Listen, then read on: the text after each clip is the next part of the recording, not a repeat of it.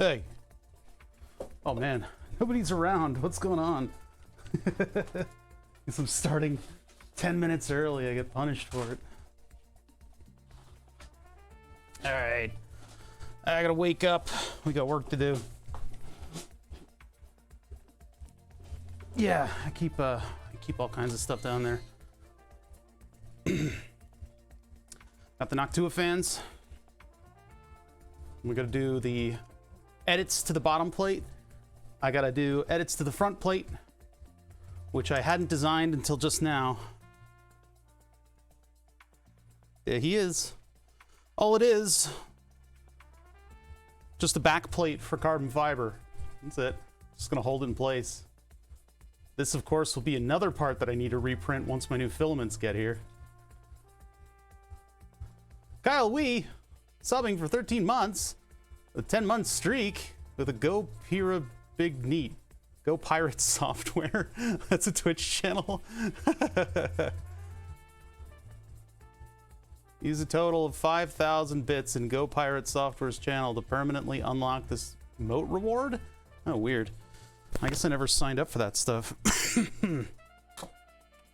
I need to do like a big emote day. I need to make a lot of emotes. Like a lot of emotes. Let's put Kyle Wee 21 up on the board. Thank you so much for the 10 months. I really appreciate that. Helps me out. Beep boop. Board go.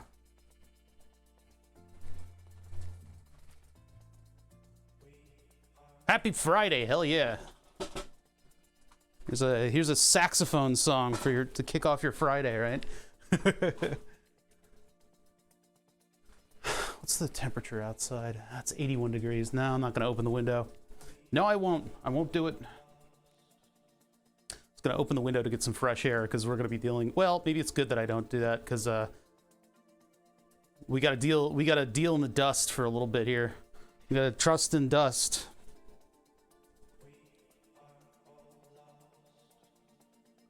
Music's probably pretty quiet, isn't it? It's actually not quiet for... Oh, yeah, I need to turn down this thing. Kyle Wee 21, welcome to the board! There you go. Fresh humidity, I know. You're right by Turtle Flower and the Beatus and Dome Dome. The Big John Kilo 3 over there. All kinds of good people. Good names, good names, good names.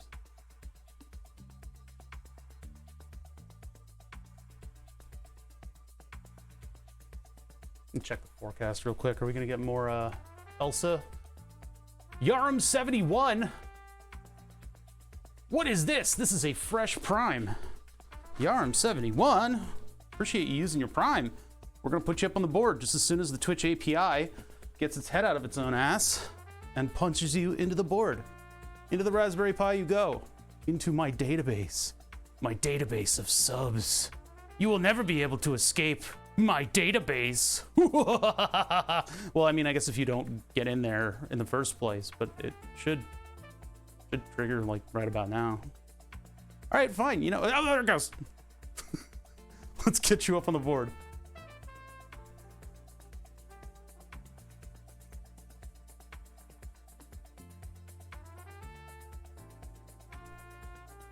What's funny about the computer design is that when I do put this thing on stand up on its side mode for the LAN party, the power and Nixie button are going to be all the way at the bottom.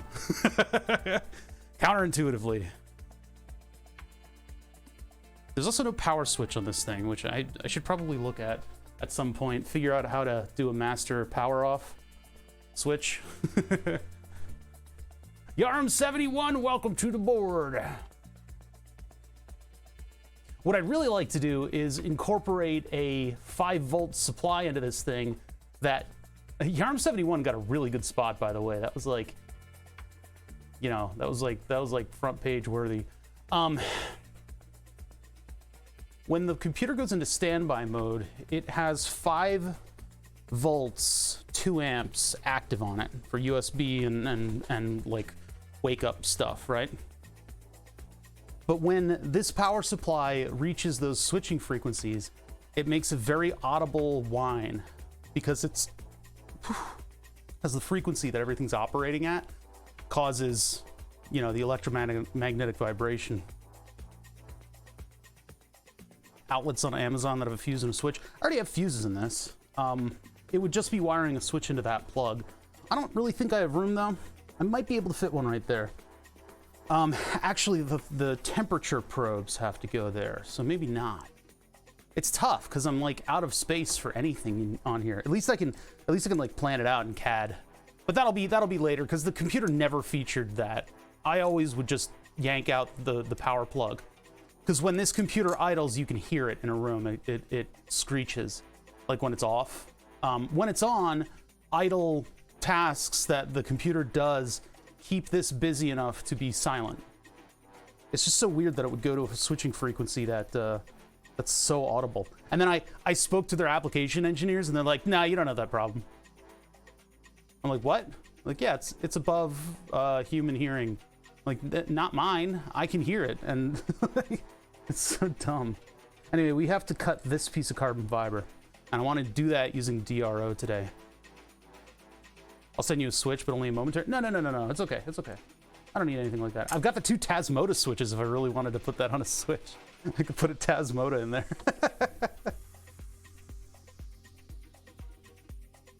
I don't know. Something about this color of purple is now reminding me of like a Star Trek set. Like right when TV had, some TVs had color, and it was the 60s, and everybody went to these extreme pastel, vibrant colors.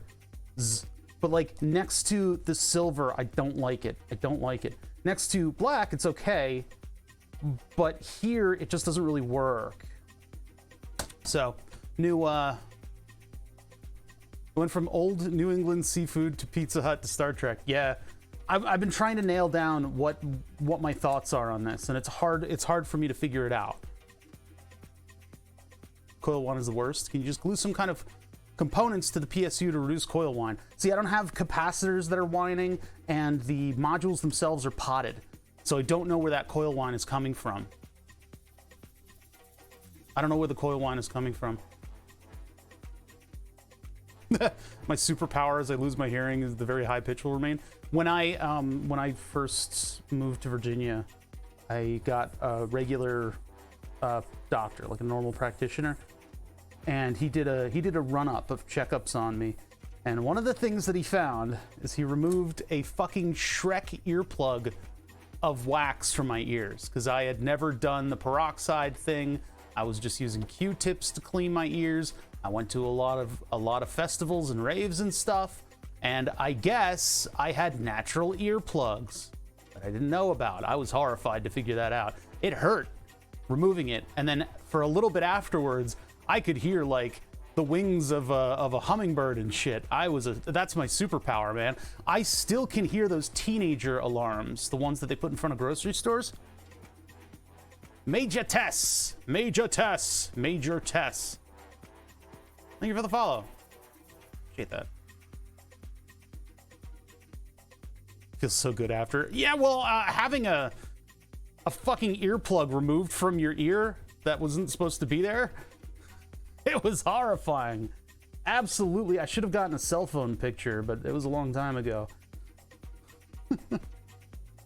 I buy Debrox and flush it with warm water. Yeah, I do the thing, because you guys know I've got a shit ton of just like large syringes from the insulin pump. So I take one of those and I fill it with peroxide, and then I sit on my side and put about 300 milliliters of peroxide into an ear. Swimming earplugs. Yeah, you've been having water in the ear problems. But I'll shoot that shit into my ear and just sit there, and when it begins to burble a little differently in a couple minutes, you just kind of tip it out onto a paper towel or something like that.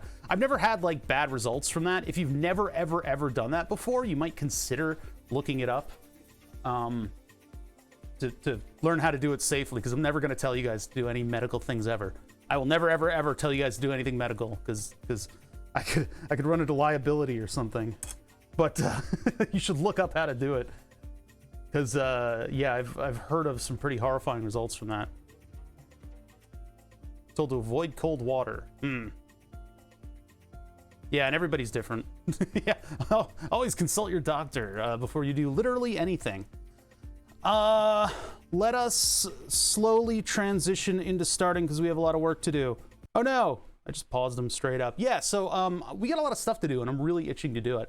I'm trying to be a little social tonight, so I don't know what time. I mean, I'm gonna work until the work is done, and I may have to call off, you know, getting together with people. But if I can, I would love to get to a point where we're ready to turn this thing on. Hopefully today goes pretty easily. I mean, I want to do this front panel. We need to take everything out again so that I can do the quick little extra hole drilling that we need to do on the big panel. And then we can assemble and figure out where all the wires are going. I got the new fans in the mail.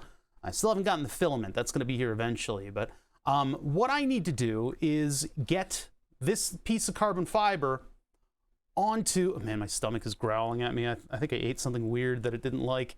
We need to get this carbon fiber panel onto the mill so that it is straight and true, and I can find the corners, because this is essentially coming out of a sketch here, and I need to drill these pretty precisely. I mean, I need to make sure that the power button overhang...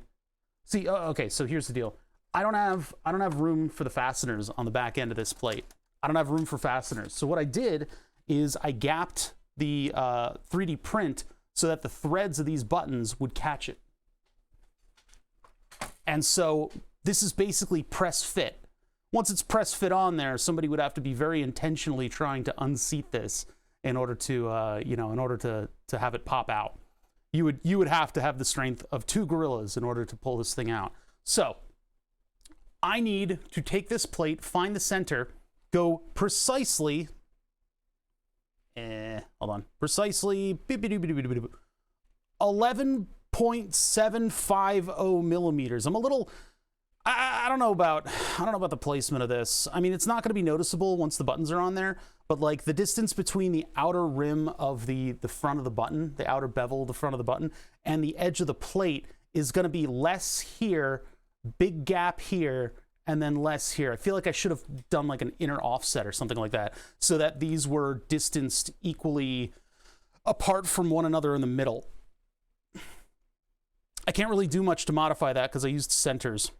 I'd have to redraw that entire portion, and I made this in about 10 minutes, this whole part.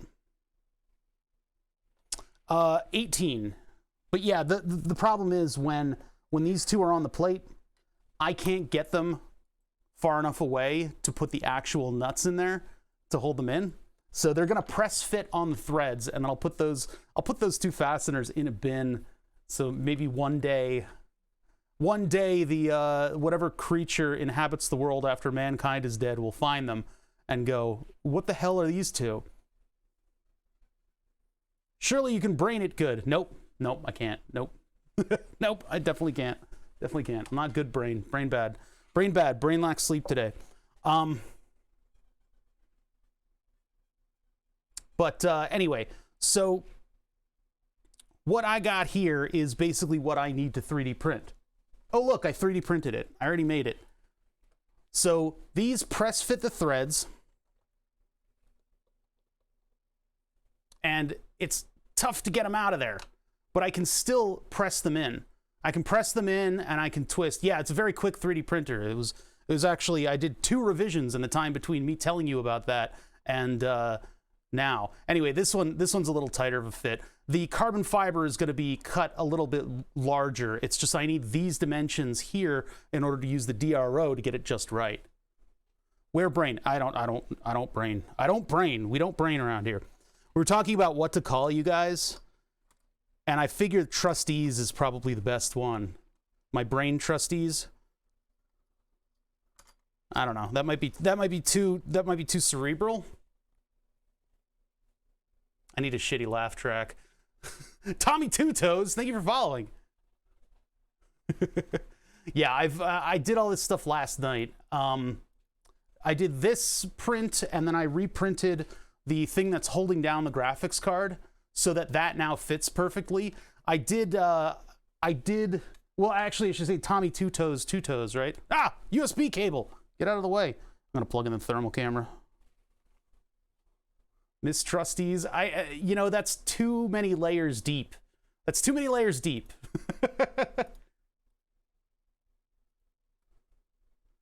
Just calling you trustees, nobody will get it anyway. What the fuck you taught trustees? What is this, college? Okay. I could just call you the brain trust. No, we're going to do wiring today. I need to make one plate first. So I reprinted the base for the graphics card. So now if I violently shake the case, the screws aren't going to fall out. I don't really like hive mind. I think that's a little too dire. No, I haven't been watching any anime lately. Okay, so this thing is my computer, and we need to make one plate that goes here. I've got dimensions. We need to drill pilot holes. Then I need to make a lot of dust creating these. And I can use the misprint, which I don't know what happened to it. Oh, it's over here. I can use the misprint in order to figure out what level of the step drill I need to go down to. Mind hive? I don't know, man. I'm just going to call you guys the brain trust. There was one time when we rated Djibouti Show, which, you know, we might do today. I don't know if they're going to be doing like an art stream or not. It depends on if their schedule's back or whatever. But we rated Djibouti Show, and they were like, "Oh, hey, all these bother people are. What do we call you?" And I'm like, it's just like nerds. So nerds is good. Calling you guys brain trusts is better, but it doesn't flow. I don't know. We'll see. We'll try whatever on for size and see what happens. The employee training videos. Oh yeah, I'm gonna watch that. I think on like Monday or Tuesday. Maybe Monday, depending on, maybe tomorrow. I don't know. I gotta decide when I want to watch that, because that sounds awesome. Employee training videos are a particularly good piece of comedic. What do you call it? It's a good comedic canvas, because they're always a little serious and they're always underfunded and underacted. Like safety videos are another good one. Fodder, yeah, maybe that's a good one. I would love it if somehow I could get a guest spot on there so we could watch Shake Hands with Danger, because that is by far one of the best. But Riff Tracks, the guys from Mystery Science Theater, have already done that video in a riff. Yeah, the classic German forklift video is actually legitimately funny. So I wouldn't want to do a like a riff of that. I wouldn't want to do that because it's already just funny. All right, anyway, I got this plate. And we got to attach this thing to the mill so that I can drill through it. If I go really slow, as in I don't put a lot of weight down on this and drill it out, I think maybe I can just put this piece in the vise, and then I can find the front corner of the vise, and then I can base the rest of my measurements off of that. I'll have to do it from the front corner. I can't really do it from the center, because I won't be able to measure it if this thing is flat on the vise. And then my cut area is going to be dodgy. But I need to get those pilot holes in there. Once I get the pilot holes in there, I can hand drill the rest of this thing. No, putty isn't, no. This is okay. The only reliable thing that I have is that vise and its jaws. So I put this even in the vise. I pinch it, and that should hold it pretty well. I just need to not put a lot of pressure on this. By the way, if you're wondering, because we got the question in chat, is that real carbon fiber, or are you, oh, I'm going to judge you. No, it's the question is that real carbon fiber? There's one way to know, and that is to get a current reading point to point.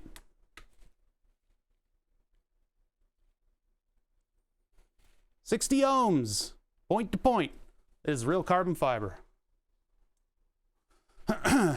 Real carbon fiber. Fake friends. All right, so let's get this Let's get this on the bench. There are ones that are like mixtures and stuff, but like a veneer over plastic, or I don't know if the mixtures conduct.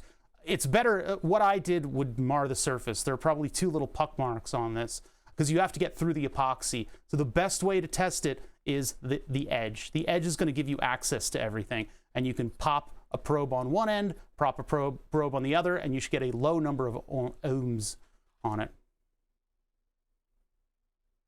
Halo 2 speedrun? I can't imagine, because those jackals will end your life. Those jackals will snipe you from across a map, even if you've clipped through like a wall. They're insane. They're not to be trusted. Okay, so let's get this thing on the mill. Yeah, there's probably a good skip. Whoa, my light almost fell over. All right, let's get light over here. I'll just cast a little bit of extra light. This is always a little awkward. I don't have the camera really set up precisely to film milling, but hopefully we can get you guys in a good position where you can see what's going on at the very least. Ooh, I'm getting heartburn. Miguel Oz subbed for 16 months. As you're already standing up. I almost lost a light just then. All right, let's get Miguel Oz up on the board before we continue. Thank you for the sub.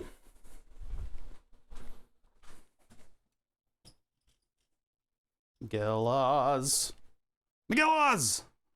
Go, go, go, go, go, go, go, go, go, go, go. Go, go, go. Move, move, move. There it goes.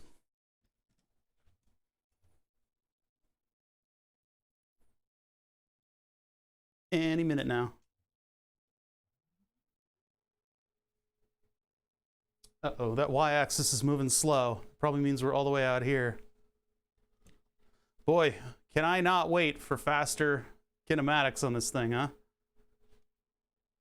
Something else, another new chat.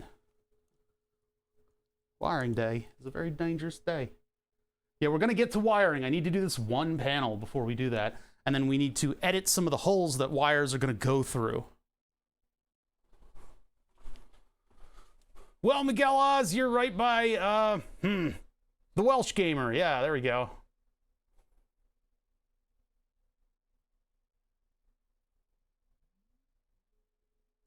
The names get smaller as more names go up on the board. So we are at a point now where the board is almost full.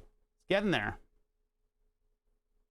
Remember when this seemed much faster than BTS1? I know, but did you see how quickly that 3-phase motor thing moved? Ooh, I want that. It'll just be able to like fire itself into place and be like, ain't no thing, and just continue on its day. Ooh, I want it. I want it. I want it. I want it. I was going to cut that piece of carbon fiber with this, and then I decided that I didn't want to spend my evening doing this. I'm putting this thing is only good for finding like threads on everything. These little teeth just catch everything. Ugh. What a horrible nightmare. All right, handle, get the water out. I think the water kind of failed.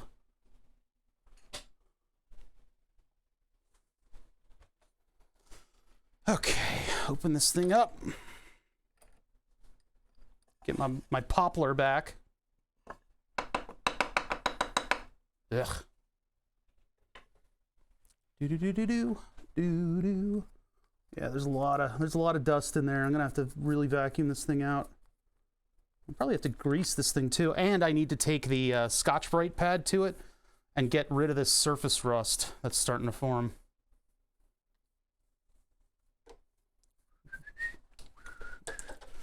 So let's see, how are we gonna do this? I can either change the, yeah, I guess I'll change the entire thing. I could just put this into the vise, but I don't wanna, oh, okay, maybe I can just do that.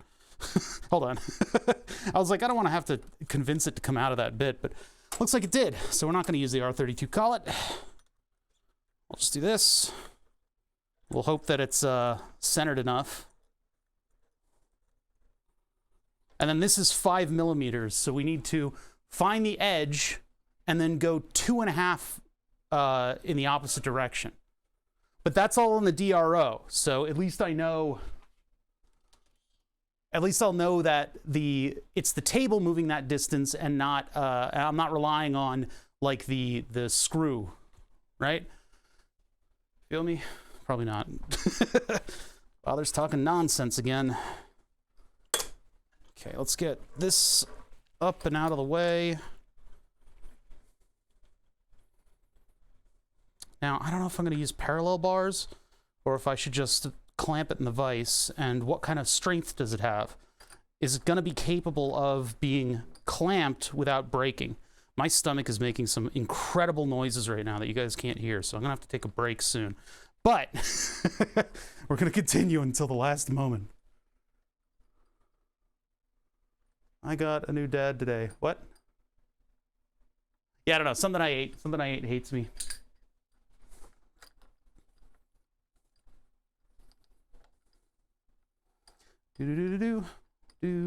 Somebody in Brett's chat, Brett Ultimus, was like, hey, I seen you in Djibouti show and stuff. Gave me a gift sub. I was like, whoa, thanks, dude. That's pretty cool. All right, now that is not completely accurately in there, right? I'm just very gently gripping it, because what I now need to do is position this part. So I have a flat piece of metal here that I can mostly trust. I'm gonna press that up like that.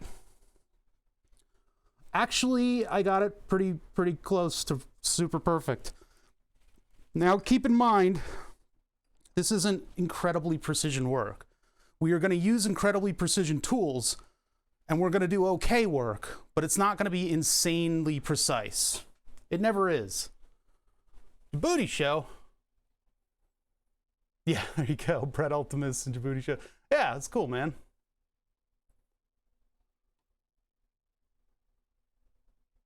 You got adopted. Oh, congrats. I didn't know you're up for adoption. Didn't know. This is a little crooked back here. I don't know if I can... I can tolerate that. I can tolerate that.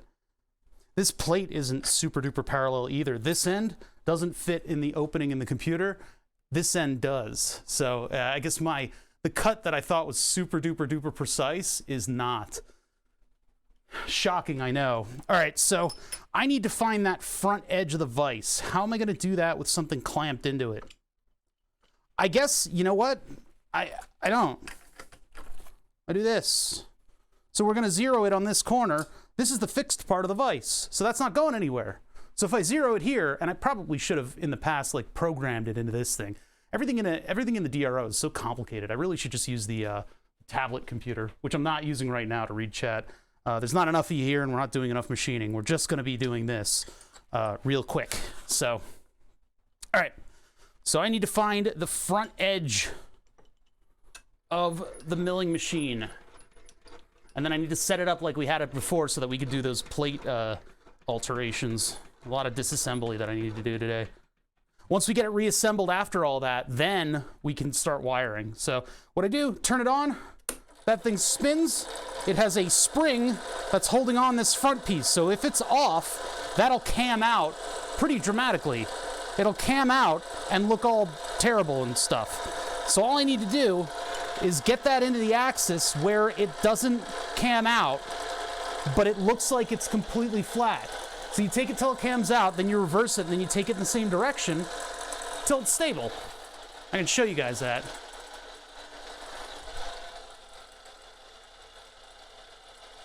Oh. So take it till it cams out. Reverse it.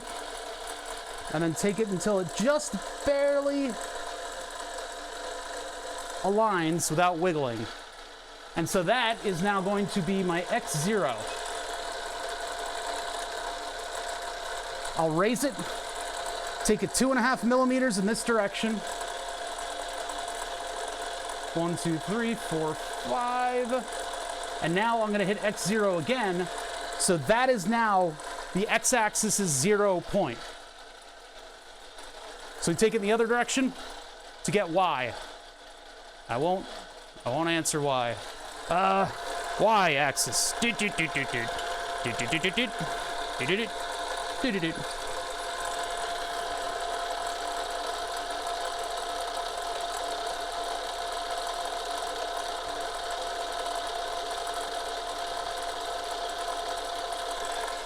Y0. Lift her up. Take it 2.5 millimeters in this direction. 1, 2, 3, 4, 5.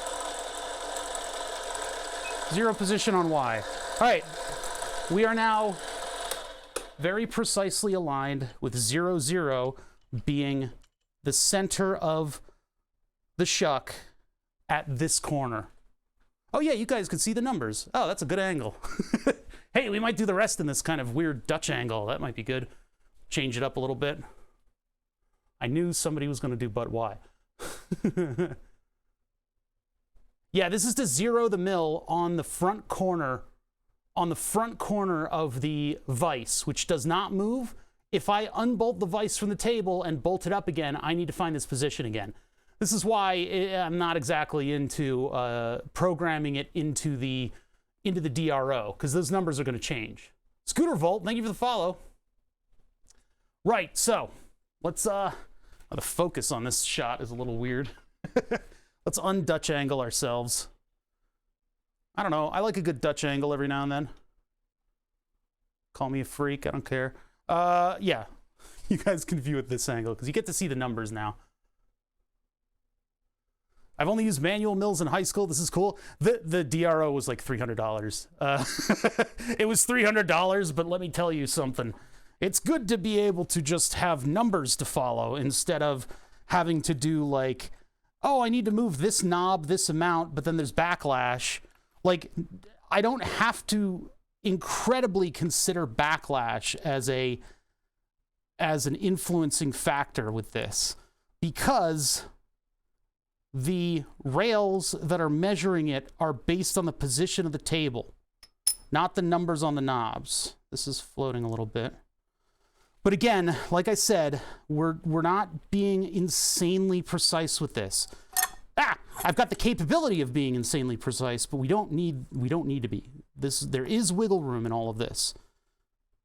But if I stick to precision here, then we'll have better results. So there's that. I'm gonna give that a little bit of pressure, and actually the carbon fiber is not, let's take a look. Let me take a look. Yeah, it's not bowing at the pressure, so I'm actually a little bit more confident in this. Okay. Yeah, this is all manual. This is none of this stuff. See, you'll see me, ooh, crap, get caught in my, you'll see me over here like twiddling the knob. There's an X-axis knob, there's a Y-axis knob in front of the mill, and then I have to remove the handle from the vise so that I can actually access any of it. So, I mean, here, we'll do a camera angle that'll view all of that. Doo-doo-doo-doo, doo-doo.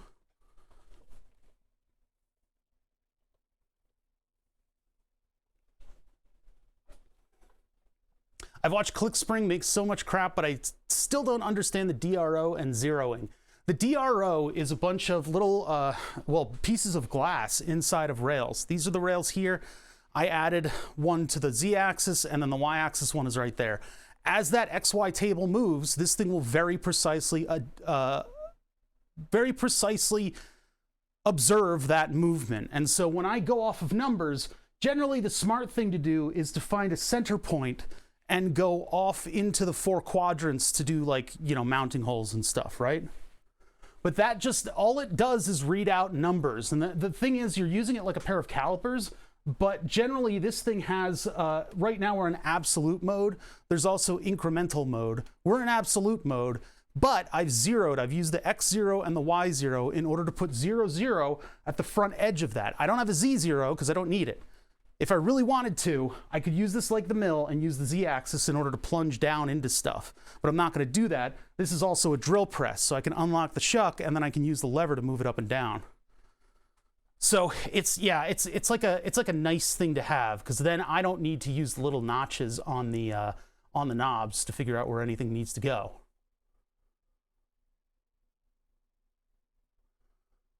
Where is the did anyone ask if they should axis? What? I don't get it. Yeah, ClickSpring is pretty crazy. Yeah, I don't know when I'm going to be able to do the knobs, like automate them. All right, I'm gonna take a quick potty break because my body apparently has its own schedule. So I'm gonna do potty break and then I'll be right back, and then we'll drill these things out. So let's do setup. I'll do a. I should just do a start soon again. Nobody will notice. We'll do a multi-view here, and then we'll drill these holes. I'll get it all done. Probably hear the grumbling. My body decided very rapidly that it really likes coffee. Like, it really likes coffee. It really, really enjoys it. It's like, man, that was some good coffee. So, all right, I'll be right back. What is it? Overlays, BRB?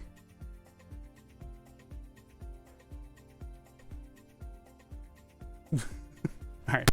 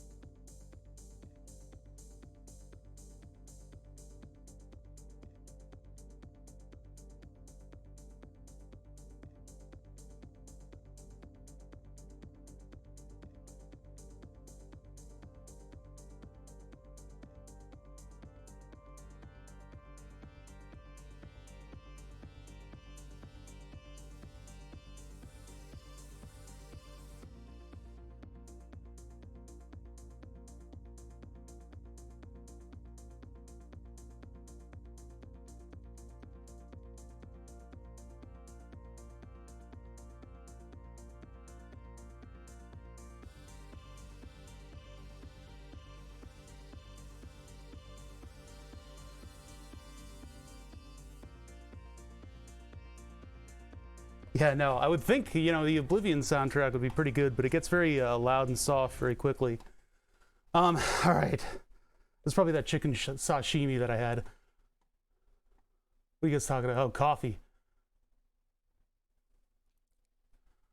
Yeah, no, my body decided that it loves coffee. I didn't have anything special, but... All right, let's get back to this. So we're zeroed in. I haven't touched anything. The only danger here is that I press down too hard on this and it pops out. So we're gonna use the same drill bit that we did yesterday, which is actually a little bit generous. It's I believe 3 millimeters. I should probably use a much smaller drill bit, to be honest. Let me think about that. Do I want to use a smaller one and then we'll reconfigure this so that I can then pillar drill it? But if I pillar drill it, it might be too small. Well, I'm still going to have to bore some huge holes in this thing, and I'm keeping the rest of the material on here because I'm going to have to hold it down by hand. So let's see. Oh, you're serious about coffee. Holy shit. I developed a relationship with the supplier, so my beans come straight from the farm, and it helps support the family farmers. That's awesome. Oh, you also followed. Thank you for following, Craft Origin. Okay, so, blah, blah, blah, blah, blah, blah, blah, blah. Our very first hole is from the corner. Now, everything is symmetrical in this, which is nice. I can just do one of these guys, and I'll just take that to there and just hold it over there. So 4x4. I mean, that's simple enough, right? So 4x4, right on the mark.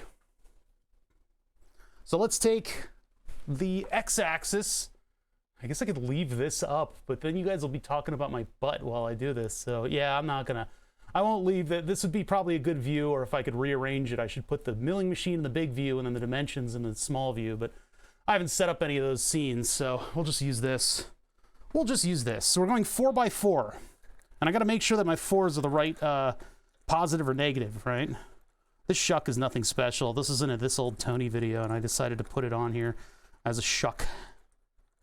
I don't think it's very great, but it's good that it's keyless, because I can just take it like that, and now it's tight. All right. Oh, heartburn. God damn it. I had a ham sandwich for lunch. How does that give you heartburn? Riddle me this. My body is like mad at me right now, and I don't know why. All right, I'm just pouring absolutely the worst thing that I could possibly have for heartburn, which is seltzer water. This should fix it, right?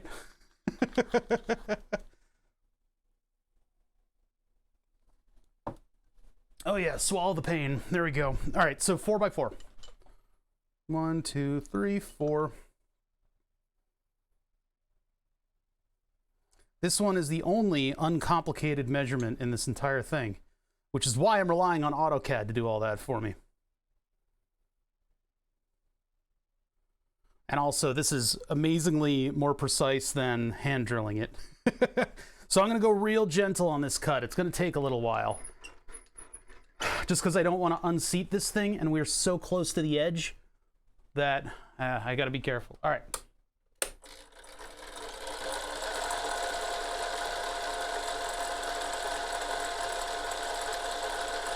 Lucky for us, we found this drill bit that's like super duper sharp.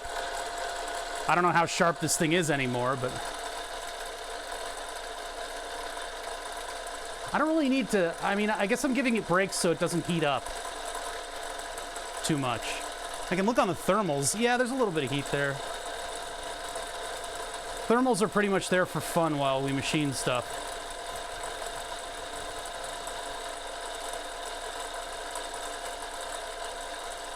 But the unfortunate thing with carbon fiber is that it becomes dust. And this dust is not a good thing to inhale. You don't want to mess around with carbon fiber dust.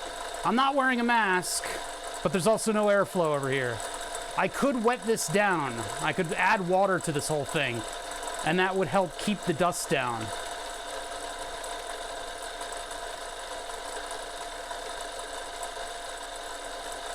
Come on, buddy. I'm not going to get impatient with it. I'm just going to go very carefully. It's probably still going to crack at the base when this pops through.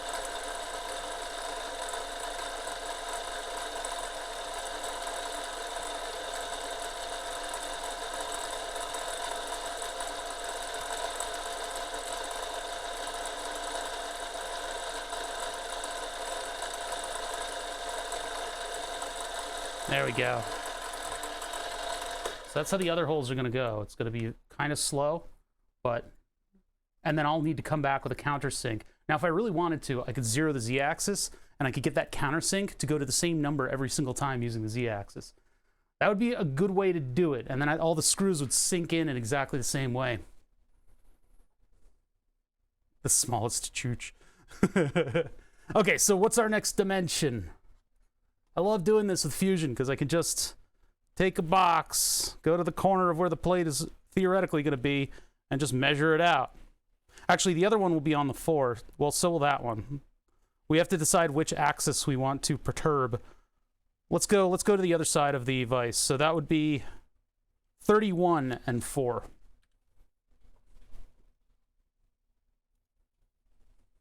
So we need to come this way, which means, and I've marked the knobs, that I'm going this way with the table. So I turn it this way, and I take this to 31.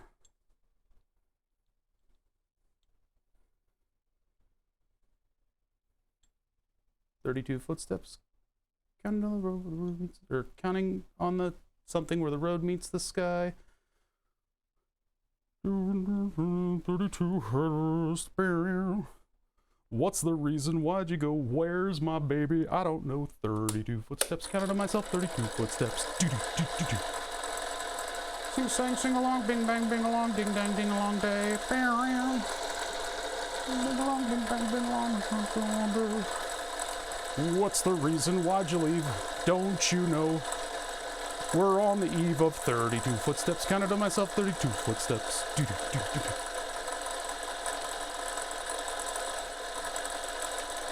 It's not fair to my chat, because they don't know they might be giants.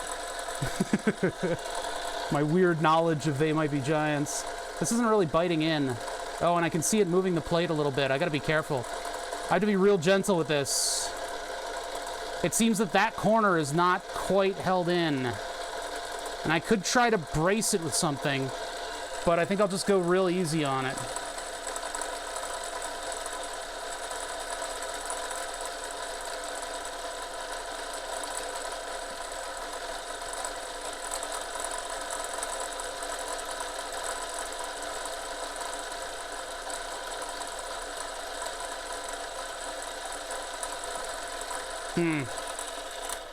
Hold on, this is a standard size, so I think what I can do is get a parallel bar under it to try to brace it.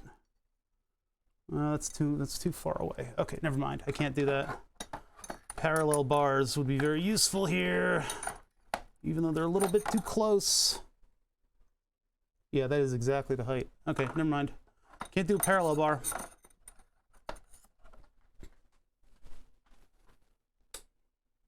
DMCA? Yeah, because clearly I was singing that accurately.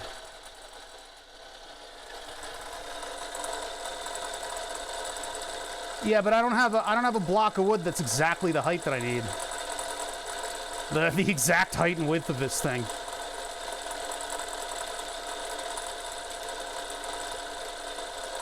If I could get like the very edge of the Z-axis to press up against, like get the Z plate.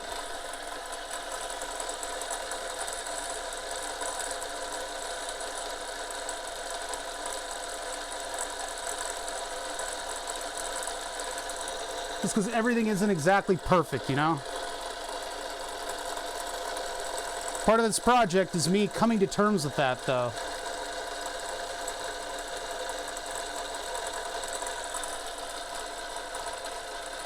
All right, much more gentle here as I get towards the bottom.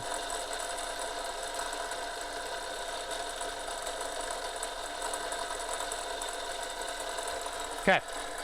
So no horrible crackling noises coming from it, which is great. Now, hopefully on the other side, those aren't like bowed outwards, because I don't want them to be. How into health and safety are you? Because I got a really bad idea. I don't know, man. What's your bad idea? All right, next one.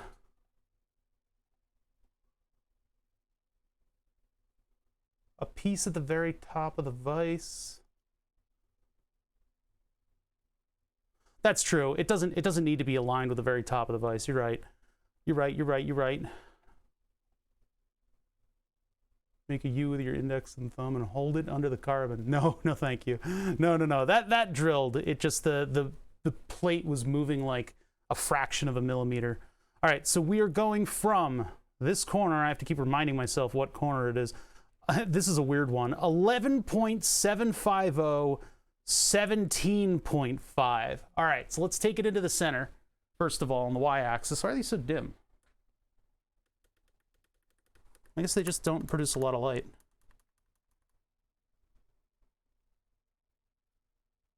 What? Why are you getting brighter? They seem dim to me. I don't know why my buttons aren't doing anything.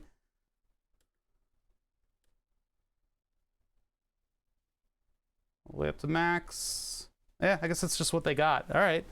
I gotta make those dimmer lights work properly in my Tasmota stuff. It's all Tasmota controlled by Node Red, which is why I can do things like hit one button on the Stream Deck and have all the lights turn on and stuff like that.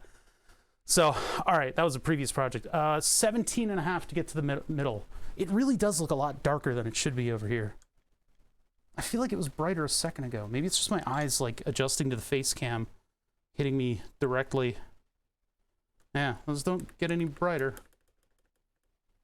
course, it doesn't get any dimmer either. I wonder if the power outage hurt these things. Who hurt you?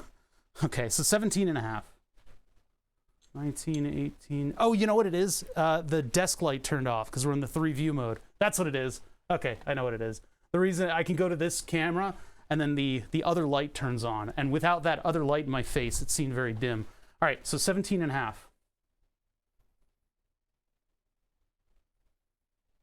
17.5. And the other dimension. 11.75.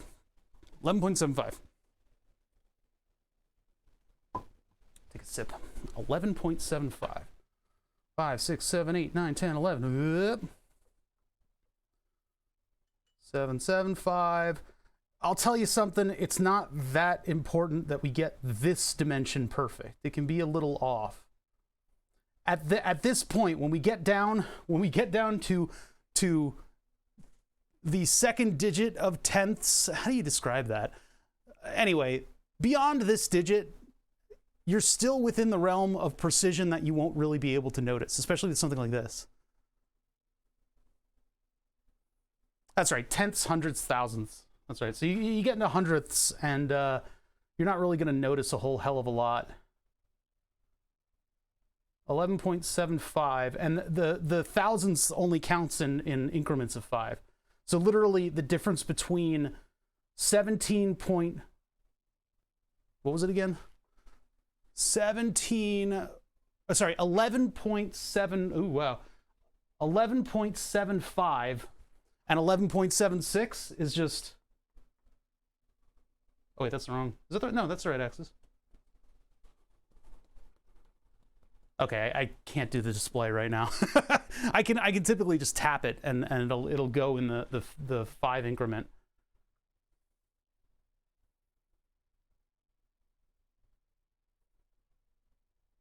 Oof. That's the knobs on a shower kind of train you for this. I mean that's accurate, but that's gonna fall out of accuracy as I actually do that. As I actually drill that. So, you know. It's all within tolerances, nothing's perfect. We're all gonna die. Synecdoche, New York.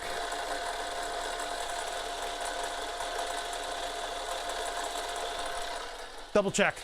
17.5, 11.75. Yeah, okay.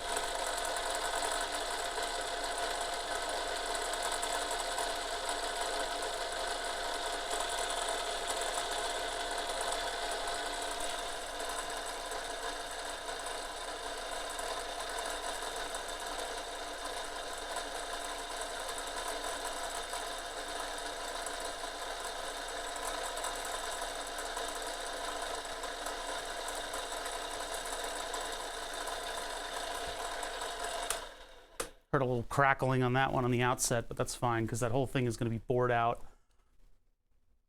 You use a laser to cut these. You need a very very powerful laser in order to cut through stuff like carbon fiber. So the next one is 35.25 on the same y-axis. And I accidentally drew the box and I didn't mean to click. Yeah, 35.250 millimeter. 35.250. Misdirection. 30, 31, 2, 3, 4, 5.1, 0.2, 8.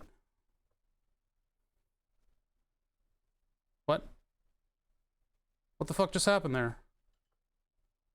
I don't trust this anymore. What the fuck? Go back to 4.4. Hold on. I moved the I moved the knob multiple times and it didn't, something happened.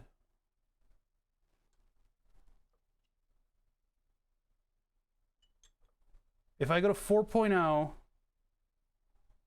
take this one to 4.0,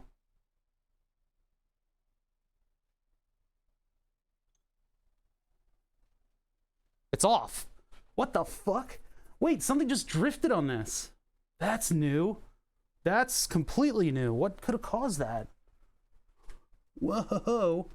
Like, that mount isn't different. That's on there. All the things are plugged in properly, right? That should not have happened. That was not good. Right now, that's at 5, like 3, and it should be 4.4. Now I can reset the whole thing. We can re-zero it, I guess, but that's 4.4, and it's at negative 5.4, 3.72. What the fuck?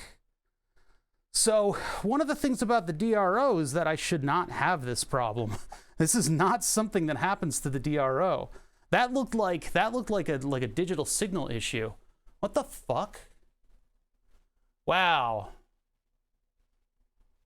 I am a little bit shocked because this is one of these pieces of equipment that just doesn't fail, right? It shouldn't wander like that. And somehow when it got towards the measurement that I was trying to get to, it started to skip around. Yeah, that would have been one of those ones where you're like, I don't know what's wrong. The mounts for these carts are super duper duper strong. Like, I used big aluminum angle on it. And they're tight. Like, if I hit the machine, you can see there's a little bit of deviation in the measurements. That's how sensitive they are. What the fuck was that? Oh my god. Calls everything into question now. I gotta check my work.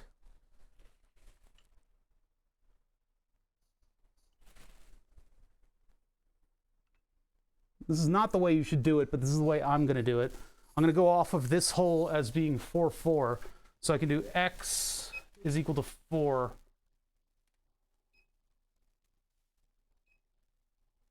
Well, actually, x is equal to negative 4.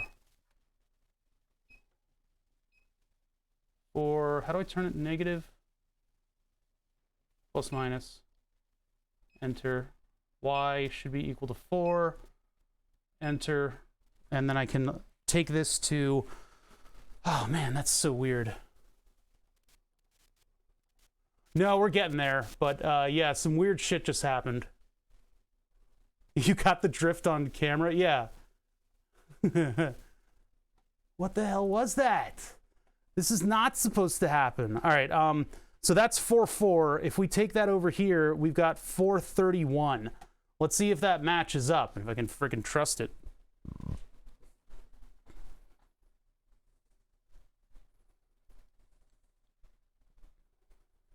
30, 31, zeros.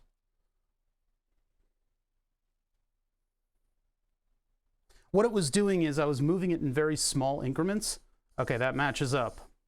And then the hole that is in the middle, that the first one that we drilled, that one is at 11.75 and 17.5.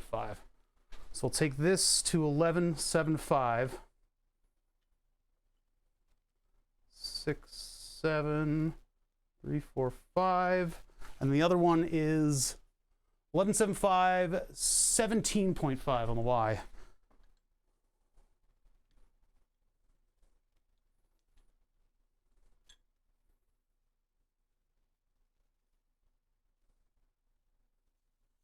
Okay. All right.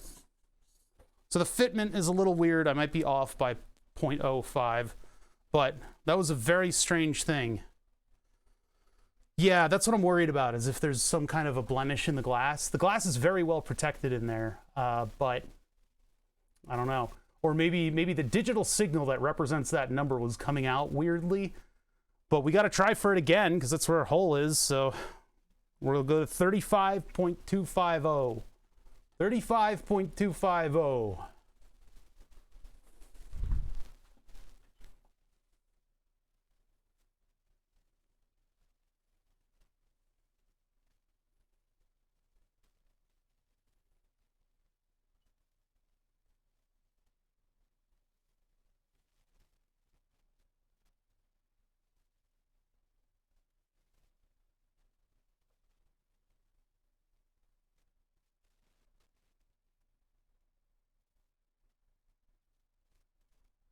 That's it. There it is. That's the glitch.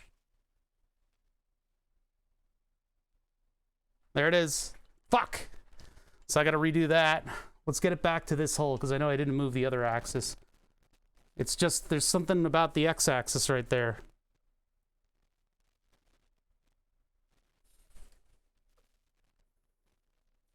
Yeah, let me view the hole a little better. That is fucked up. So what happened was, as I was trying to move it on the hundredths, it was screwing up and actually counting it up instead of down. So that one is supposed to be at negative 11.75. We can never trust it again. Or I just have to be really careful about that number, I guess. I don't know what the hell it is. So yeah, that one is supposed to be 11.75. Damn. Yeah, X is 11.75 negative. Enter. That's fucked up. That is fucked up. So I need to get to that number the first time going in one direction. Messed up. That is messed up. I can never trust anything again. So it's 35.250. 35.250. Yeah, I'm not going to re-zero. I guess I could re-zero on the holes in order to avoid that number. Let's just try it this way first. So 35.25.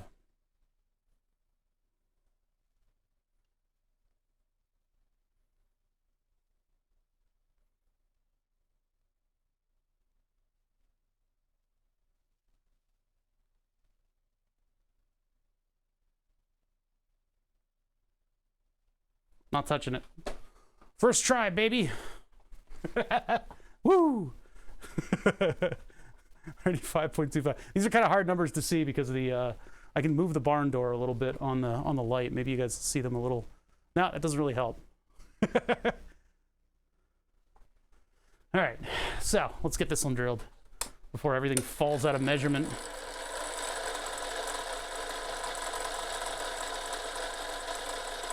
It really doesn't feel like the right measurement. It feels like it's too far up.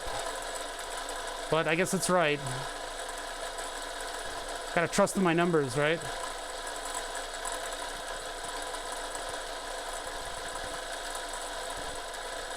Go slow. Slow it down. Slow it down. Ooh. Okay. All right, one more X move. And that is to 43. So 43.4. 43.4.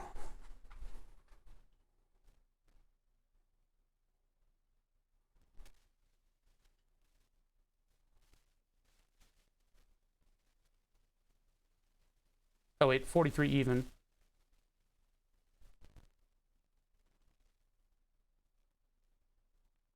Was that jumping around accurately? I think it was.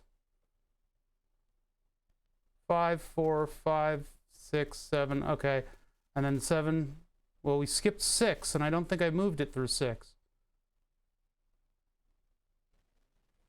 7, 0, 6, 5. Okay, I think that's okay. 4, 3, 2, 1, 0. I mean, I could take it back to 0, 0 to see what it looks like before we make the hole. Or I could just roll with it. Roll with it, make a mistake, have to do twice the amount of work? Or should we double check and verify? Let's go all the way back to 4, 4.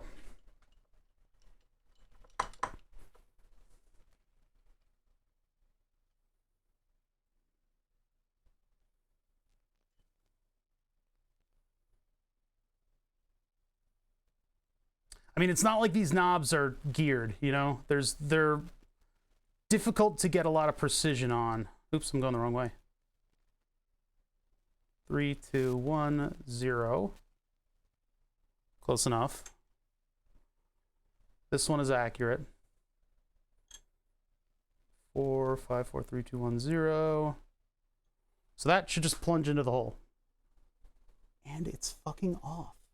It's off by a lot. Oh my God.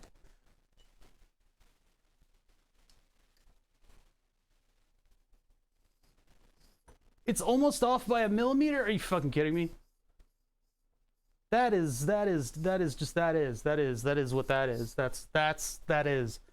Ooh, boy.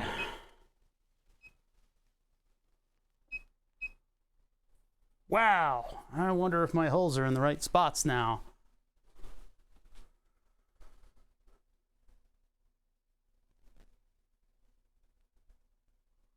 Schmide, that's not what it is. It's not carbon fiber dust messing up the electronics. That's just not what it is.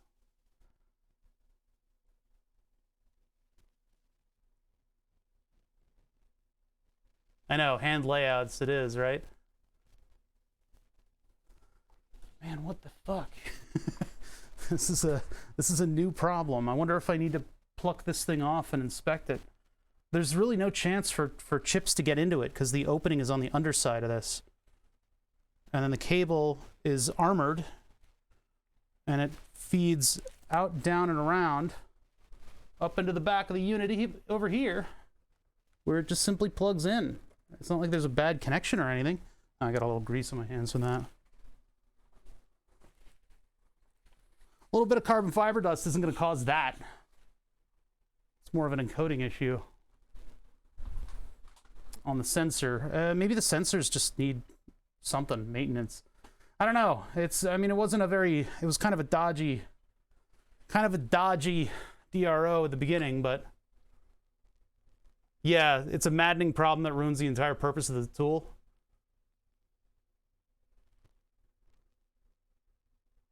Well, guess we'll just roll with it. I need to go to 43. You've been saying you need to tear the thing apart to do maintenance. I know, but I need it right now.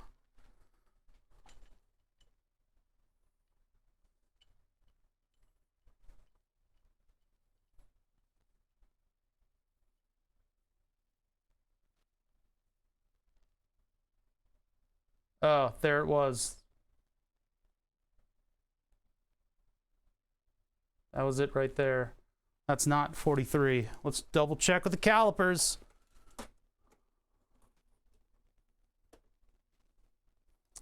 Yeah, actually, the tiny metal ruler will be the ruler will probably be the more accurate way to do a flat plate like this.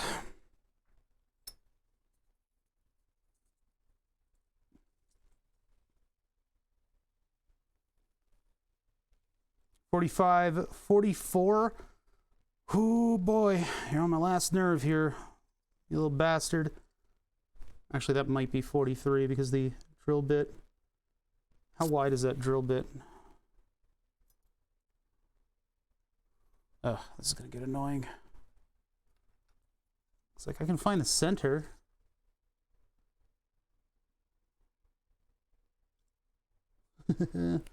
Yeah, it's definitely not at the right spot, huh?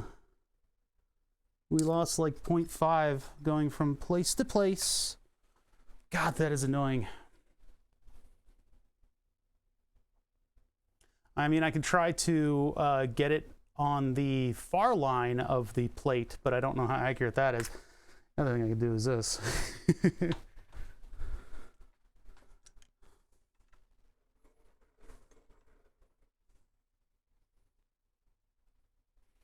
Let's see, I need something I can drop through there. I need that drill bit again.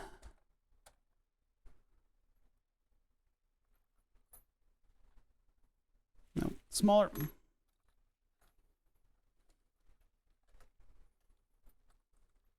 God, that is annoying. I like what the heck?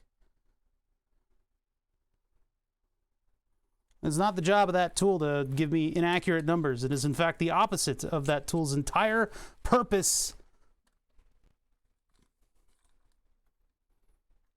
And it's a little bit baffling to me about how it can do that in the first place. Like, the fact that that's even possible.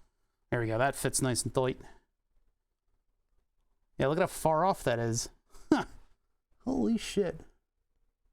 That's incredibly far off. If I can find a third 3mm-ish sized bit, and this one is not going to be that size, but I could index it on the holes that already exist, and then redo my x-axis. I wonder if that's affected anything in the past, or if it's just a result of me having this thing on for so long. That's a larger drill bit. I need to find another 3mm drill bit, or just anything that fits in there and sort of gives it a little bit of a chance to index. Just the slightest form of indexing. A screw would be a natural choice here, wouldn't it? A 3mm screw. What do I got? I got a couple things. I got a couple things. I need to use like a cap head, I think.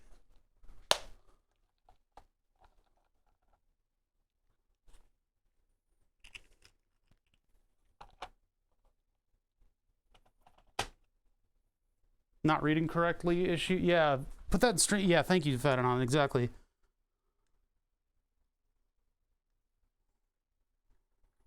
I mean, these are sized for the Makerbeam. These aren't.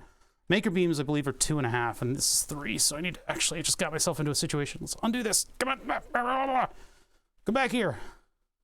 There we go. Now, okay. Whatever. Let's just ignore that.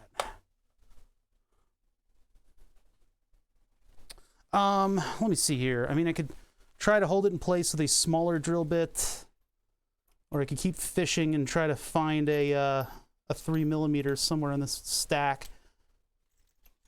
What size are these? Hold on, I'm trying to get something out of a little cardboard bin, and it's not. I just can't get my finger around it. Come on, stupid thing. All right, well, that's a tap. Yeah, it's not gonna fit in. I just need to index it. That's all I need to do. I need to drop it in and index it.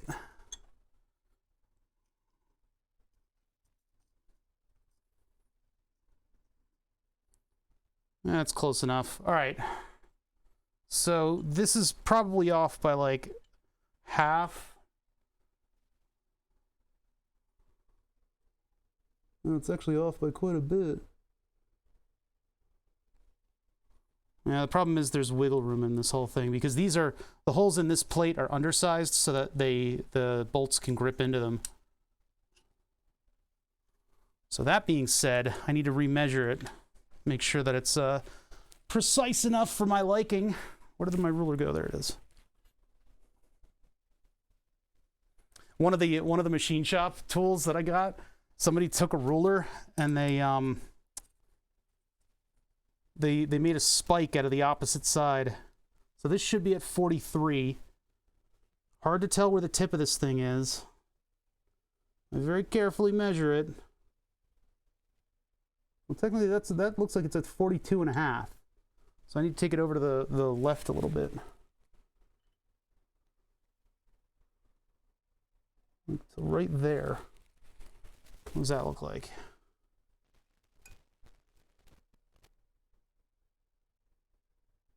I can still trust the other axis. I just can't. That looks like 42. now. 41, 42.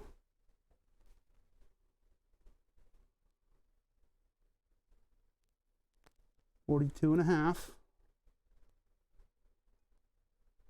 Oh shit. Everything moved. Fuck. This is why I have a DRO.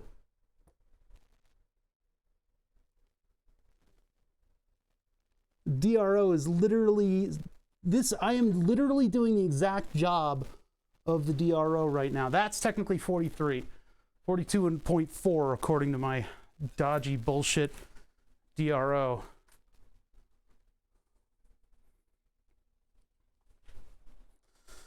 Yeah, I don't know. Maybe we do need to tear the mill down, build it back up. Am I going to trust this number?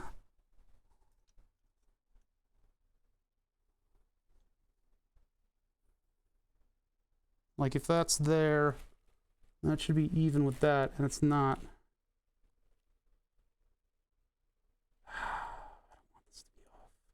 I wanted this to be precise. To within, you know, within reason, I wanted it to be precise. I didn't want to have to deal with having to file down this material because carbon fiber is a major pain in my ass to work with. If I index it again, and then use a plate.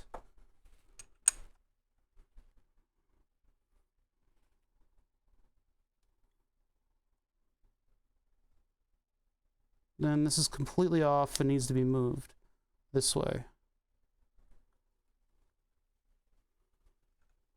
Let me just make sure that this is a dodgy plate. That's not a good plate. There's a plate that looks like I haven't machined it before. Something flat. Well, it's flat. Okay, that, and then put the 3D print right up against it with this indexed in there. Everybody nice and snug. And that needs to be moved there. So that lines up. That's probably the best that I can do. So I'm going to trust that for some reason. I don't know what reason, but I'll trust it. I'll trust it. I don't trust it. I'll trust it. All right, well, here I go ruining this piece that I spent so much time on. The mic's going, hold on.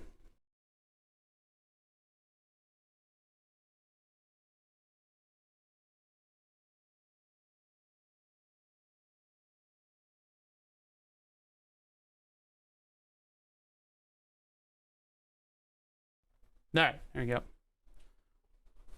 go. Did that fix it? I think it did. My audio level looks a little lower than it was before. All right, well, that's what I gotta do.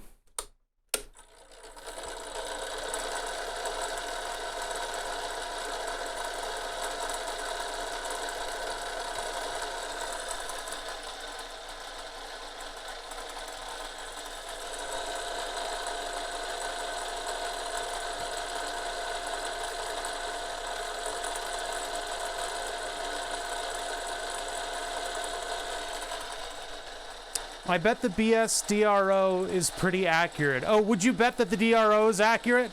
Do you think that would be a good bet? Would you bet on the fact that the DRO is pretty accurate?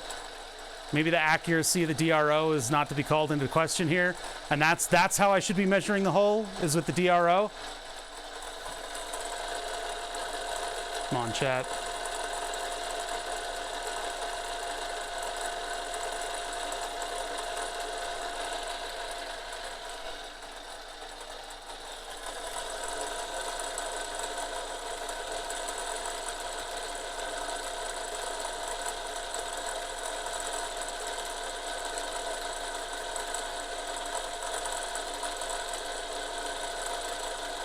Man, that's like a problem that you just never have with the DRO.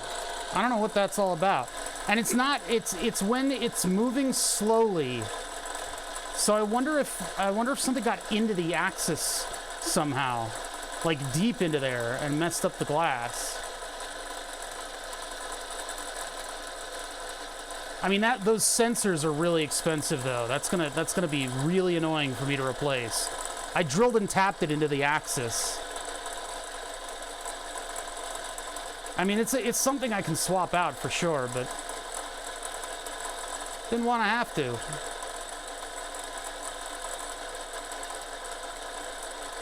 That's like, while I'm doing that, I might as well pull the whole thing apart. That'll be some weird streams. It'd be weird to not have this in the corner of the shop, you know? Gotten used to it.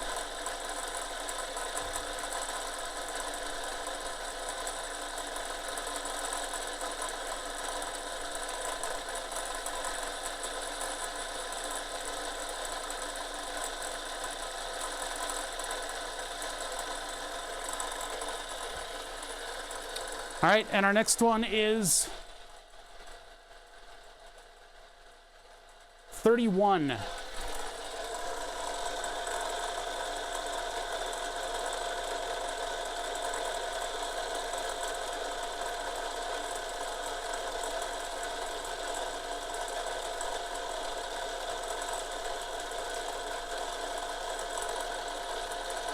Oh, you guys can actually hear this a little bit. Sorry. I hope that's not too jarring of a noise.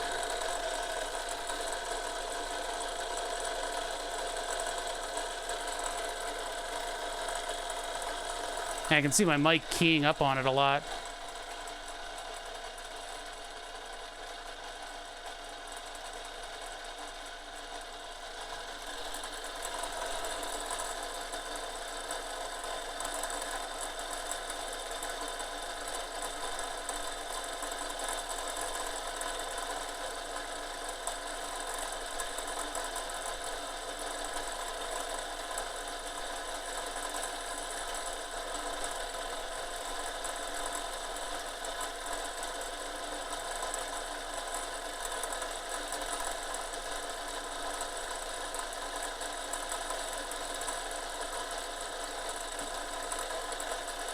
What are you trying to ding me on by asking whether or not the drill bit was sharp?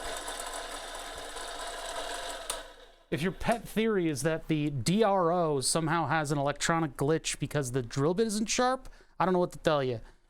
All right, let me get this out of here. We're done with the precision stuff. I'm gonna put the block of wood back in because we need that for the main plate and everything. The main plate and everything.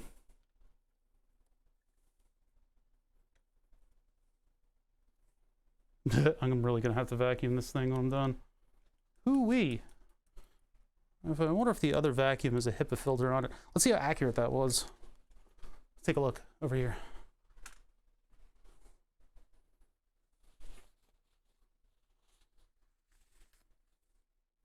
Oh man, they all busted out really roughly. That's all right, we're gonna countersink stuff anyway.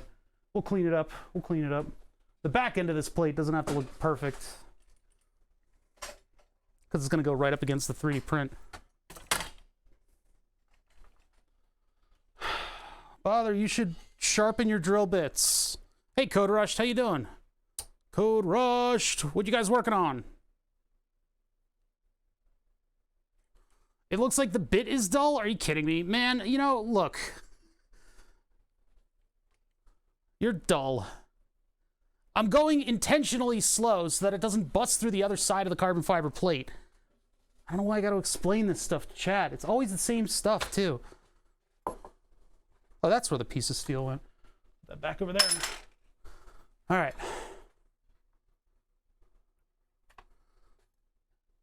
So the reason that I drilled it so slow was to try to prevent it from blowing out the back end and fraying all the fibers. It's not that the drill bit was dull, and the reason you saw heat was because the thermal camera auto ranges. I always have to address the same stuff when I machine things. All right, so those holes are drilled. I am not going to do that cut yet because we need to get these to be much wider. Let's just take a look at one on top of the other and see whether or not it looks all right. That was the wrong one. There we go. How do I sharpen a Torx bit? With your mind.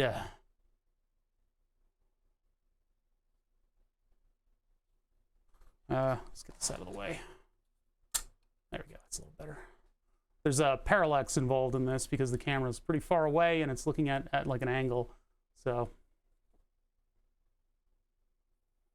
I'm gonna wager a guess that my holes are off by a little bit. Actually, that looks pretty accurate. Hey, I might have actually done it. That might have actually worked.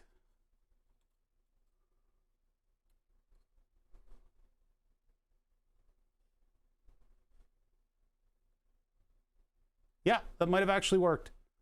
Oh, that's good to hear.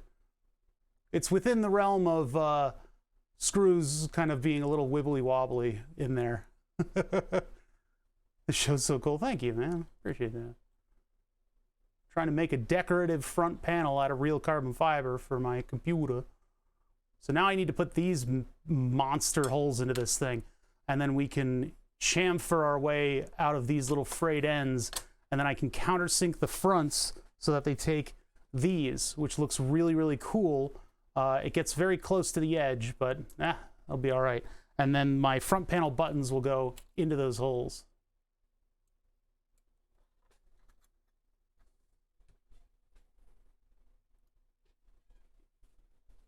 Okay. Yeah, let's retool over here.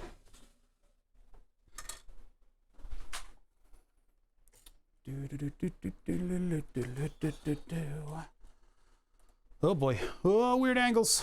Trying to get the mount right. Go. Yeah, we ran into a weird problem where the DRO wasn't counting numbers properly. I don't know what that's all about.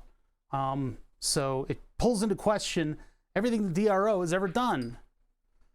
I was moving in one direction, and it was going between hundredth, the number 5 increment of hundredths of thousandths of millimeters, and when it would count up the thousandths, it would go in the wrong direction. So I don't know what the hell's going on with that. That's not a good thing. It's not a good thing. Not around here. Okay. Up, up, up, up, up. Uppies. And then block of wood. You're going from the other side. I kind of want it, I don't know, maybe a new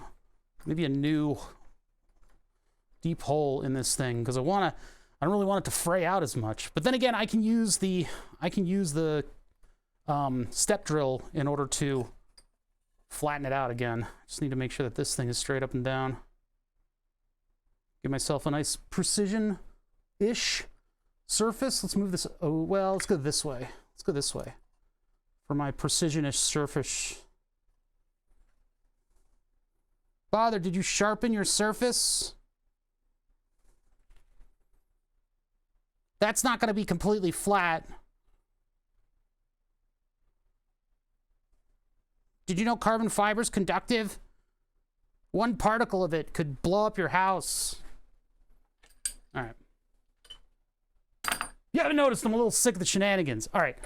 Let's get this thing over here. We'll use this to measure up. I need to go a size larger than this. This one is gapped a little tight, but that doesn't matter because we're using a step drill, which is in increments anyway. So we need to go 1 over... Wow, we need to go to the almost the last one on this step drill.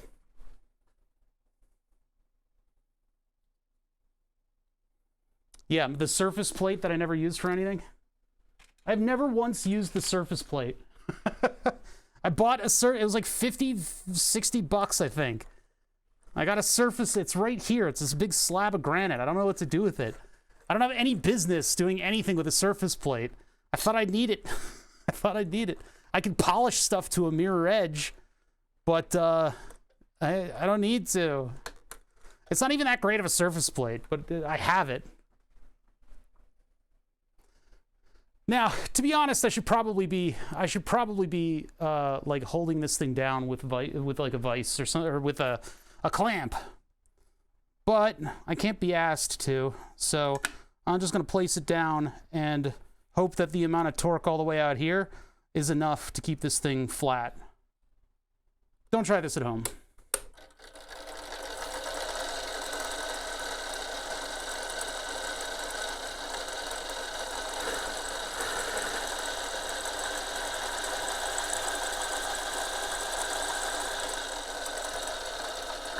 Hey, I forgot.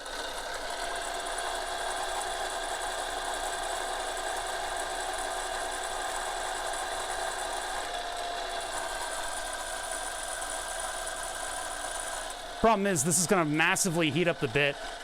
Bit's going to be quite warm after this.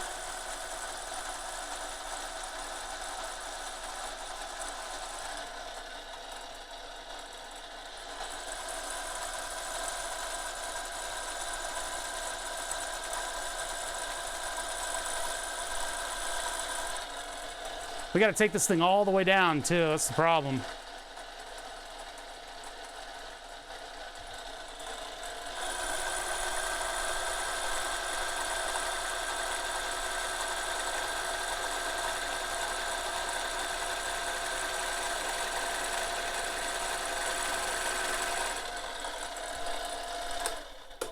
All right, now I got to let it cool off. That's going to be a toasty, toasty, toasty step drill.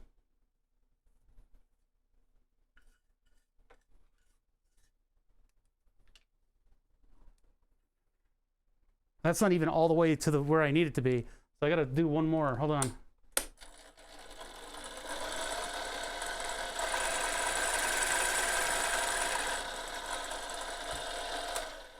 All right, the problem is that's not gonna support, it's not gonna support it as well as it should, but if I really wanted to be crazy about this, I could take it, I could make 2 of these, and each one would be for the 2 different cuts that I need to make. But I need this thing to, cool off now. Yeah, you could probably even see radiated heat. Oh, that is really, really hot. Now, if I touched it, you'd be able to see how fluorescent my hand is. Maybe not. Ow. Yeah, so. She's pretty warm right now. it needs a minute. It needs a minute to cool off. Once it does, I can do these two things. Need more options for channel points. I know I do. I need to think of other things that I can do. I'm going to be moving the fart box and possibly doing a little bit of animatronics. That's going to be a cursed set of streams.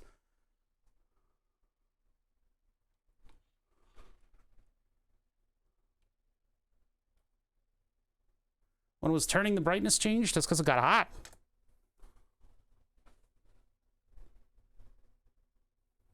$10K points. You sharpen your drill bits. How about I mail you my drill bits? I'll poop on them or something. I don't know, guys. I'm not. God damn it. You know, there's always something with chat.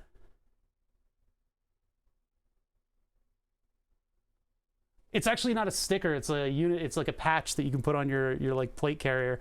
Paper Tennis. Thank you for following.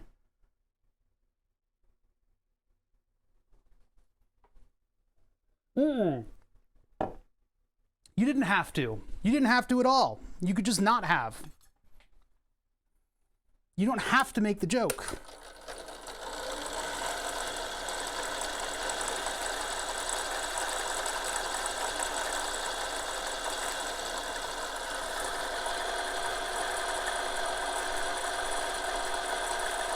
I'm putting very light pressure on this. If that wasn't clear, I'm putting very, very light pressure on this because I don't want it to bust through. It's going to do that anyway, to a degree. It's going to bust through and the fibers will go everywhere, but I don't want it to. I'm starting to smell stuff. I'm getting a smelly smell. I can only drill for so long with a bit this hot.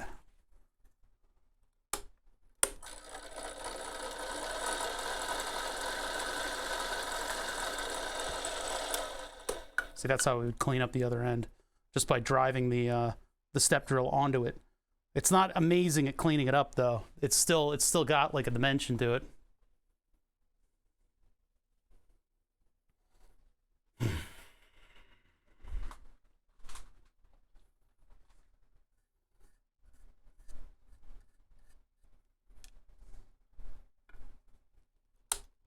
This is still piping hot, but we'll try.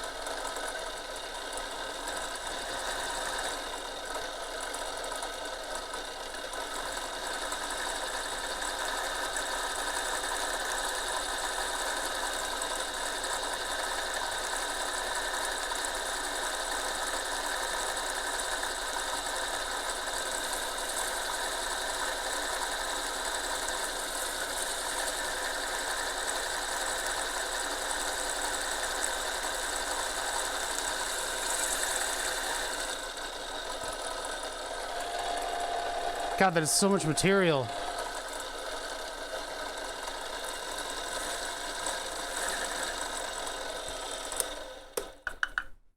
That is so much material. Trying to keep it from scratching and being nice and pretty, but yeah, that's about the size of it. Now, I could possibly live with that, depending on whether or not the button gets through it.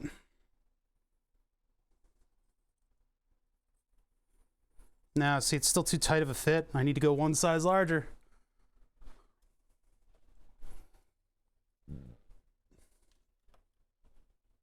No, this drill bit doesn't have a hole through the center where you can run water through it.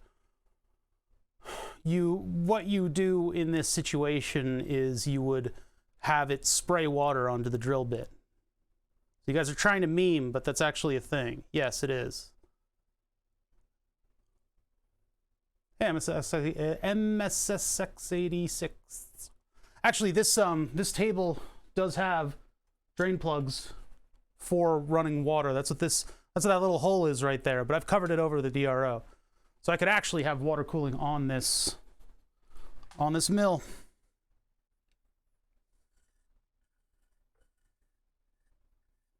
But I don't really, I don't need the mess of that here.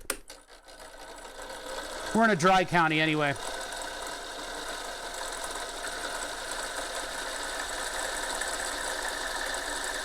I'm gonna go real slow with this because we're getting too close to that edge.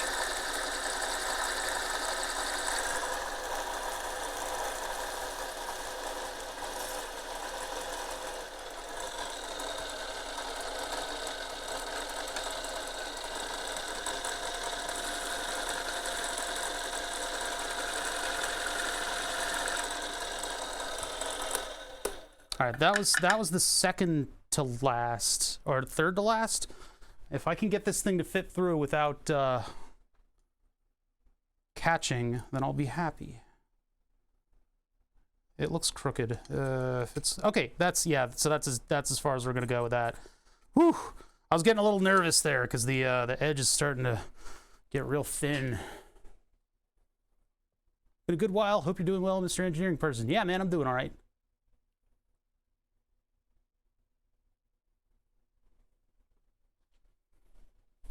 I'm doing good. I'm doing good. All right, now we got to take the other one up to ridiculous size. So where do we get to? Yeah, second to top. This rung here.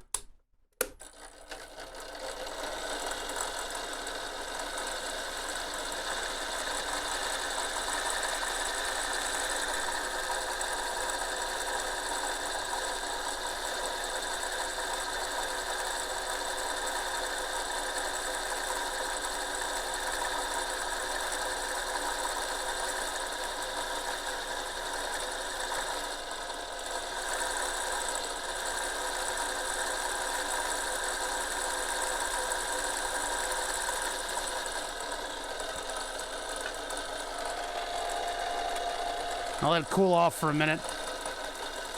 Just touch up the other side.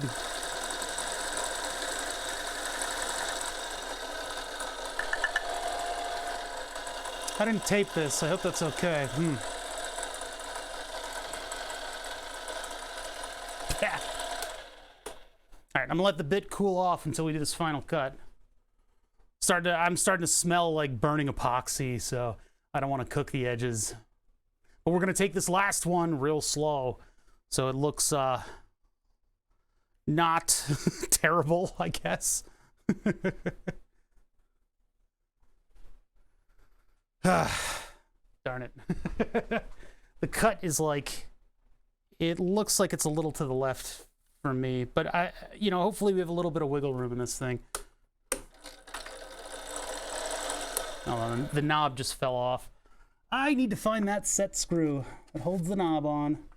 There it is. It just has a screw that goes through it, and it fell out a while ago. I tend to forget that it has that, and when I hit the knobs, I don't let go of them gently enough.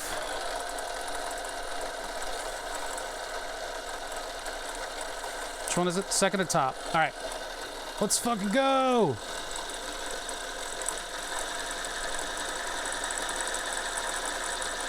Very, very slow. Actually, I wonder if I did this and then flip it and then cut the rest. That's probably where the smart money is.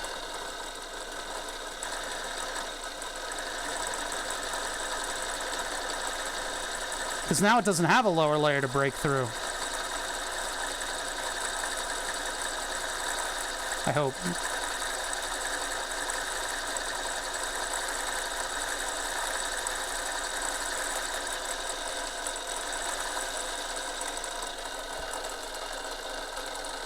It's still a little rough, but that helped a little. Just hit it with the next step to kind of get rid of that edge.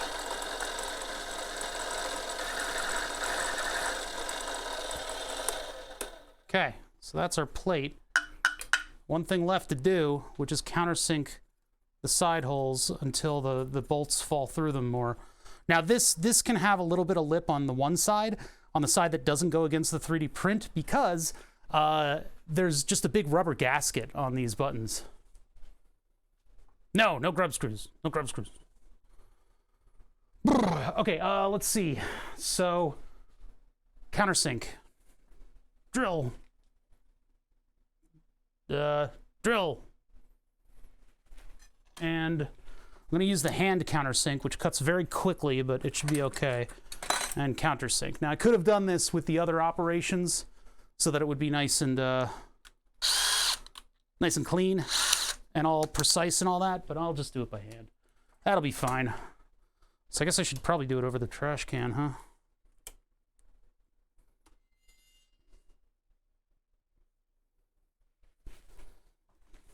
But I don't want you guys rifling through my trash, so I'm gonna just kind of, woo! Yeah, that was fun. Hey, how about that? Stomach trying to invert itself. I'm just gonna pivot over to the side and do the drill, and then I'll come right back over to you so that we can see the progress. So let me hit the back ones first. I'm just gonna clean up these.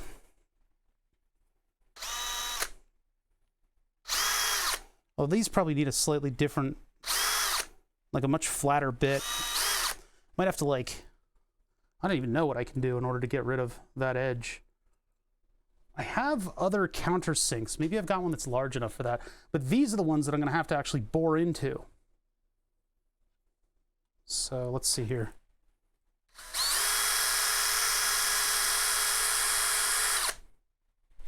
That didn't do anything. Barely touched it. Come on. The deburr tool works, but it skips around a lot. You could just use different hardware. Different hardware. See, I want these to sink down and be just level with the surface. So we need to go a little bit further on that.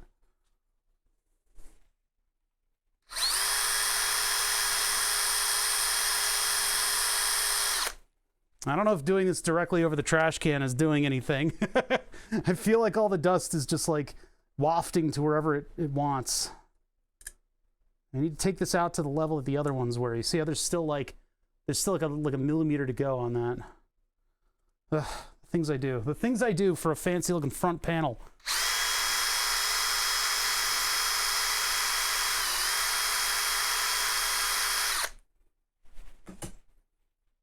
Close.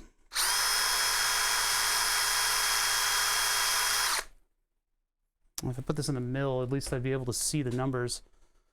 How's it going, Gonad? We had a weird problem today. My DRO, when I was moving in one direction, it was counting up, and then I moved it to count down, and it was still counting up. And so I had an error of about 1.7 millimeter. I caught it before I made any of the holes in this thing, but it was like I was watching the thousandth digit go up, 5 at a time in increments, and then the hundredths digit was going up one by one, very carefully moving the knob, stopped, reversed, got through the backlash, and the numbers started moving again. When it went from 5 to 0 to 5 to 0, but the hundredths kept counting up, and it was like skipping numbers and stuff. It's very, very weird. Very, very weird. So we went back and measured it, and it was off. Every time I go through that area of my DRO rail, I potentially have an erroneous number. I don't know what the deal is. That's freaky to me. That's really, really freaky. Because, you know, the DRO is kind of like a precision tool. Why did that cut so badly? Why is this thing countersinking in a weird spot? Maybe I do need to put that on the drill press in order to properly countersync. Well, I could do it with the drill press, just as a drill press. Let's do that. You think the noisy lights could have done it? But it happened at the same spot both times, right? Yeah, I don't know how much... I know my 25-volt lights are producing a lot of electrical noise. I don't know how much light or how much noise. I mean, these things are Wi-Fi, so yeah, they're probably producing a little bit. Yeah, countersync's not staying in the middle. They just drift. It's just like wherever, you know? Just do whatever you want. Countersync, fine. See if I care. Ow, this thing was hot. I forgot. The bit was quite warm.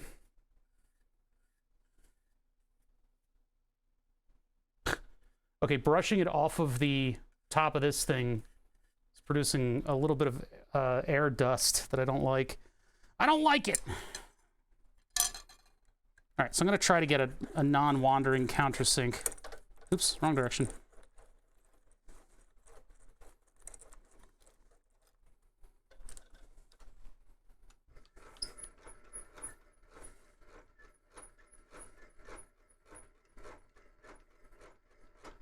Oh man, I'm going to have carbon fiber dust all over my hands after this. Oh, I almost lost the knob. Hold on.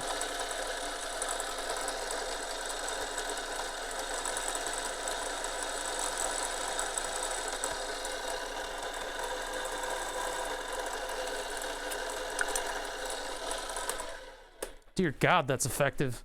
Okay, this is the way I should be doing it. Yeah, the drift was always in the same spot. It's strange, right? Very, very strange. Why was it always in the same spot? I mean, I would look to the rails for that. I would think the rails are the issue there. But it's kind of annoying because the X-axis rail has had no problems with it whatsoever, and it seems to be the most protected one. Like the Z-axis rail, I can see the opening in that one from where I'm standing.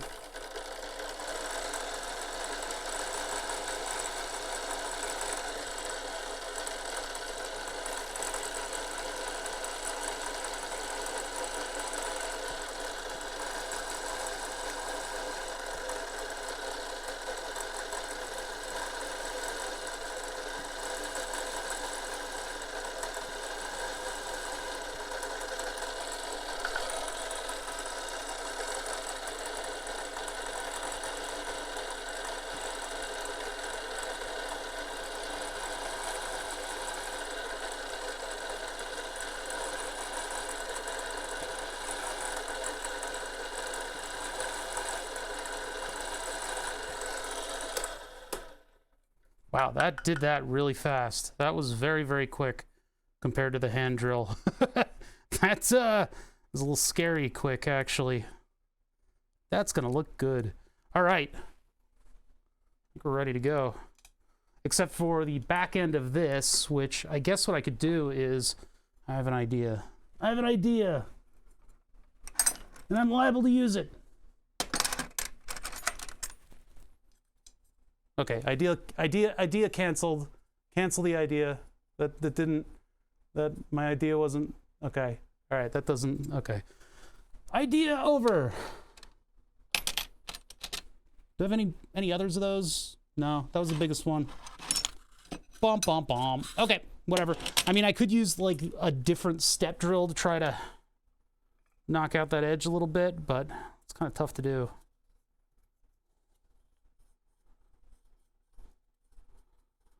Yeah, it doesn't really work. It doesn't really work, and the step drill, by the time it bites in, it's going to start altering the size of the hole. By the time it actually knocks off that, because that buckling, it goes a little further out than your typical deep burr. I mean, the burring tool is really what I used last time, and that worked, so I'll use it again.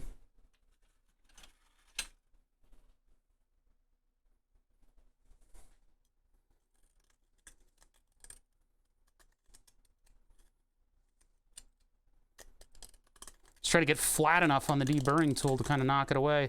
Because, like, this is going to be up against the 3D print.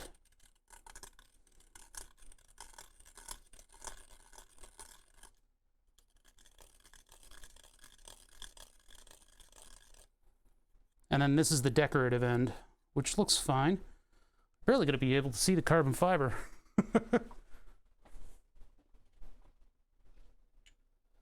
Back over here.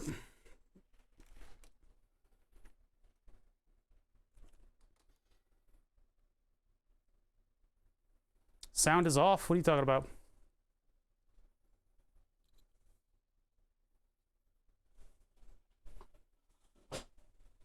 Yeah, totally worth it. What are you talking about? You tell me carbon fiber isn't worth it? You got something against carbon fiber?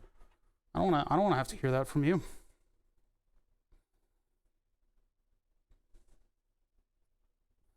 feel like the buttons are off. No, they look pretty well on. Pretty dead on. All right, time to bodge the final cut. How in the world am I going to make that cut and make it accurate enough that I'm not going to hate myself forever and ever? Amen. Use the mill again. It's really the only thing I got, but I don't want to create, you know, tons and tons of dust.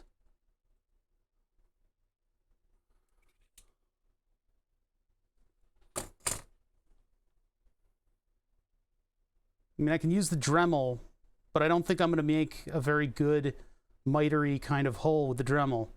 Looks like I need to go a little deeper on that one, by the way. Is that the one that wandered? Yeah, that one's kind of weird. I'm going to leave that one to be a little dodgy. I got to think. This line is a little bit off. It's a little bit high, but if I cut along it, it should be okay. What kind of tools do I have for the mill? End mills are going to kind of struggle on this stuff. Grinding wheel is really the best way to cut something like this. I could just use the Dremel. I have a bandsaw, but the bandsaw is really not good for what the bandsaw is going to do is it's going to bite into it and then it's going to peel out the little strands. Yeah, I guess I need to Dremel it and then use the file to flatten it. The cutter thing for the Dremel, yeah, but that's for like a different scale. That's for a much larger scale. And you remember how it failed. It failed. So yeah, let's get the Dremel out. I'll cut it in the garbage bin and then I'll use a file to flatten it. As much as I hate to do that. I mean, I do have a diamond grinding wheel for the mill, but that's too much setup. I don't want to do all that setup. Where's the Dremel on the wall? MP5 on the wall. What did that come from, that meme? Was that Rabaz not seeing an MP5 on the wall?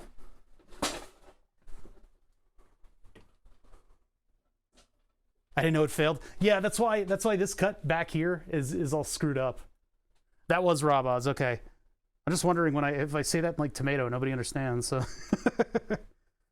MP5 on the wall. Get the calipers out of the way. So I do have a line to follow. We had a weird blade on ours with varying sized teeth. How does that work? Bandsaw's pretty good if it's the right blade. Yeah, mine's a metal blade. Mine's for the bandsaw, as I have it set up right now, it is for cutting large pieces of material that will then go on the mill to be precision cut. And it's kind of like a weird beast. So I'm not going to do bandsaw with carbon fiber. I think it's going to obliterate the strands. Okay, all right, this is a strand type mill. All right. Yep. See, my problem with Dremeling stuff is that when you want to use the cutoff wheel on things, you need the wheel to actually go into the thing. You know, basic principles here. So if I want the cutting wheel to cut this, I have to tilt it. And so now I have a tilted cut. If I want to go from here, I can get closer. So that's how I'm going to have to do it. I have to go like this. What direction is this going in? So if I cut it like this, it goes towards me. This is away, but I can't see what I'm doing. So it's going to go towards me. So I need to cut it like this. Oh boy. You know what? I'm going to put on a mask for this because I got to get my face close to this. I'm going to put on a mask.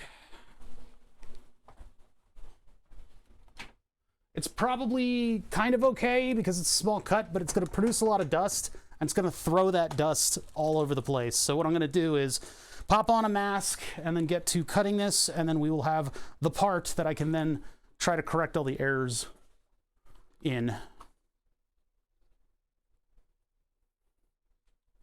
Heavy vise so it doesn't move. Yeah. Right. No, the graphics card will be fine. Yeah. Electronics will be fine. Don't worry about those. I mean, maybe just to keep it from getting all shitty. But I'm not actually going to cut it like right here. I'm going to move it to the edge of the desk. So we'll be over here. Let's just entirely... Here we go. Here's what I'll do. We'll go into the middle area. Welcome to no man's land. So we'll be here. And I'll cut it over here.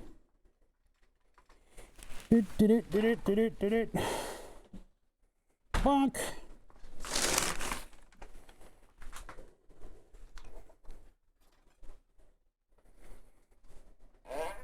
Yeah.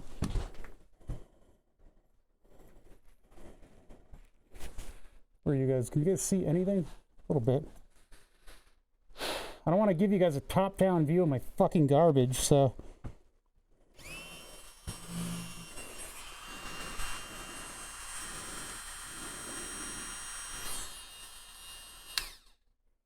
How else can I position myself here in order to get this right? You guys can take a bit of a wider view of this whole thing and how cursed it's going to be.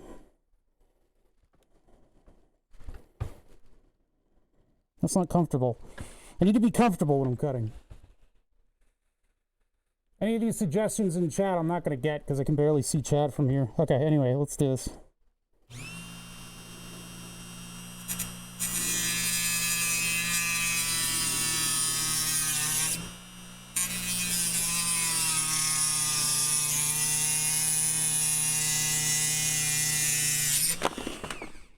Perfect.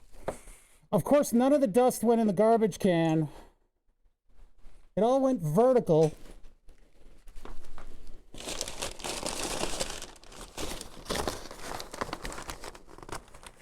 Dad, get back here. Okay, there we go.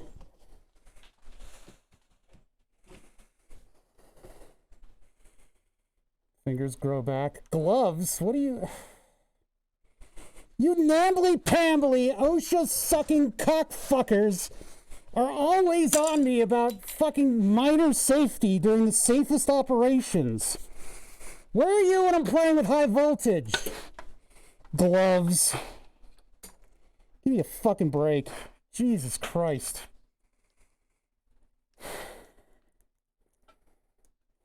The dust automatically homes in on faces.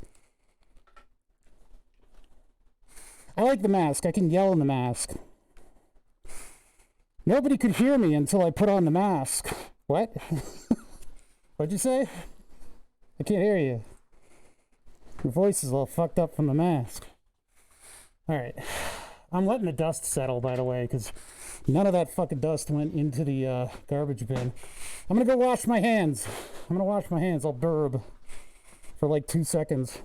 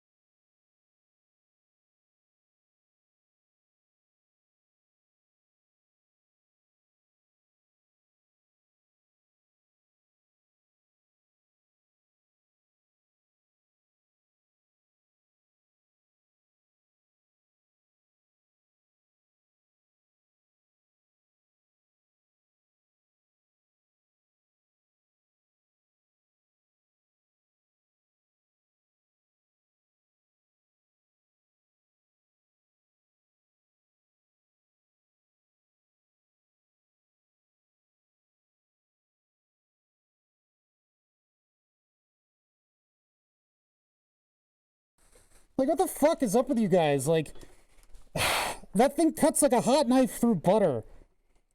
It's a Dremel. Like, I got people going, rest in peace, fingers. I got chat thinking that I'm gonna fucking die because I'm cutting stuff like carbon fiber with a cutoff wheel. I don't, like, I know you guys like to trigger me, but that's ridiculous. Man, get out in the world a little bit. Do something unsafe.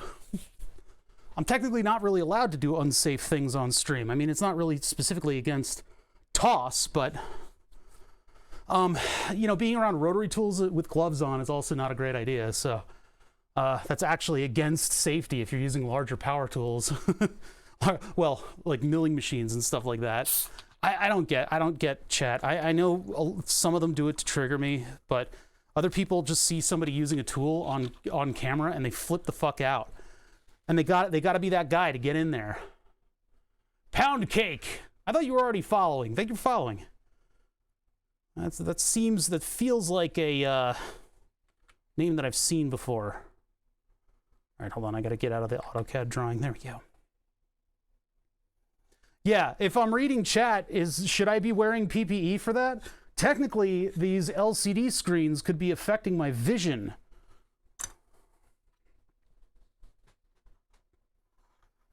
Yeah, I'm gonna fucking dual-wield angle grinders next week. That's what I'll do. Yeah, it cuts off by a little bit. It's a little crooked, but actually, if I correct that tiny bit of crookedness, I think it'll fit. Oh yeah, look at that. So, good. I undercut it a little bit, so I can use files to get back. Don't listen to them, just ban them. Yeah, I know, some streamers will just ban people for any old thing. Others don't ban at all. They never ever ban people. And so I'm sitting somewhere in the middle. We don't need to mess around with banning people because they get annoyed, and then you got to deal with people more. And also, I mean, they're just looking out for you, but at the same time, it's like, you know, some people want to trigger you intentionally, and others just really aren't lending anything to your stream by being like that. And I feel the need to attack them head on because it's like, it's a social skill, you know? I'm noodling around in my shop and I've let you guys in. And it's weird because I've now got like 88 people over my shoulder. But, you know, I just don't know. I don't know how to deal with some of you people. All right, so I need to file it basically to that edge. So if I file it like this, it's not going to be guaranteed to be flat, but I can kind of work it in the right way to start moving it over there. I guess I wonder if I could like put it on something that will make it flat. Like what if I put, I don't know, use like a vise and then travel the vise across this? I don't know. What's that? I only ban people, blah, blah, blah, blah, blah. Hold on. I lost the message. Where'd the message go? Huh. Oh, I only ban people if they poop in my cornflakes? What? Yeah, we're working on a computer case mod. God, this stuff is like butter. It files way more easily than I expected it to. I gotta be careful, because like, look at that, I've already significantly, this is like 4 passes. Reminds me of a shop rate sign I saw. It said something like, double if you watch. Yeah, this is what we charge. If you watch, we charge double. Like just a couple passes on the file turned an edge that went up into a point into this. So I have to be careful how many times I'm filing. Not a lot of filing results in quite a bit. I feel like click spring all of a sudden. Should I get out my leather, like ancient collar vise or whatever the hell he made? Move all my equipment into a little tiny closet. The reason that I have some of the equipment that I do is click spring, by the way. Click spring and AVE got me through the time when I was working at that medical job and before getting fired. And I was like, man, that's Looking at ClickSpring's shop is like humbling. He's got like an alleyway that he works in. Yeah, he's a file, but then again, he violated everything my high school shop instructor taught us, which is that filing should not alter the shape of the material, which he's patently wrong about, actually, on consideration. Yeah, I can't watch AVE, or else I don't want to, like, if you've ever seen the AVE subreddit, they all are just trying so hard to be AVE, and I don't want that. I don't want to be like that. Yeah, ClickSpring would have started by making the file and all the screws. Fired it in his backyard. Dunk it into his own oil. A mechanical engineering friend and I watched some of those, and he was like, he's making the screw, like he was like floored by the fact that this guy like was like, oh, I need a screw here, let me make one. It's getting closer. Yeah, his screws are ridiculous. I was like, oh, you just pop a screw with that. Oh my God, he's making a screw. Your muffled rant reminded me of AVE, but he doesn't have a patent on being pissed off. Yeah, well, look, I'm not against OSHA. We have an emote that's OSHA, and I'm not against people reminding me to be safe about stuff. But sometimes, pow, right in the kisser chat.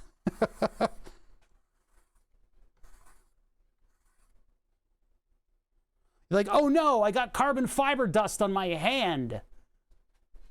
Oh no! I need to order gloves. I don't actually have gloves. Yeah, I'm sad that ClickSpring went all the way to just like Patreon. But I really hope we get some more of his content, because he was doing some real cool stuff. Some real cool stuff. Second to none, man. Now, Bothers a little bit of a screw loose. I don't know if I would watch his content. He files stuff, but it's not. It doesn't quite scratch the itch. That AV there. Sorry, that ClickSpring itch. ClickSpring itch. Oh my God! I need to remove like a whole millimeter from this thing. All right, fine. Fuck it.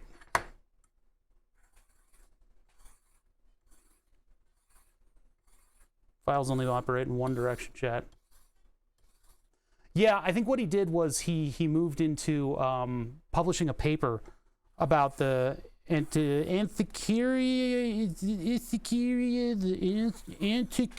I don't know how to fucking say that thing. The thing he was building. It just, man, I would really, I want more of his content, please.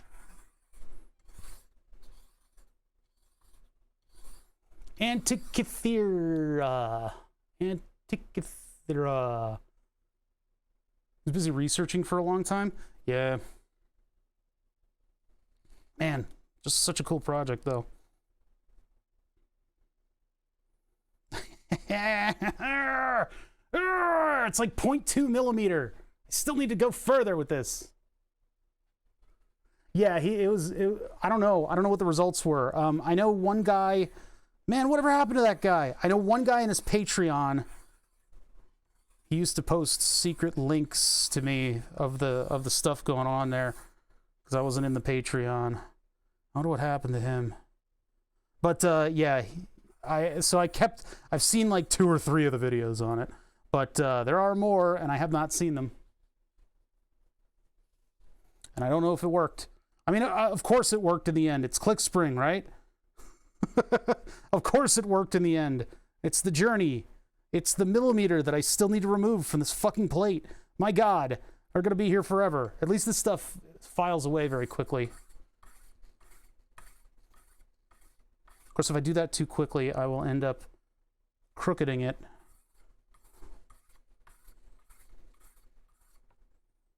Make sure that's flat too. It looks a little taller over here.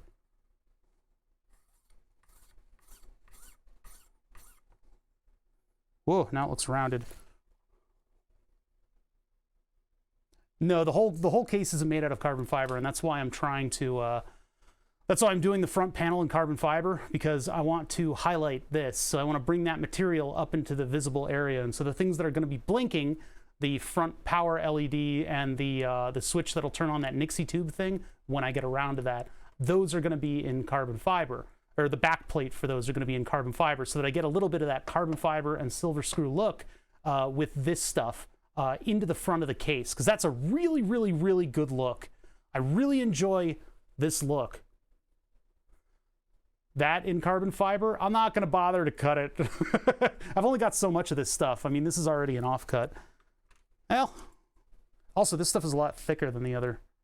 I mean, that would be cool and all, but I'm also going to have different filament. That's coming today, and I guess I'll just start printing it, because I want my gaming PC back. I've fallen behind on a lot of stuff without my gaming PC. So I want it back, so I'm gonna be finishing it up with this weird purple. My nail! With this weird pastel purple, and then coming back to it, like printing all the panels out, and then having a pile of translucent dark purple panels that I'll then replace the 3D prints with. I need to redesign the 3D print too, so that it has something locked into that the extrusion. So let's see here. Not like this. Yeah, it still needs a bit off of the top. It's actually really close. Hold on. Ow!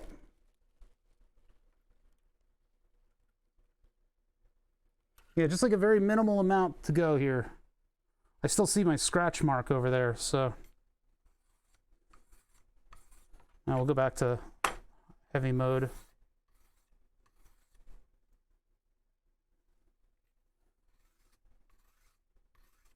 I mean, this is a moderately new file, so it's pretty sharp. Pretty sharp. Anyway, how's it going, the guard?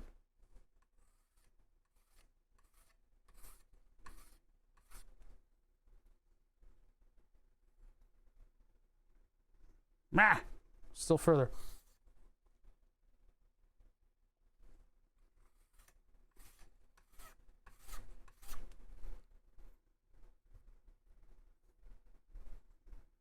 I feel like I'm not, you know, before it was biting it, it was like destroying the material. It was absolutely ravaging it.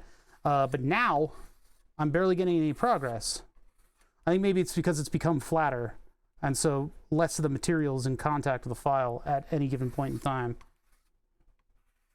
Sorry, more of the material is in contact, so there's less pressure against making coffee. What the fuck time is it over there? Jesus Christ. It's 2 p.m. over here. Well, almost 3.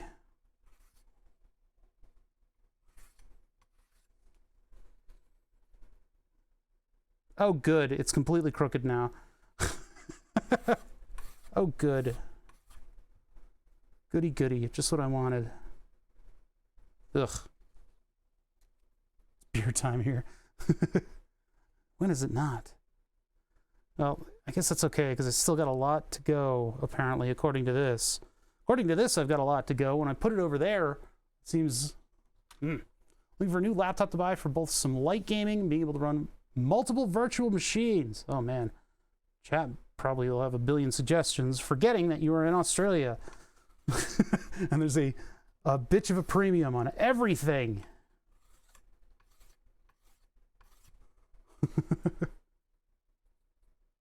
Yeah, it still looks crooked. I'm not a machine. I haven't been able to mess with virtual machines yet on any of my stuff. I could probably free up, like my file server has a lot of extra ability to compute stuff, because Fat and On convinced me to get a nice computer for that, instead of what I was going to do is upgrade this thing, and then all these parts could have gone to the file server, but I needed that storage for streaming reasons. So, I got nice hardware at the behest of Fat and On, which is good, but it is far more powerful. Oh, it's also good because I might need to flash the BIOS on the other motherboard in order to run that processor. Whoops-a-daisy. So at least I have that machine ready to go for something like that. But yeah, so I've got the file server, but it's got all this computational overhead that it doesn't use. I would suggest to not buy a laptop unless you really need it to move around. Yeah, well, yeah. Yeah. I got out of that phase. Let's see. Does this fit? Please. It's still a little tall, and that's going to immediately be visible when I put this thing together. You got to take it to uni. Yeah.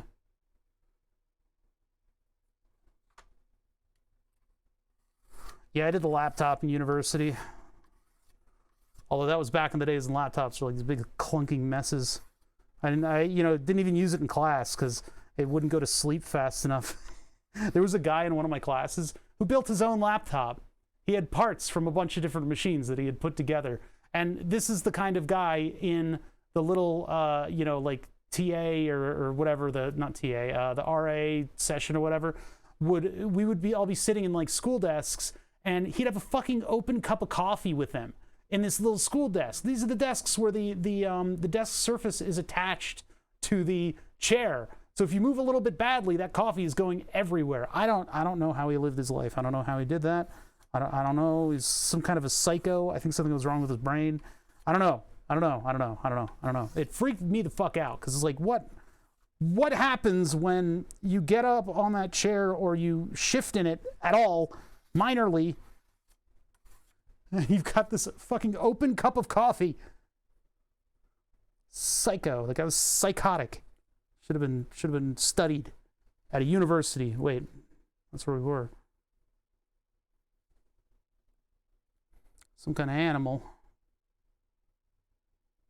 I'm really desperately trying to get this thing right. I think that might do it.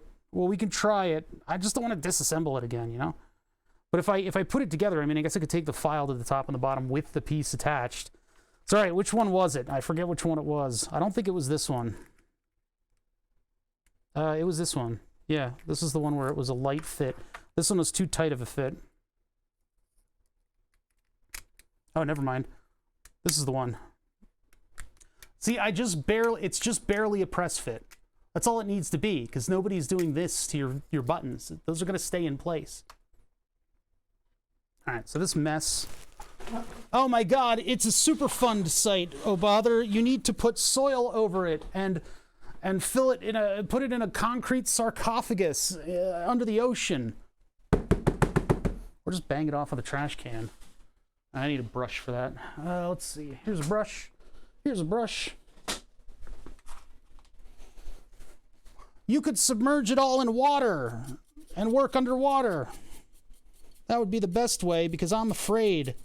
I'm so afraid all the time, and I don't know how to reconcile it. So I'm going to give you advice on how to run your own shop.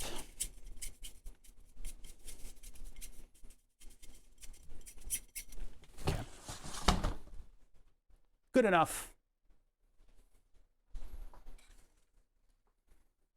Oh yeah, we just got to get that. All right, here. It's not really going to do anything.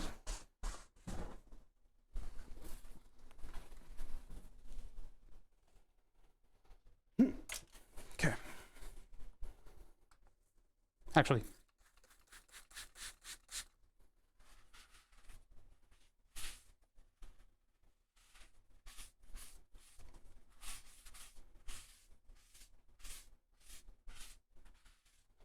Yep.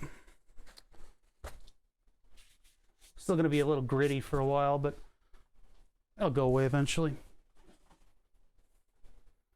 Yeah, I know. Exactly. You're not wearing a full hazmat suit? My God. All right, let's try this puppy out. Give her a test drive. Which one was which again? God damn it, I forgot. All right. Is that this is the one that I want to use? No. Is this one I want to use? Is it? Is this one? Yeah, this is one. That might be a little too loose. I might have to go to that one. Well, whatever. Let's just try it out with this one. I can change stuff later. I'm going to have to reprint everything anyway.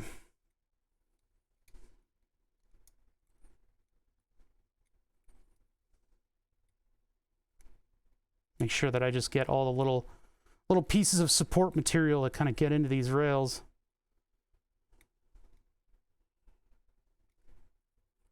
Get from the other side here. Okay.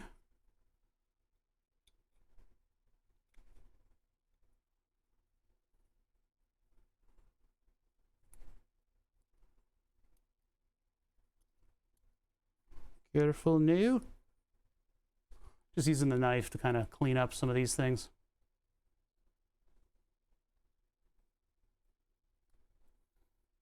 You're fearing that this moment wouldn't arrive. What are you talking about, man? Of course I stuck. That's what I do. It's my primary function. All right. Tweezers. Just gotta find the hardware that I want to use. There's gonna be 4 of these little countersunk fasteners. These come with the Makerbeam stuff. They're really for these corner cubes that I use. But I have a vast amount of these things, so it's good to use them on something. They look pretty good. If you give them a nice little countersink, they look pretty good. They're flush. They got a hex middle piece. They look a little technological. Number 4. There it is. There it is. Let's get it out of there. Okay. 4 of those. Oh yeah. A screwdriver. I gotta cross in front of you guys. There you go.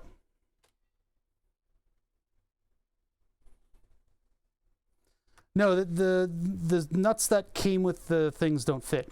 Yeah, they're too large. I'll probably use the smaller fasteners for these. This will be fine. This is where we learn that none of the holes actually line up in the real world. Probably do still have to do a little bit of filing on this.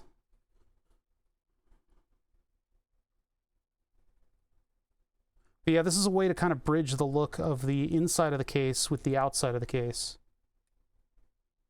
Oh yeah, I gotta fix that one. That one is crooked as shit. Well, we'll just leave it the way it is for now, and I'll live with my mistakes. I don't know if I can. All right, this will be quick. I can actually fix this one just like this. Hold on, I just need to pop over to the mill. Oh, it's full of dust. Get out of here, dust. You guys aren't going to be able to see it. I'm just going to fix it real quick.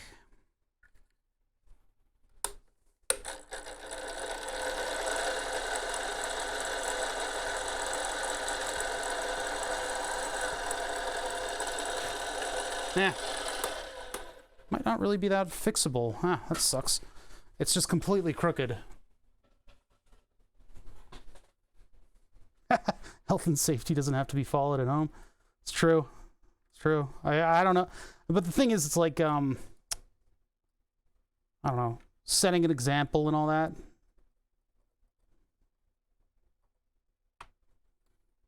Yeah, it's still a little crooked. I'm just going to leave it, though. It's the hand chamfering, countersinking that was a bad idea. I should have done it. I didn't realize that I have a drill press, and I could just put it on the drill press and countersink it. Because I want that look of these things just being like an integrated fastener on the whole thing. And I have no idea how I can actually correct that. I mean, this one needs to be a little deeper as well. So I need to revisit the panel. But for now I'm going to accept this. Here, we can take the microscope to it.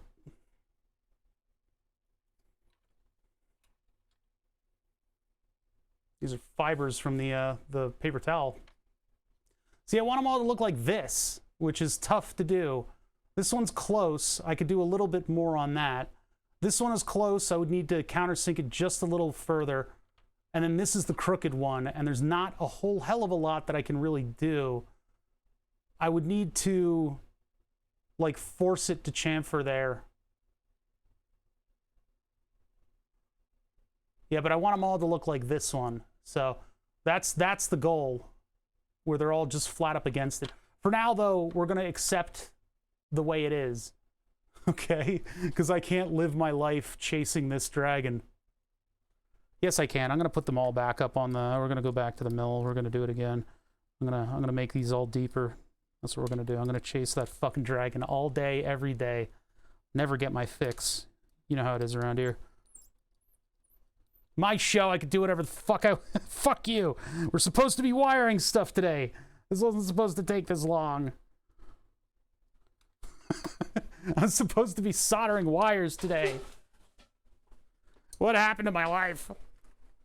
All I can do is try to countersink screws. That's it. That's all I know.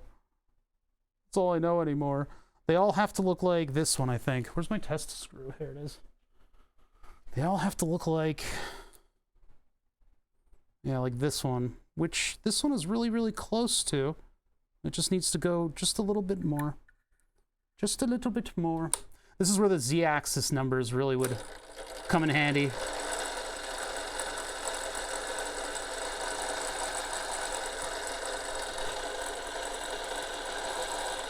Because then I could depth it to exactly the right depth. And then it would look just the way it needs to. Oh, that was a good one. That was perfect. I'm feeling the rush. It goes directly into your veins.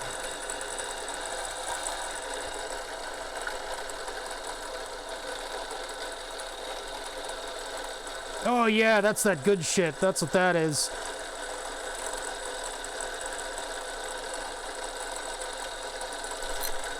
And I dropped the bolt on the ground. Hold on, I'm gonna get another one. That went like well deep under the machine.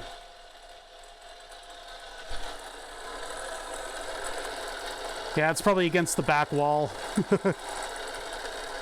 Alright, so the last one is the crooked one.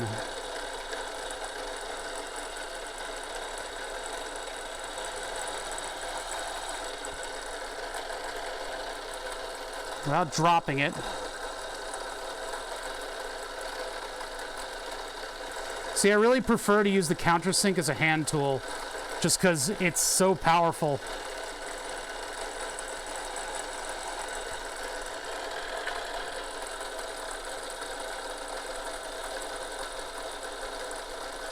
Just a tiny bit more.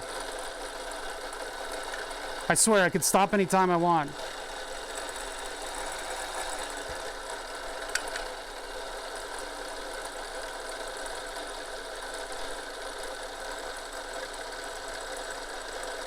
Oh, it needs like a 0.01 millimeter.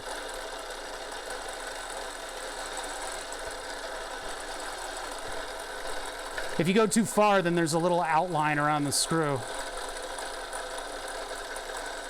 That is so close, but yet not there yet. No, I'm gonna stop that there. I think that's gone far enough. This is getting real close to the edge. No, okay, that's gonna look vastly different than what we had before. And I will show you. Yeah, it's a belt-driven mill. It's got a toothed belt, which is not great. That's why it's so loud. Uh-oh, that might have caused audio issues. How's my audio? Good? It's like the cable's caught in goddamn everything because I've been going back and forth in my little playpen here. Audio good. Okay. No. It's that peakiness that I'm looking to avoid. All right, so we're back. And god damn it, which one was it? It's this one. This one, go away. Okay. On to here. I'm using this thing now because those Allen keys really screwed up my hands. That looks a little off. I wonder if maybe...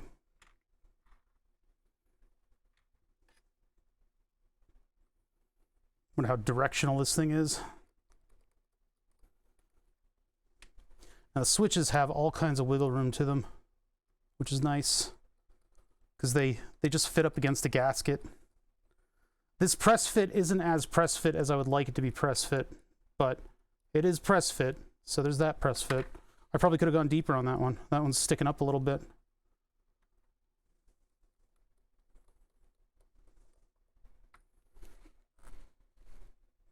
They look so good when they're sunken into the carbon fiber. Ooh.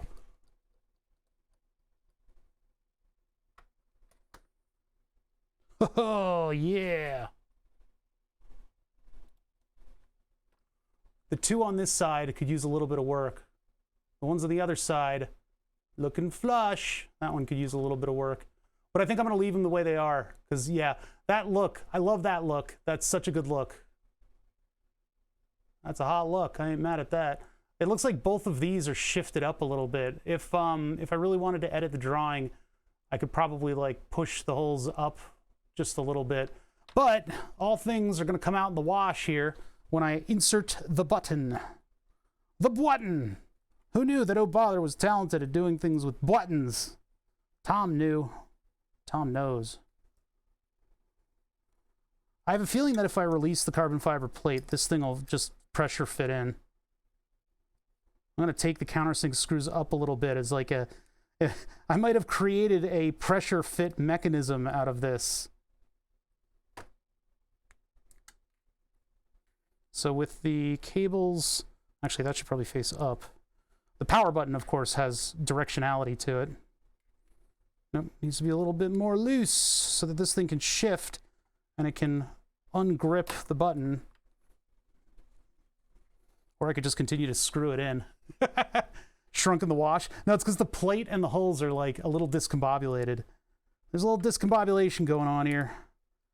Maybe the screws go in after the buttons. Yeah, that's what it... I just felt a bunch of pressure release right there.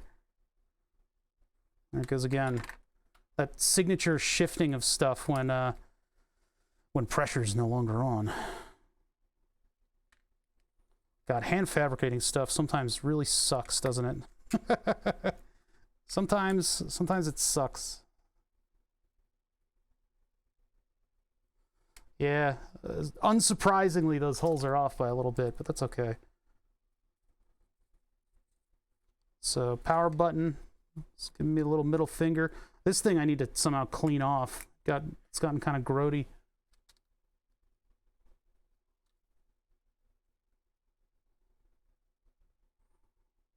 So those two are like that.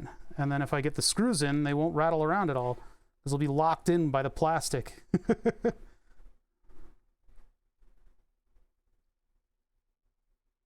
That's a big if. Getting the screws in is a big if.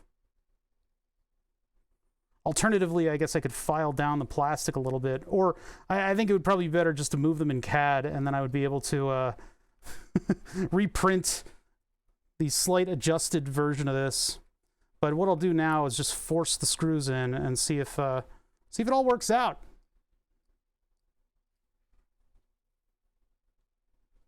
Is the PSU fin fixed? I didn't do anything to the fin. I gapped the 3D print above it.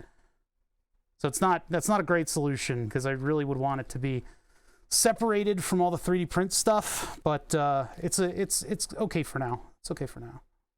It's okay. Okay for now. All right, get that thing there. Tighten it up.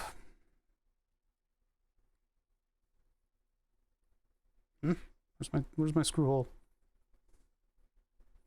Yeah, when the countersinks pull this thing into position, it'll lock the buttons in place. It's not the way I wanted it to work, but it's I guess a happy accident. I don't know. There's like no room on this panel. And push comes to shove, I can just twist these and screw them in that way.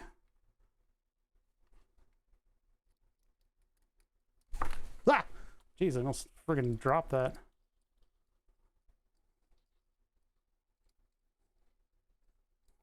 What are you talking about? Why are you trying to like don't remote pilot me?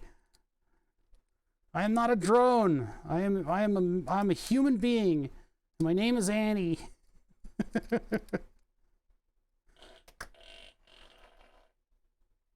That wasn't a drop. Drops, okay. Something that I need to clarify, because if there's constantly new people here. Drops are items that hit the floor.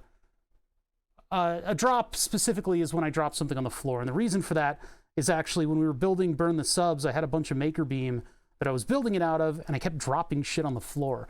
If we counted drops as like me just dropping something on the desk, it would be every second of the day there would be a drop. I really need to clean that crusty stuff from my power button. See, this one toggles in, so when I press this one, I wanted to turn on the Nixie display, and so that, you know, longer life on the Nixie display with that. But yeah, there's my carbon fiber panel. Man, that was a lot of work.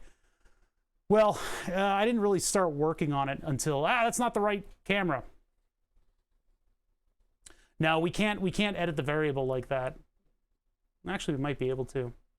I really need to, I apologize about the crusty stuff around this button. Let's look at this part. Okay, even that one has some crusty stuff. But yeah, that looks really good. Nightbot doesn't support? No. I don't even know what that stuff is. Let me try to clean it off.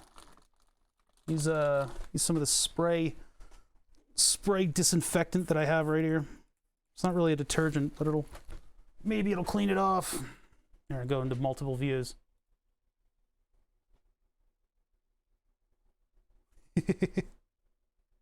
Yeah, man. Dude, building a custom case is a lot of fun. I really enjoy doing this. This is why I have hijacked my own stream in order to build a case for a little while. It's something that I've needed to do, and it's something that I've really wanted to show you guys, because it's part of my DNA. It's like, this is why I love computers and games and stuff.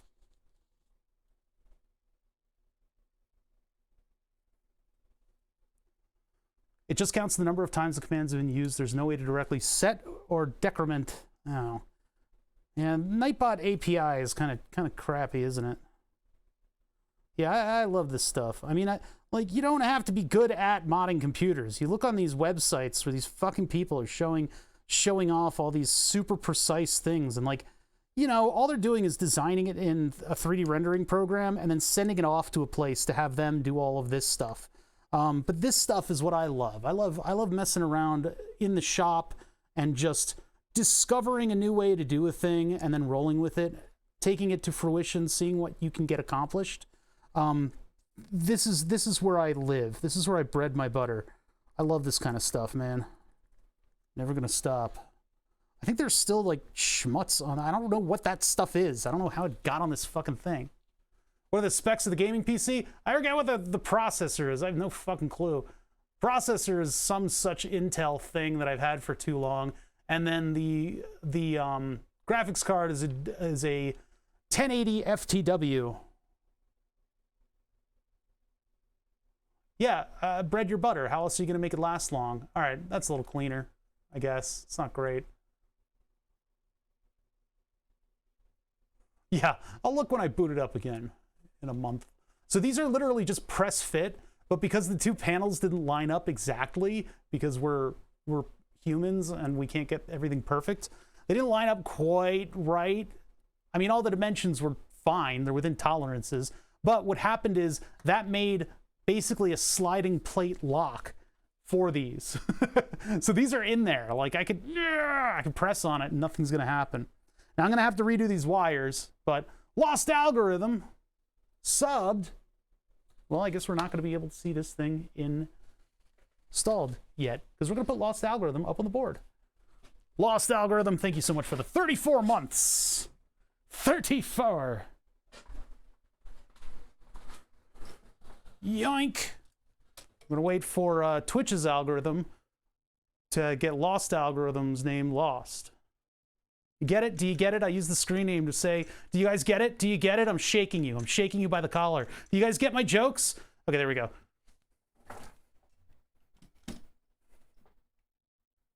Let's put lost algorithm up on the board.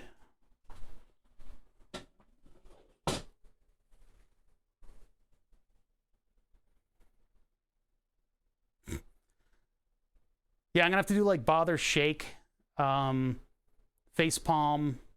I gotta get into that animation shit soon. I still need to get the shoulder bolts and spacers for Burn the Subs 3. If any of you guys wanna pin me down at some point when I'm done this computer, remind me to do that. I forget where I got the shoulder bolts from. It might have been the bolt supplier that Fatanon uses. Oh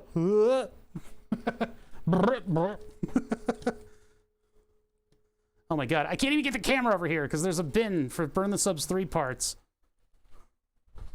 That's a weird angle, but here we go. Lost algorithm, welcome all the way to the side of the board. It's good to get different camera angles every now and then. Bolt Depot, yeah. But don't you tell me that now, I won't remember. Is that... Oh, Rabaz uploaded those? Oh yeah, Rabaz is all the way in this corner too. Looks like he has animated emotes now. Don't shake the baby. No, no, no. Love that video. All right. And so embarks the board on a long, long journey, returning home. Well, home position. I don't know how I can animate that thonk. I forget who did it. Yeah, he shared a bunch of the templates for his animated emotes, and they're cursed. Not the templates, the originals, the full quality ones.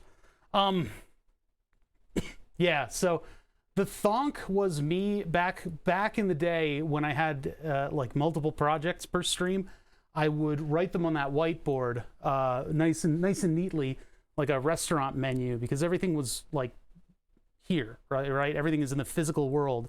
So I'd write down what we were going to work on, and then at one point I drew the thonk, the think emote, and somebody cut that out really nicely, so I made it into an emote. I love it.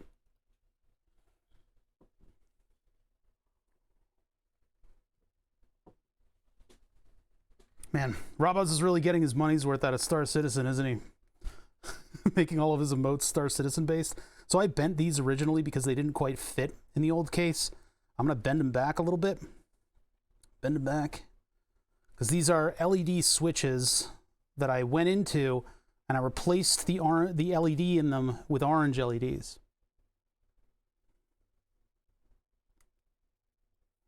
Yeah, his $200 scam ship that he's getting his top dollar from that thing by making all of his emotes freaking Star Citizen emotes. Yeah, it was like $200, maybe $300. I think it was $200 back in the day. Although that ship is going to be pretty decent if the game ever actually becomes a thing. I have two of the latching ones with LED rings. Yeah, so you can go into these and they take just a non-diffused flat front LED. I sunk 300. Fingers crossed it comes out. I sunk an embarrassing amount of money into it because I trusted them, and I don't trust them as much anymore, to be honest. I'm afraid to use the duck emote. It really is creepy. They're gonna have a lot of fun with that one. That is a creepy emote. Let's see what this thing looks like. I'm pretty excited because, I mean, look at that. You can't go wrong, right? Carbon fiber and silver fasteners. Oh, God, no, don't. No, that's cursed. Get that out of my I'm going to fucking ban that.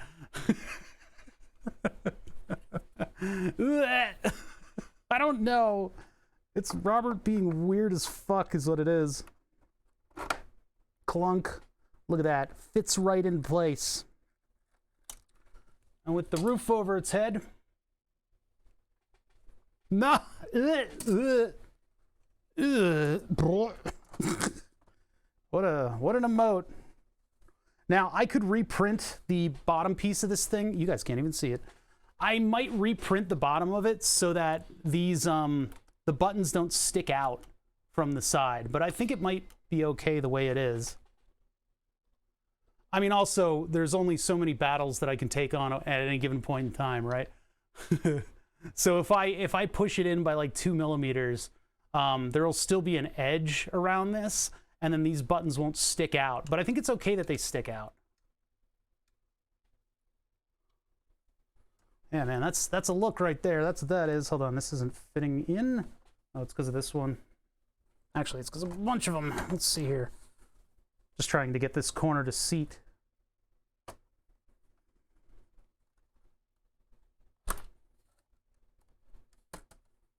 Now before it would just fall down onto the thing. Hold on, let me just check to see.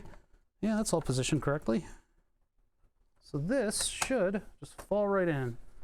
Just fall right in. There it goes, yeah. So yeah, look at that. Tight. Just force it, yeah. Just wear gloves. Oh bother, just wear gloves. For the love of God, fucking wear gloves, please.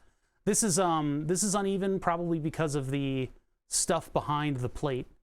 So there's a couple things that I can do with this. I can either give it a minor amount of spacing inwards, I can leave it alone and not spend my life chasing the dragon, or I can gap it inside of this so that these buttons are flush with the front. But I can print another piece for the backing of this in like 10 minutes. Like it doesn't take that long to print, so. You think keeping it flush looks better than recessed? There's a hard line right there that I don't think I like. But that can be removed by taking the plate out and filing down the back of it a little bit. But I mean, hey, it's a button panel, and it brings that carbon fiber look out into the front of the front of the case. Here, let's view it from here with light almost directly behind. There's so many shadows. So many shadows. Now, keep in mind, this whole case is going to sit on little rubber feeties, but we need to get down to the carbon fiber plate. Carbon is so hard to film. I know, see, you can't see it now. I need to get like all the way in here, but there's like a depth to it that's really, really nice. It looks really good. Rabaz is really into case building, but I don't think he's caught wind of what I've been doing.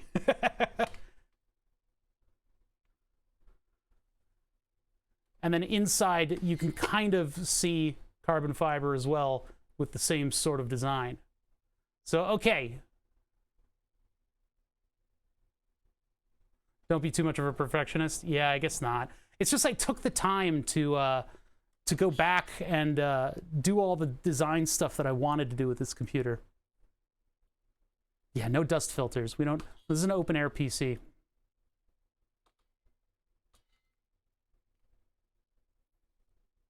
Yeah, I guess I won't spend the time to be a total perfectionist on this. What are the cube connectors? These are from Makerbeam, and they're just corner cubes. They take 3 of these countersunk fasteners in order to hold the beams against one another as a corner. When I saw these, I was like, computer case. Now, one thing that I do need to do is make a grub screwed post on the top of these, because those aren't actually attached. So I need to have them like center themselves, because some of these kind of stick out at funny angles. I guess having rebuilt this a couple times, they're not quite doing it. This one does. And there's going to be a fan behind this one. Yeah, typically Makerbeam is black. That was the previous version of the case. But I decided to be a little bit less emo with it. See, before, the way that I built the case was so that the case itself was not the highlight. It's the stuff inside. So I wanted the stuff inside to be the highlight, and I wanted it to be visible through the steel speaker grill. But I've known of the existence of the aluminum hexagonal mesh for a long time. Yeah, I grew out of my emo phase. I got a haircut. And, but so the steel speaker grill that was just thrown into the little space on this thing that rattled around, that's no longer the look. I'm moving on from that, and I'm going for, I mean, I would have loved to go exclusively for carbon fiber versus anodized aluminum, because I think if I could do if I had a CNC machine that could do carbon fiber, these plates wouldn't be open gratings. They would be strips of gratings with a big carbon fiber plate in the middle.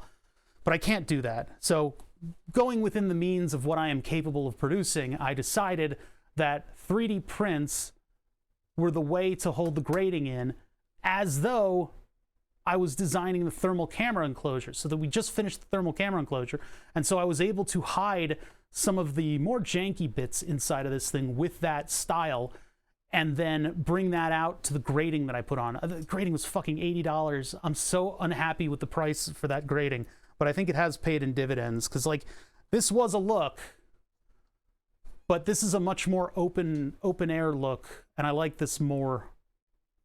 I'll point my finger wherever I goddamn please in my house. So yeah, this rattles.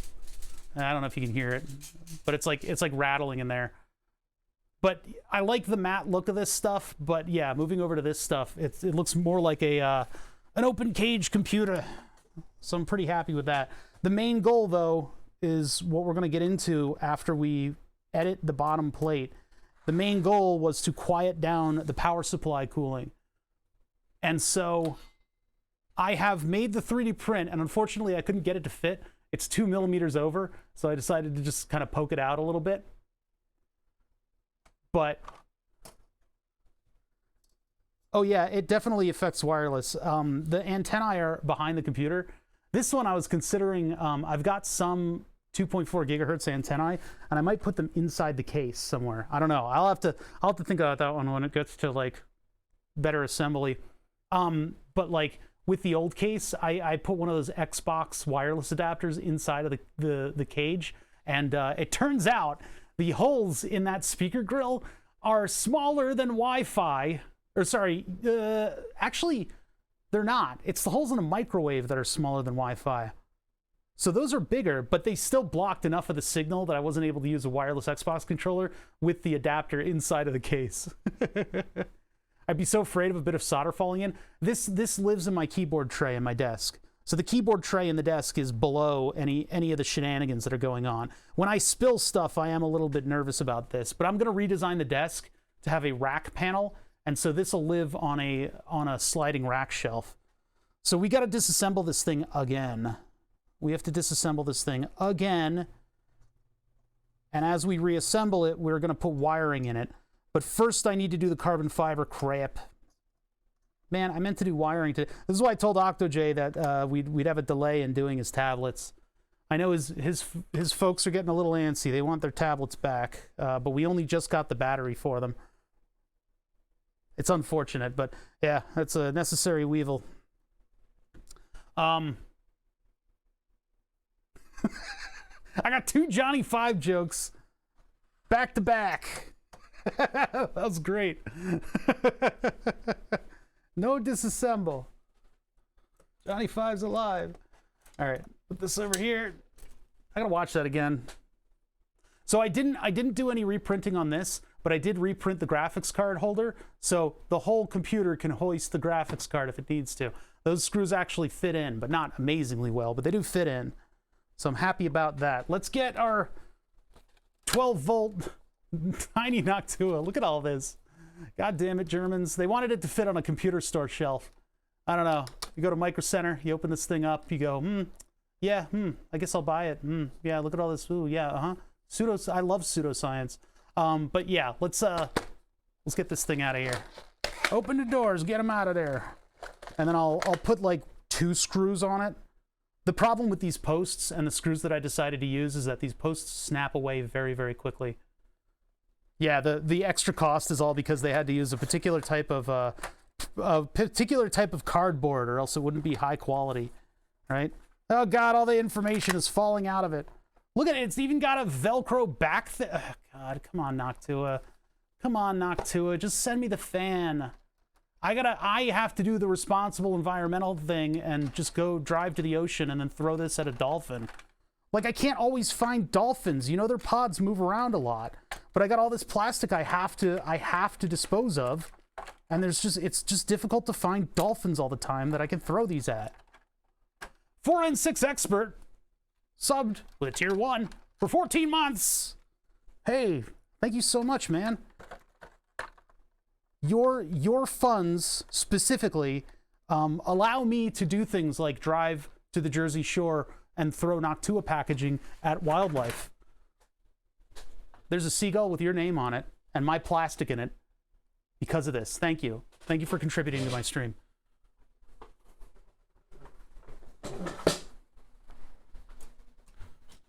Oh,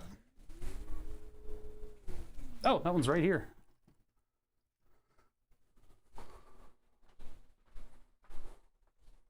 Pro tip, turtles are okay too.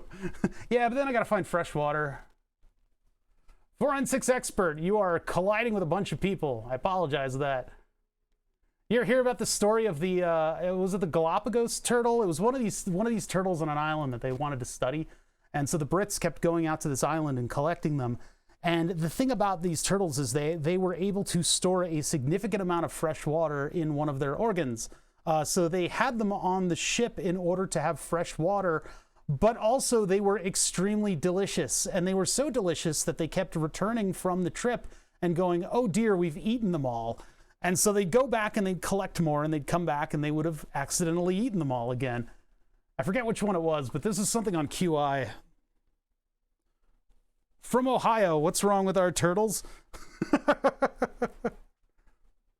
Turtle flour is also from Ohio. I don't know what it is with Ohio and turtles.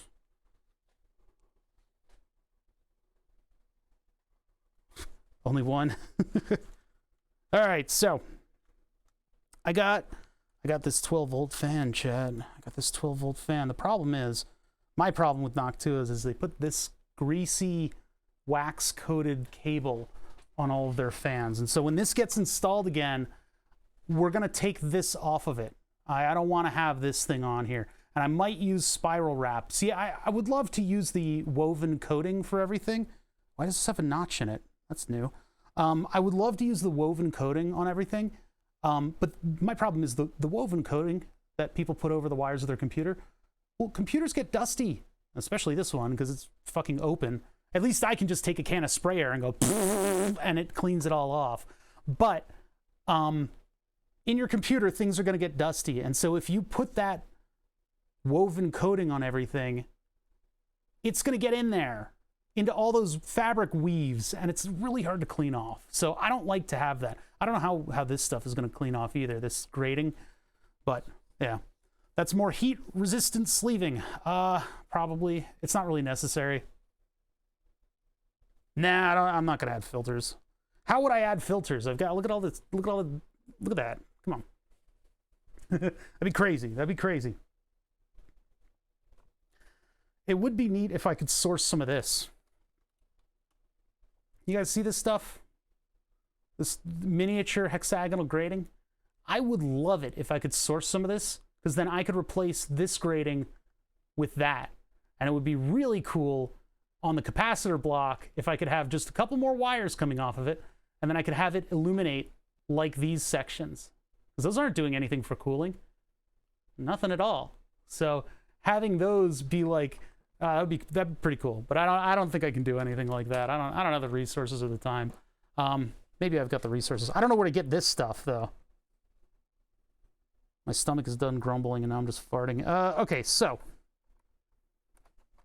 I'm really happy with the way that I wish I could take this look into the rest of the case. That looks so good. Anyway, where's your PSU? Wouldn't you like to know? That's what this thing is. This giant heatsink on the side of my computer is a 600 watt 12 volt power supply that was custom built out of power supply modules from Vicor Power Incorporated. I don't know. Vicor Power makes these modules, these voltage converter modules. This is a passion project.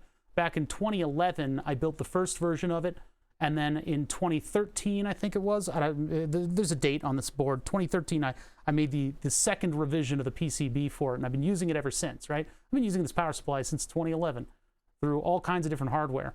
So 1080 for the win, or 1080 fuck the world if you're a biker, I guess, and the Gigabyte Gaming with some kind of wacky Intel processor on it, all powered by up to 52 amps at 12 volts. 120 volts goes in here, or 240, it doesn't matter. 120 volts goes in here, gets converted to 300 volts, and goes to these two modules that talk to each other in order to share the current load. Share the load, Mr. Frodo. Share the current load.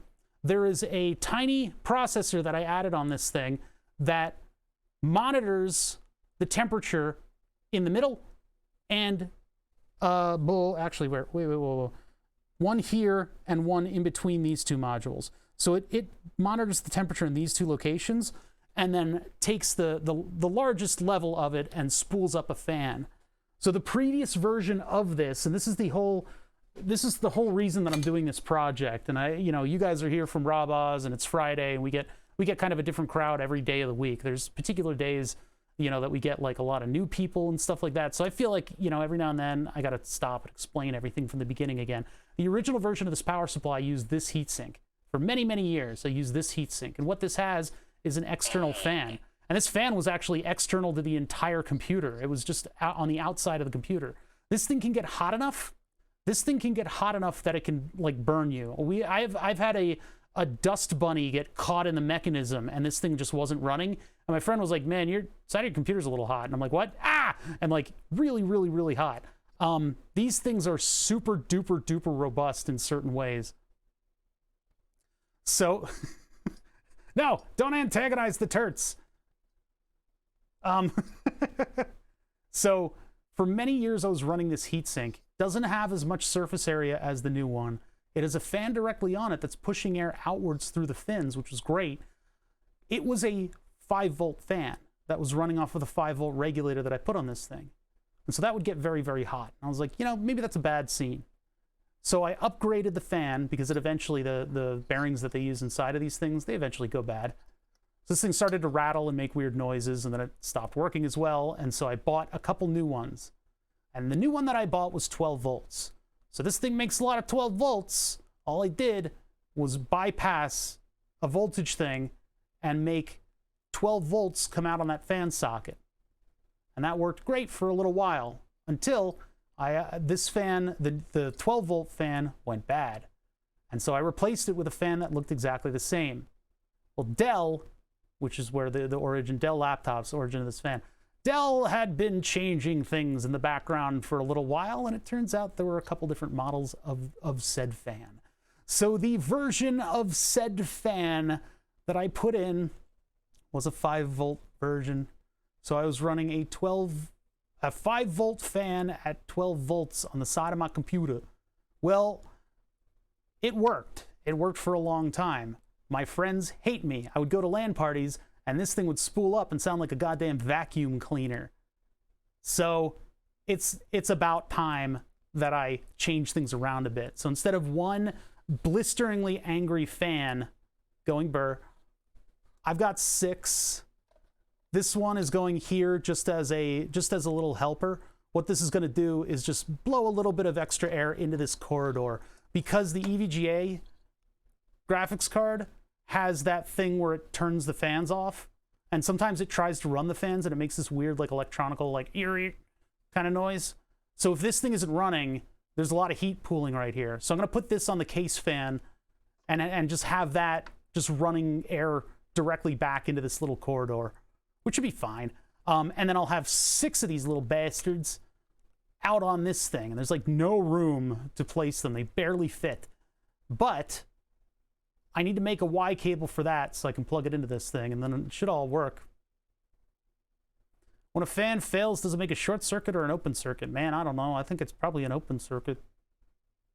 I mean, what happens when these things fail, like mechanically? This is a brushless fan. So actually there's a controller on this that has a magnetometer, or probably just a reed switch. It has a reed switch on it that detects where the pole of the magnet is. And if it doesn't detect the pole of the magnet moving, then it will go into a stall condition where it won't try to move the blades at all.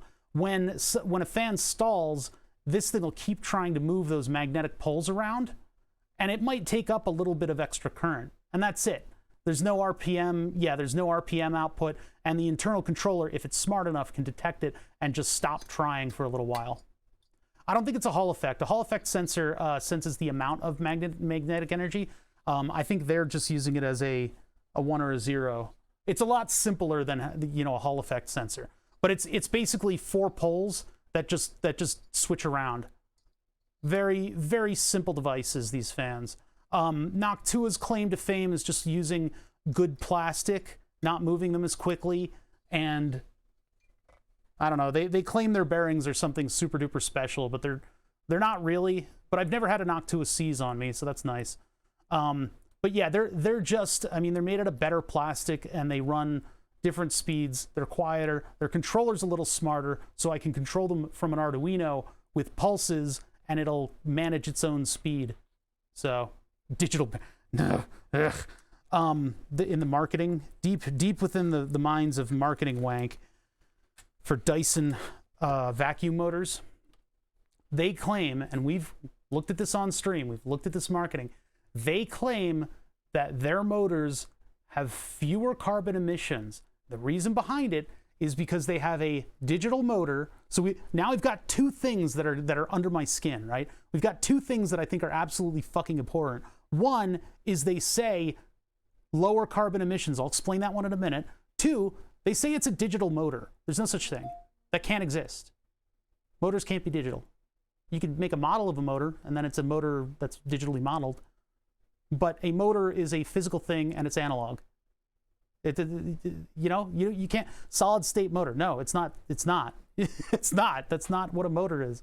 That's not physically fucking so their digital motor has less carbon emissions. Okay, so why are they calling it a digital motor? Well, because much like in, yeah, it's like a motor with no moving parts. God damn it.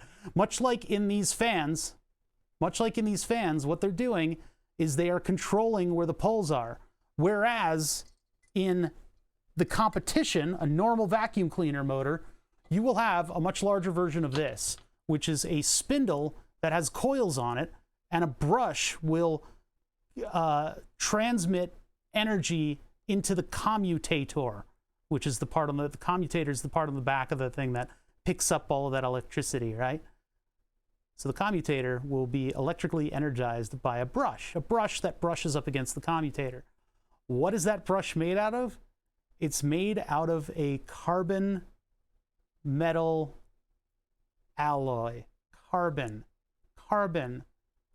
emissions, carbon physically coming off of that rotor. That's what Dyson means by their digital motor, aka a motor that doesn't have brushes, not emitting carbon emission. I mean, you don't have to have studied this shit in college to know how fucking annoying that is. And that's literally what they say. I'm not even going to look up references on this. So you guys can look it up on your own. Look at some of the Dyson like digital motor stuff. They're fucking claiming that. I fucking hate Dyson. They make really nice motors, and they have really nice engineering when it comes to the motors and the airflow of their devices. Everything else is a wank factory. I fucking hate them. All right, anyway, moving on. Moving on before I blow a gasket. I like that rant because I can back myself up with sources on that one. God, it just is, you know? It just is. The other reason that I'm running this motor in this direction, this fan in this direction, is because when you blow inside, I'm reading chat and trying to talk at the same time. When you look inside, you'll see the fan blade like this, which I think will be really cool. Blow a digital gasket. The only reason this thing is here is just to give me a little bit of airflow into this area. So if I reverse this fan, if I flip this around, it would be drawing air from kind of like this area. Whereas if I have it blowing into the case, first of all, it's going to keep hot air from getting to my face at the computer. Also, it'll actually direct some airflow into this crevasse between things. I used to have a Dyson wheelbarrow. What? It was awful. Did it have like a ball in the front? I use a Dyson fan in the bedroom. I used to have a Dyson fan that I had on me during streams because I'm a bit of a chunk of I'm a chicken McNugget. I'm a little bit of a fat guy. I need to be air cooled or else I will die while streaming because I'm under a lot of lights. So I have a floor fan behind me, but it's an Air King made in America, and it uses skateboard bearings. So I can go to like a skate shop and get nice bearings, and with a gear puller, I can put them back. You know, I can replace the only moving part of that fan effectively. So that's the floor fan that I use. It's a big fan, and it moves a lot of air quietly. The other fan, yeah, using a fan in the bedroom, man, I'm going to die of fan death. It's going to remove all the oxygen, and I'll die. The Dyson one that I had, it's good. I think the bearings are going. It's starting to make kind of a screaming noise, which I guess is okay as long as it drowns out the sounds of the neighborhood. This place gets fucking loud, and I've been up too late lately. I need to get back on like a normal human schedule so that when people have their door slamming competitions, which by the way, I think they made regional finals. I think they made regional finals of the door slamming. Because man, those guys are hard at work out there. I think the Dyson fan measures air quality. It goes up and down. It was actually funny because I used to have the Dyson fan down here, and I would use it as the fan to keep me cool during streams. And when we would burn a lot of names, there was like a 100 gift sub. Oh yeah, if you found it. Oh, the wheelbarrow. Okay, I thought you found the marketing thing about digital motors. Oh my God, it is a ball barrow. Fucking Dyson. All right. That's great. Yeah, that fan is like screaming now. I think I might need to replace it soon. All right, yeah, let me get some of this stuff out of here. I've basically got to remove all the stuff from this because I need to expand this hole, that hole. What else? That one's the right size. I got that one reprinted. That's good. This is super janky to fit in, but it'll be all right. It's gonna be gonna be okay. What other holes did I need, chat? Did I need any other holes? I was gonna bust a hole into there for the temperature sensor. I mean, I think the fan connectors for the case fans are, where are those? Sorry, I gotta lean over here. Case fans are, yeah, they're all the way up there. Those are up there. I wonder if I should do something for this. Air King is headquartered. Oh wow, they're in Westchester? I didn't know that. That's my backyard. I think I was gonna go drinking in Westchester tonight. Oh God, Westchester during the pandemic was the worst. I think college kids just collectively decided to not give a shit about masks, which is concerning. Now all those same people are going out. This video is brought to you by a buttload of Noctua fans. That's right. I should own stock in fucking Noctua at this point. I bought these a while ago, though. I've been planning this build for quite some time. I really should have even made these even. These holes, these are bothering me. The position of these is bothering me. I can't, nope, I can't do it. I'm not gonna sweat the small stuff. We have a couple additional holes to bust out, to bust a move, and then we'll, you know, move on to wiring. That's the important thing. That's the name of the game. All the old wires are too short, so yeah, speed holes. Damn youths. Yeah, I should have used the mill to make ovals, because I could have put the PCIe riser card under here. It's not that it makes the look particularly bad though. My big problem is this connector on the side. My case could be much smaller if it were not for this, but I'm stuck. This is the only way I can do this. I was thinking in the update I could do a right angle and then the cable, like, because the right angle is not going to take up as much space. It gets out to like maybe here. Do a right angle PCIe thing, but then you need to have that underbody space or whatever you want to call it. Just do right angles until I get all the way back over to the PCIe slot. Yeah, I'm not the cleverest in terms of laying out the Mini ITX case. There are much better builds. There are ones you can buy right now that are much smaller than this. But it's my VCR and I like it. So when we reassemble this, after I bust out a couple of these holes, I will put the feet on it, and then we'll get an idea of what the spacing is and stuff, whether or not I need to actually reinvent the feet. The feets.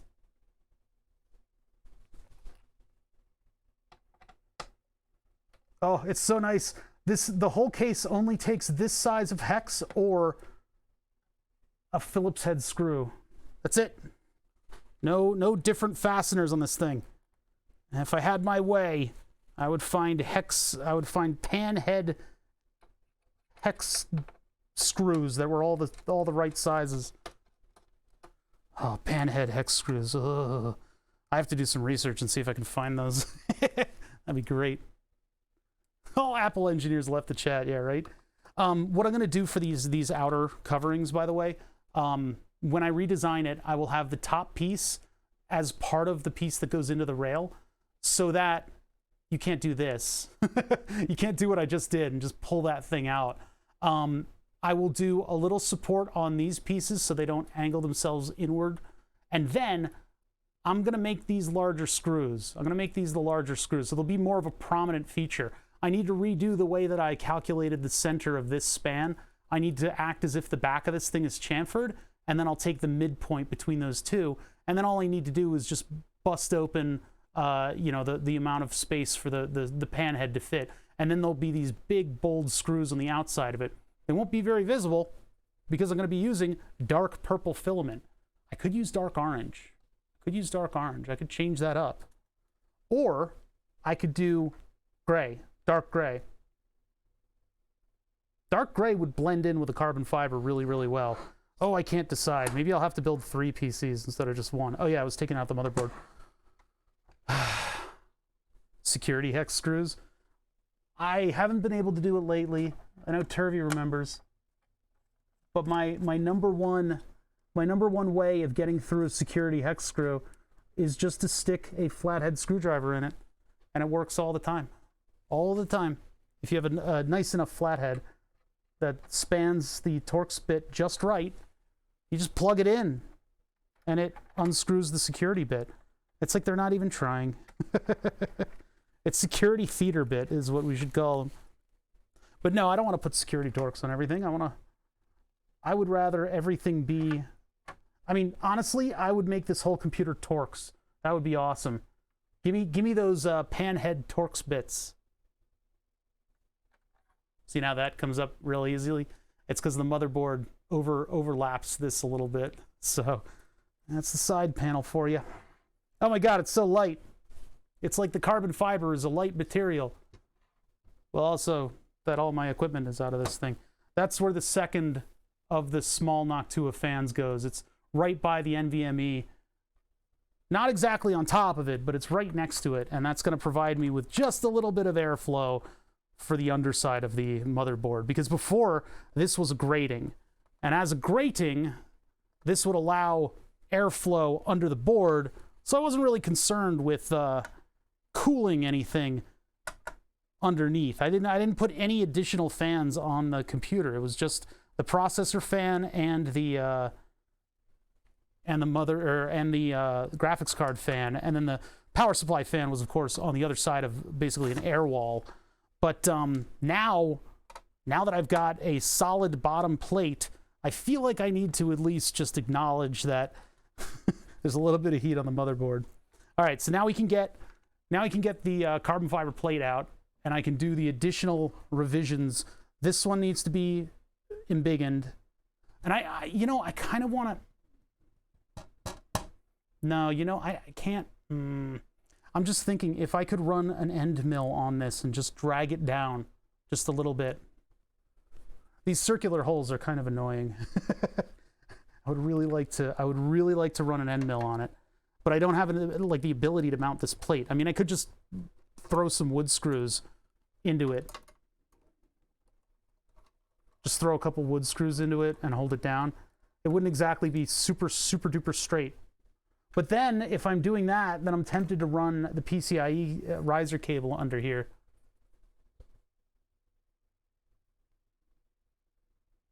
Button head hex screws are not rare. No, button heads are too tall. I want pan heads. Pan heads are different from button heads. Pan head hex screws, man. That's what I want. Because these are all pan heads, and they've got a very clean look to them. It'll keep your surfaces flat when you gap them into the material, or if you have them sitting up on top, it's like it just looks like a washer. I like that look. It's kind of a unique thing. How's everybody doing? We got a lot of people suddenly. This is a quieter stream before. Now that I'm showing off the goods, you guys you guys are coming out of the woodwork. So this is not going to be a visible hole. This one is. This one needs to be a little larger. I wish I could make it an oval. These are out of alignment. This cut sucks. We really botched this cut. I'm not going to worry about it. This right here is a hole for a thermometer that I need to expand, even though I could probably just run it over the side of the case. All of the stuff is going to be underneath this. Did I need one additional hole? They're for fan cables over here. I wonder if I should make an access port, because all the fan connectors that I want to use are up on the top. Let me take a quick look at this Gigabyte board. God, if I make a custom hole, then if I ever need to get a different motherboard, it's going to be a major pain in the ass. There's the processor. What is that one? Is this labeled underneath, maybe? No. When I start doing stuff like this with computers, my lighting starts to get affected. Ah, you guys are looking at my hair, you perverts. System fan 2, debug port. So yeah, these are system fans. Are there any other fans over here? All right. Yeah, I feel like we need another fan port. So if I were to do that, I could just pop it right here. So I'll pull one right here. And then I have a cable go up and over, because I can't really finagle it around there. Oh God, sorry. Didn't mean to sneeze into the mic. I usually mute for that. There's a lot of dust. Carbon fiber being among that dust. Among us? All right. Wider for the game drive. This is the gamer drive. Fan slots at the bottom of the RAM. I don't know what this thing is. This is Octcon. So I guess if we're ever going to have an OctoJCon, this is like some kind of a crazy gaming thing. It's like a debug port that only this thing has. USB 3 over here that I don't use. Some 2-pin connector. There's some like lighting thing that I can plug into this too. This thing can apparently control a bunch of LEDs. It's a printer port. That's a printer port. These are the only fan connectors.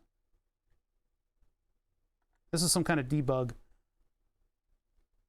If I was more dedicated to running this board. By the way, the only reason I have this motherboard is because my my EVGA motherboard. I'm a bit of a fanboy. What can I say? I keep fucking buying SteelSeries, and I keep buying EVGA. I don't know what's wrong with me. I have a problem. I keep buying these products, and they keep failing me. Look at this. This is a it's a refurbished mouse. Why? Why did I get SteelSeries? I like the feel of it, but they just fail. They just die. EVGA has a really good return policy. They're really good with customer service, but the motherboard just died on me when I went to a LAN party. And it might have been that previous case, like rattled around a little too much, and maybe it got the bad end of a bump on the road. But why? So anyway, the only 1155 socket mini ITX motherboard that they had was Gigabyte. So I ended up buying it. It was literally the only one at Micro Center. So we ran out. I bought it. It was an expensive LAN party, but yeah. EVGA is finally making AMD 570s. Don't tempt me. If EVGA makes something Ryzen,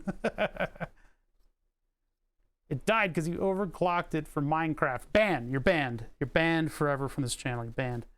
Just banned. Banned. How dare you? How dare you take me on in Minecraft? All right, anyway, so I don't know what half of these ports do. If I really dedicated myself to this motherboard, it would be cool to have access to some of these diagnostic things and like read them on something and then have it control stuff like lighting and, you know, mainly lighting. It would be cool to even hook this thing up to some kind of lights hidden behind the 3D printed stuff. Because I am doing translucent 3D prints all around all these gratings. There's not a lot of room, but maybe enough to run an LED strip. Probably not. So anyway, I'm not getting too fancy with this. All right, we gotta basically we have to expand these holes, chat. There's no better way for me to put it. We gotta expand these holes. Technically, if this were more visible, I would do it in this style, and have like a grating on the top here that was in this little box and then a fan, but it's not going to be visible, so I'm not going to bother. Not going to bother with it, but we will have to find bolts that fit that. But let's make this larger. We put a hole right here, hopefully in line with this one. I'll just guess on that one. Make this larger. Make this larger. I don't want to forget any of this stuff because I don't want to have to disassemble this whole thing again. I think that's it. Yeah, okay, all right, let's do it. All right, I'll bring you guys over with me. Let me go over to the...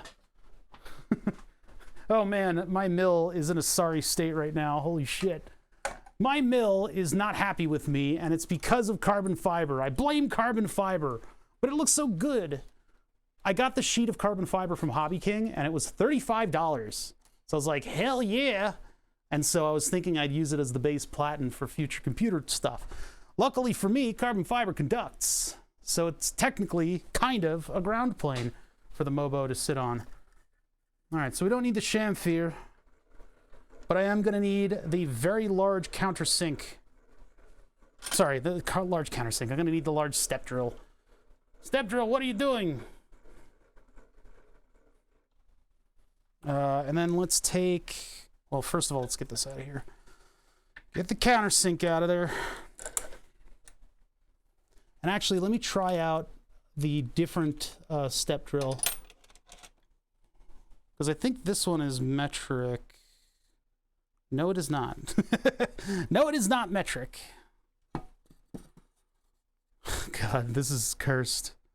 It's cursed. If I take it out to there, it doesn't actually get much larger. What is this one? Might be running into the limits of my step drills. This one isn't marked. Fantastic. It's not marked, but it is larger. No, it's not. It's the same distance. Yeah, so I've only got one more to go. Well, this one has 2 flutes, so I'm going to do the one with 2 flutes this time. Hopefully it'll be a bit more gentle. And I'm going to have to drill the wood out first, so I have a proper backdrop. Actually, I won't drill out the wood, because we're going up to that limit. Maybe that's where I went wrong.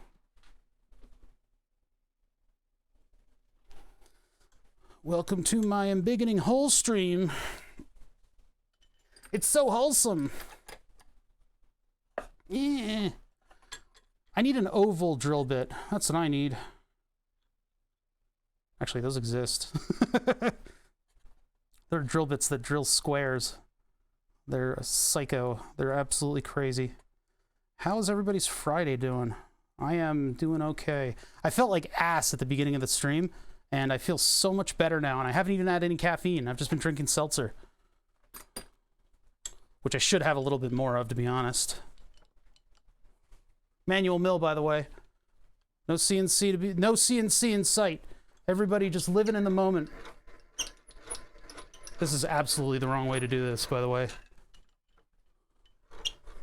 Absolutely the wrong way to do this. And to be honest, before I had troubles with the DRO, I was saying that I really should have done this exclusively with the DRO. I should have set up my mill to take plate, as in getting rid of the vise, and then put the thing down, and then just done coordinates for everything. Third quarter, still no GPUs. That situation is so dire. I'm so sick. I'm just sick of hunting for a GPU. I just give up. I give up. I'll wait for second generation.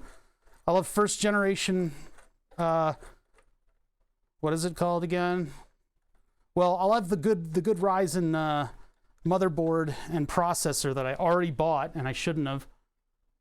And then I'll have the whatever the second generation of graphics cards is.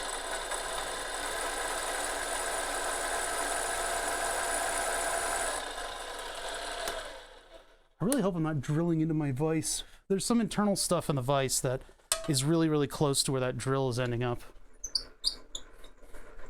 But I gotta go bigger. Also, hi. Yeah, hey. Ladder logic. It's not a ladder.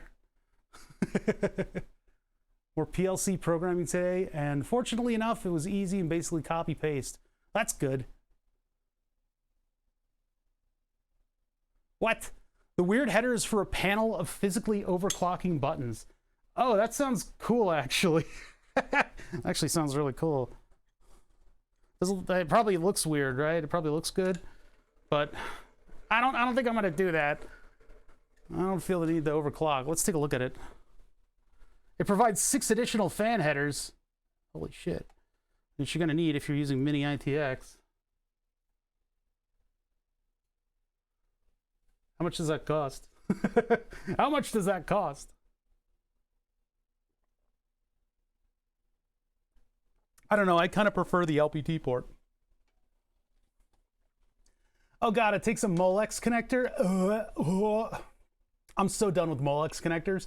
Somebody linked in the Discord at one point a Molex connector unplugging tool, which I wish I had back in the day.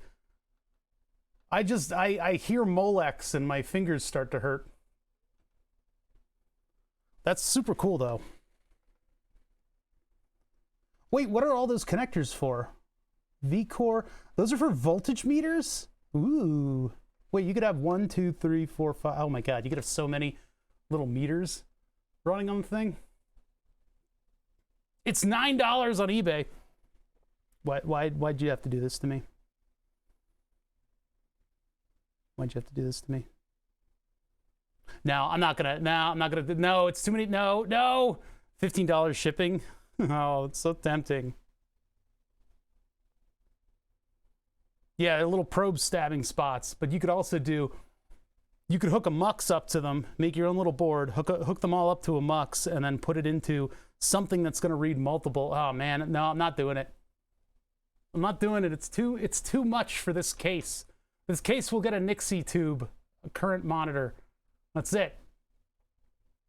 I know, 6 fans. It'd be too much wiring. No. That's true. Reverse engineer it and redesign the whole thing. No, I've already got my own ambitions. I'm not going to involve this in that. Stop it. Stop it, chat. Stop it. No. I'm going to get the squirt bottle out.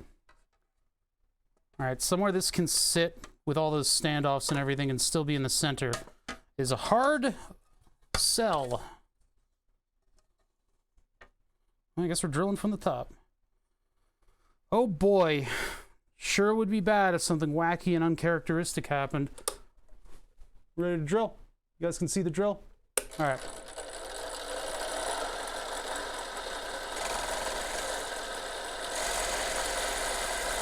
Now I'm going real slow.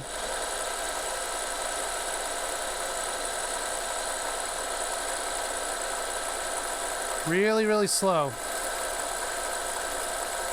There's still a shitload of heat. I can smell it just because of the distance.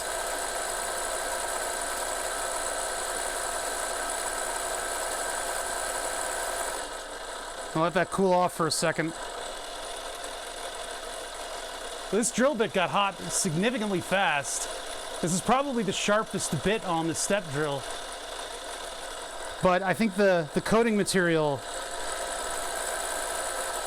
might be contributing to the heat. I don't know. Maybe it's just better at cutting. It's making a pretty clean hole so far. I'm seeing a little smoke. I gotta back off. It actually doesn't look like I'm that far through.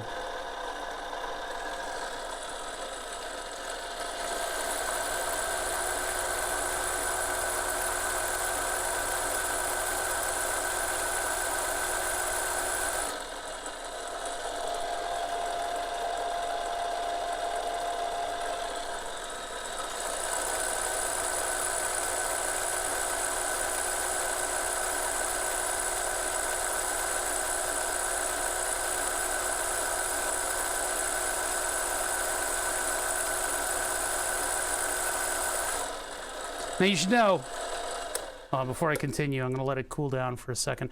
You should know that I'm pressing down really hard on this plate because the thing about plates is these things can catch. And if this plate catches, all hell's going to break loose here. So I really need to be careful to hold this down. I would suggest that if you would do this on your own, you would clamp it so that you can run away from the machine if anything happens. Generally, that hasn't happened with this at all. But I've had it happen with like steel and sheet metal. So be aware that if anything catches on this, you are the softest thing in the shop. This thing is absolutely no conscience. It doesn't care. It will kill you. So anyway, I just wanted to make that clear.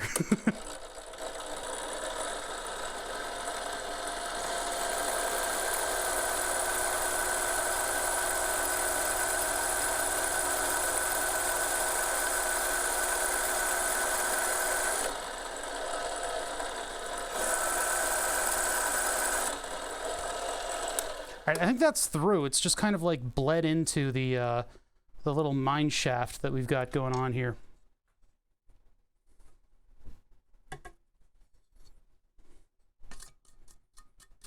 Problem is all my brushes have like a little bit of grease on them. So we'll have to Windex this whole thing in order to clean it off. Yeah, see, it kind of bulged through the other side.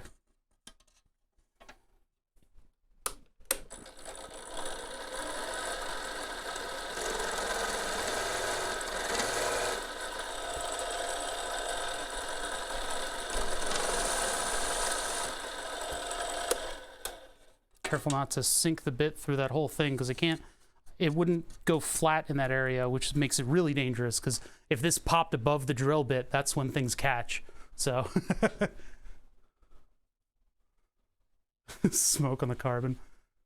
Why the heat cam? Why not the heat cam? Yeah, how cool is that? I mean, come on, man. Usually I'm the hottest thing, and the auto ranging, yeah, that's a warm drill bit.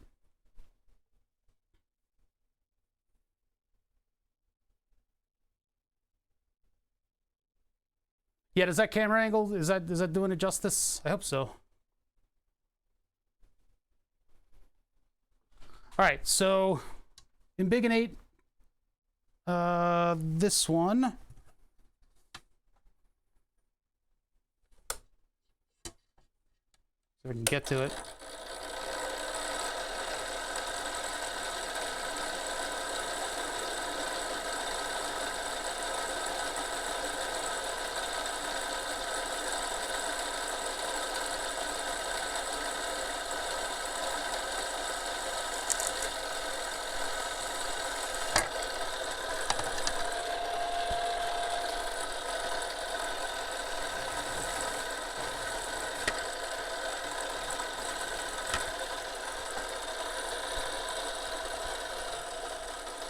Ugh, I don't like that.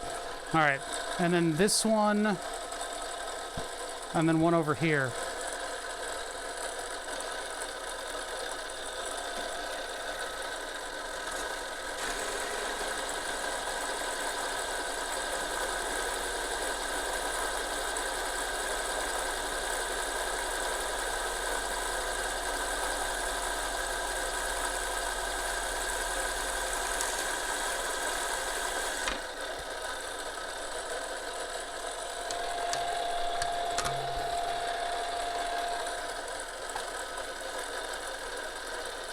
These are being done with a bit more haste. I gotta be careful.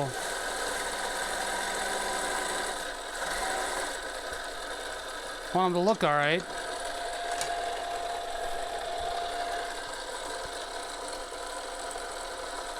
Yeah, I don't think the bit's gonna clean that up, so I'll leave that the way it is. I need to check to see if the SATA cable goes through that. This is the largest connector in this area, is the SATA cable.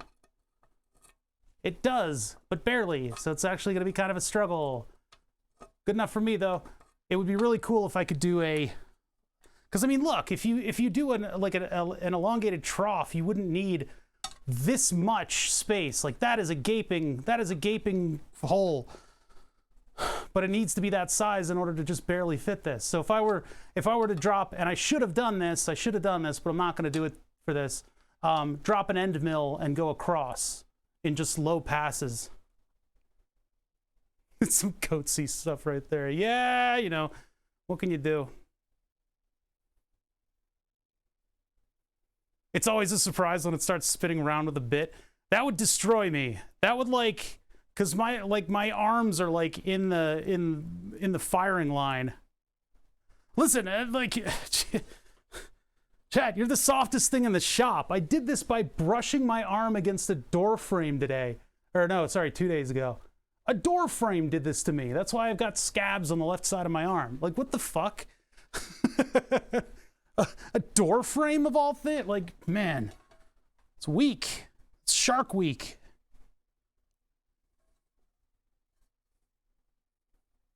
So, fan here. Fan-sized hole. Fan hole. Oops. I think that has to go up 3 to be a fan hole. Your house is out for blood. Blood house. The house that's out for blood. Now I scrape myself.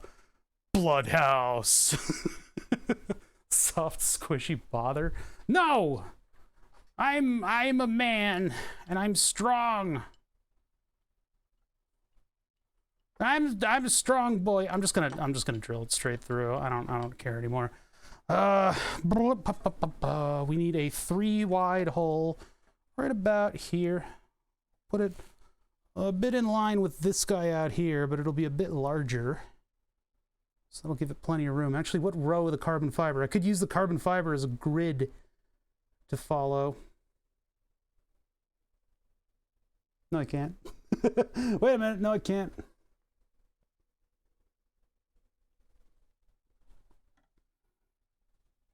That'll about do it.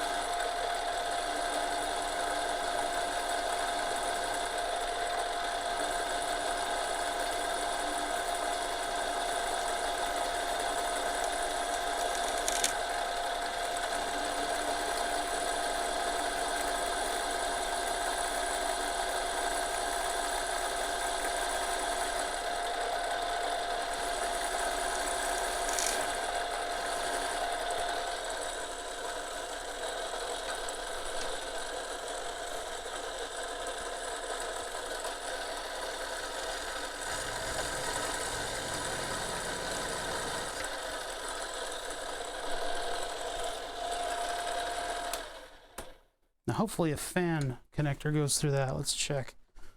Fan connector. Oh, wait a minute. It's going to be a 4-pin. Yeah, 4-pin is going to need a little bit more love than that. And actually, where else are fans going to be going through? Over here? Whoa, that's not going to work. Yep, that one needs to be larger. This is the hole for the power connector, but it's also for this fan. And this fan is a 4-pin fan, so I got to cater to it.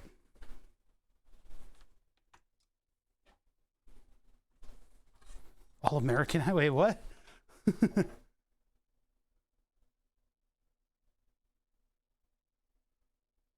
The house is stronger. Not if it's an American house? What does Robert know about anything outside of Pythia? House is tired of your shit? Probably. It's old enough to know now. It's from the 90s. All right, nice and slow on this one. This one needs to be pretty. I like your pretty hole.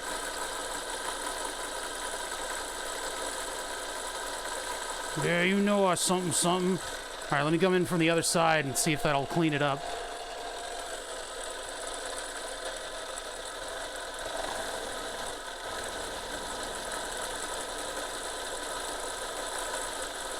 They said go fast with carbon fiber, but the heat is like... the heat and the pressure bend it out. So I don't know if I need to go slower. I mean, if these were grinding bits, then it would cut like butter. But these are pretty amateurish. I don't like them. Maybe I need to like get a grinding bit for the end mill or something.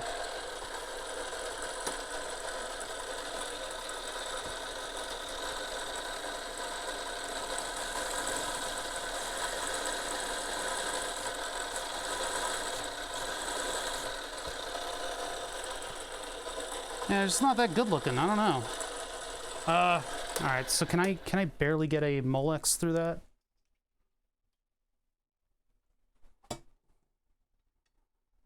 Yeah. All right. Cool. Butter doesn't cut carbon fiber particularly well. Oh, keep the dust down.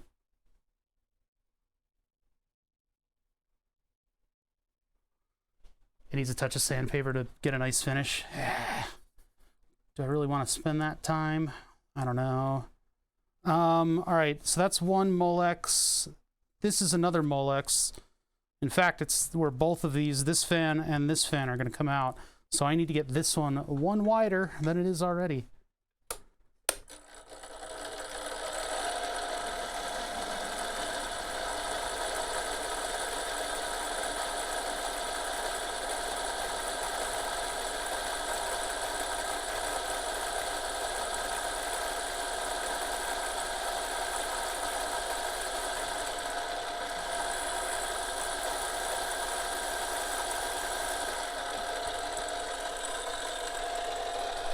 I think slots are the way to go in the next one. Machine slots into the plate. Because then they'll have the, they'll be smaller. They won't be so heinously enormous. How's the plate being held onto? Clonk.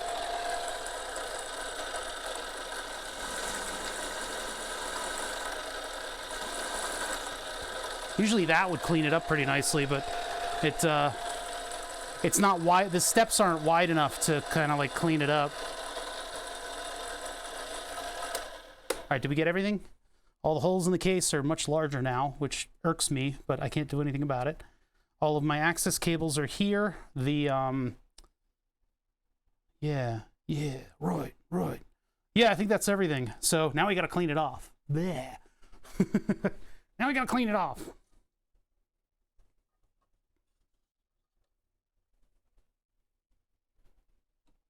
Yeah, do I need acetone or should I just use like water? I use Windex because it dries faster. I'm impatient. Yeah, okay. It's like talc, only it itches a lot. It gets everywhere. It's coarse and it's rough.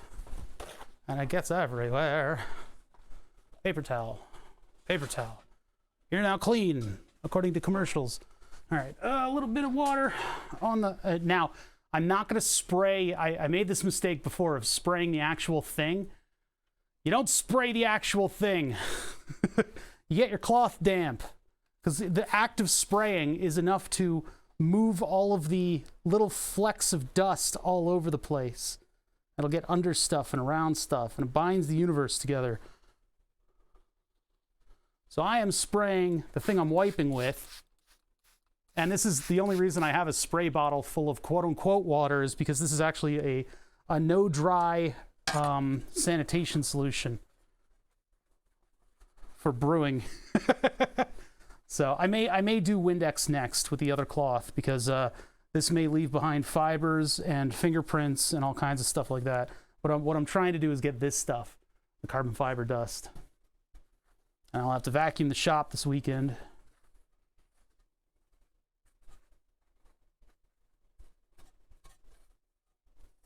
That one is heinous. Heinous. That's going to affect my ability to put... Well, I guess I'd use the deburring tool on that for now. Up. There it is.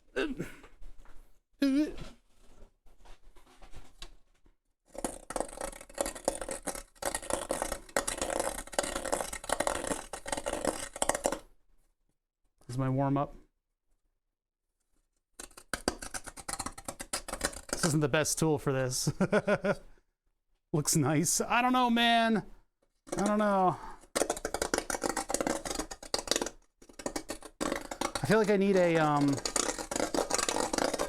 tool that grinds instead of whatever the hell this thing is doing.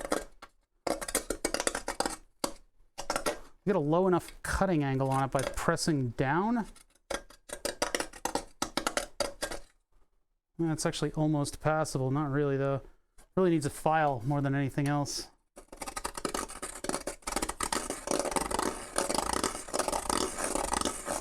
Ugh, what a grody noise.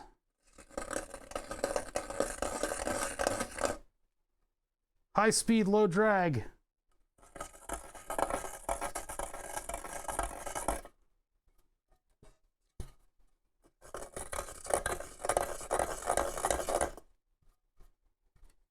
Yeah, I need like a chamfering grinder. Which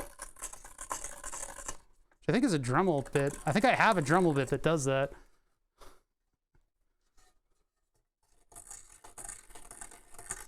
Ooh, look at all the like fingerprints on this. All right, let's see. Who else?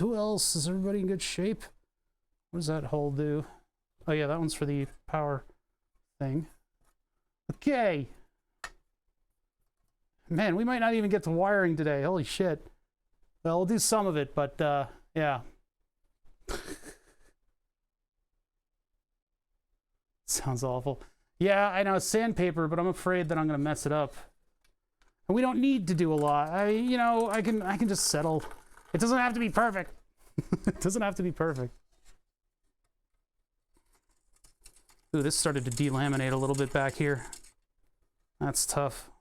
Yeah, I think the next stage of this, if I ever do that, is to put this on the mill, and then I've got more control over the distance, the shape, the measurements and stuff, and then I can make slots instead of holes. Even after CNC, you have to sandpaper the edges. Yeah, that's okay. I mean, most of these are covered up. Most of these are not visible. There's a little scratching there. Oh well. It was never going to be perfect. It's just going to look really good.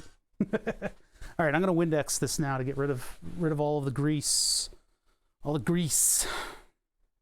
Oh, the grease, Chad. I don't know if I'm going to be able to go out tonight because I'm going to want to work on this thing. I'll have to call off my friends at some point. Let me get my Windex out.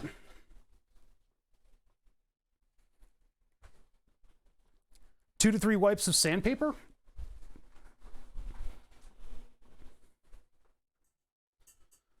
I think in this case the smoothness is going to be in our brains. The smoothness should be in our brains.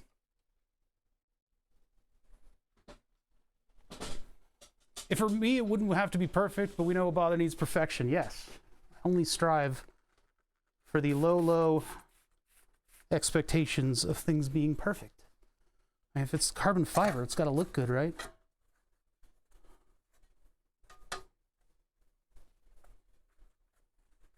The problem is the paper towel is going to get torn up by all the little hard edges on everything. Little edgelords, my little pog champs.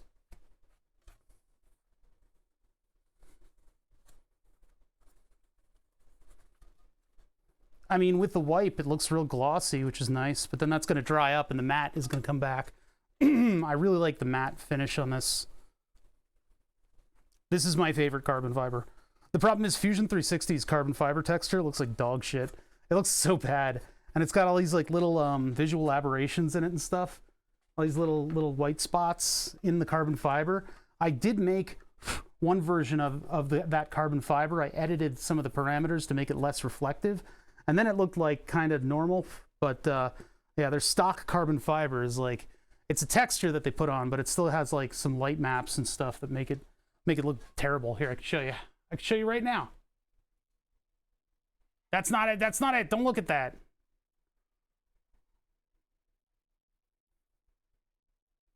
Like, this is the carbon fiber, but if you look at it at certain angles, it like catches the light, but it also catches all these little dots. What the hell is that? What is this? Why does this look so bad? Like, Fusion, what are you doing? Like, this carbon fiber looks like shit. Look at that, it's got a little X and Y axis on it. Yeah, it's a worse weave. It's a 1x1. Like, this wouldn't be too hard to put in there. This stuff doesn't catch the light in an X and a Y axis fashion. And it's matte. If I turn that matte, if I lower the reflection, it does look okay.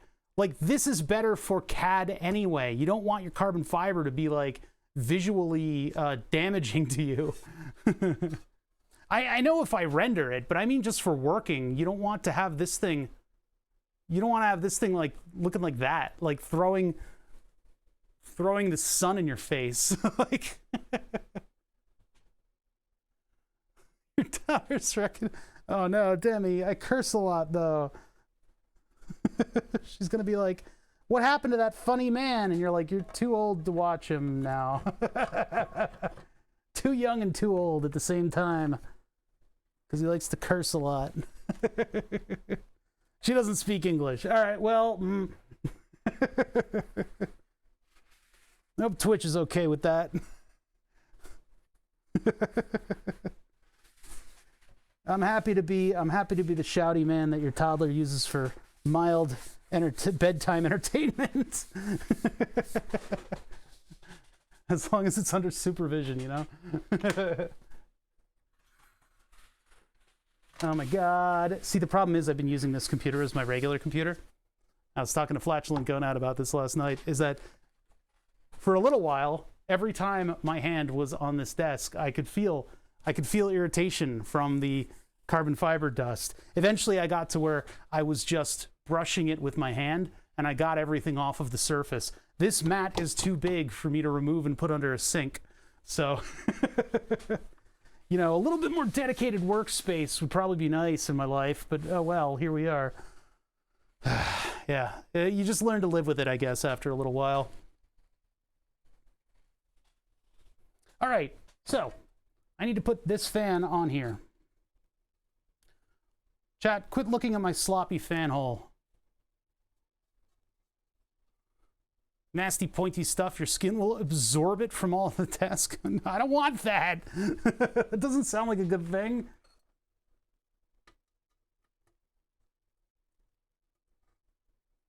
That one was a little loose. Make sure these are tight. Tight, tight, tight. As we get into final assembly. Now, I don't, depends on what we have time for today. We have, well, we got a lot of time right now. And I'm going to keep working. So, I think what I'll have to do is send him a message at some point to say that I won't make it. Yeah, I don't like what it did here. It like, the bit like separated the layers out a little bit. I don't really know what to do about that. I guess I can't really do anything. I'll just cover it over and never talk about it again. Let's put the bottom plate on before I start attaching all the accessories. There's still like paper towel garbage all over the place. All right, hold on. One sec. That's what I get for not hydrating during this. Ah, that was the old case top falling over. All right.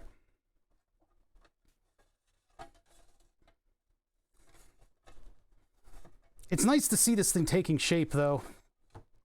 Whenever, you know, I'm going to get that filament, and then I'm going to start printing this stuff.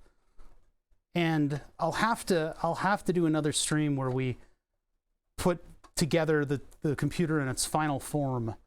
In its final form! So that you guys can see, you know, the update to the look and everything. This is where it, like, gets stuck, and I don't know why. It should be able to just drop... Oh, is it actually displaced by the... Yeah, it is. It's actually up against the power supply a little bit. That's why we're getting these weird things in assembly. Power supply is actually pushing that down slightly. So I probably need to lift it up slightly. Well, this is going to cause a whole bunch of problems. Can't really get into that. Oh, yeah, it looks like the two sides are a little uneven. Okay, so I can fix this. I can fix this. Let's put the top bar on first. And then I'll loosen the corner cubes for the PSU, and that'll the carbon fiber plate will pop it up for me. Ah. But with that thing popped up, I hope it still fits. You won't notice the edges when it's covered in fans and stuff. Yeah.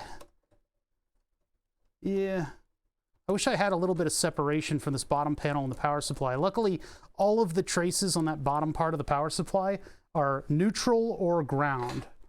So that should not, it shouldn't pose a like an electrical hazard of any type. Okay, so yeah, what's happening is this power supply is a little low and it's pushing down against the floor of everything. So I'm going to loosen these corner cubes and let it pop up to where it naturally sits and then tighten them again. Can't do that with the screwdriver ones, so I guess I got to use this. This is no, that's too large. That's too large. It's too large. It's too large. It's too large. It's too large. Where's my hex key? Where's the one that fits? What did I do with it? You guys are like right in my face. Hex key that fits. That would be the department of the magnet hanger that I didn't put it back onto because I'm so good at keeping my tools organized. And now I can't find it. And the entire stream comes to a screeching halt. I found it. Move this back a little bit so you can see what I'm doing. And then I'm going to loosen these individual ones. So I used corner cubes, and then there are pieces that insert into the rail in order to mount the power supply So I just have these corner cubes sitting over here. I was thinking of machining something that was on stream a long time ago, but I decided against it because it would be it'd be a little bit too time sinky. There it is. Oop. Do we know if storms are coming? I'm gonna look at my forecast. I think we're gonna get a generator for this house.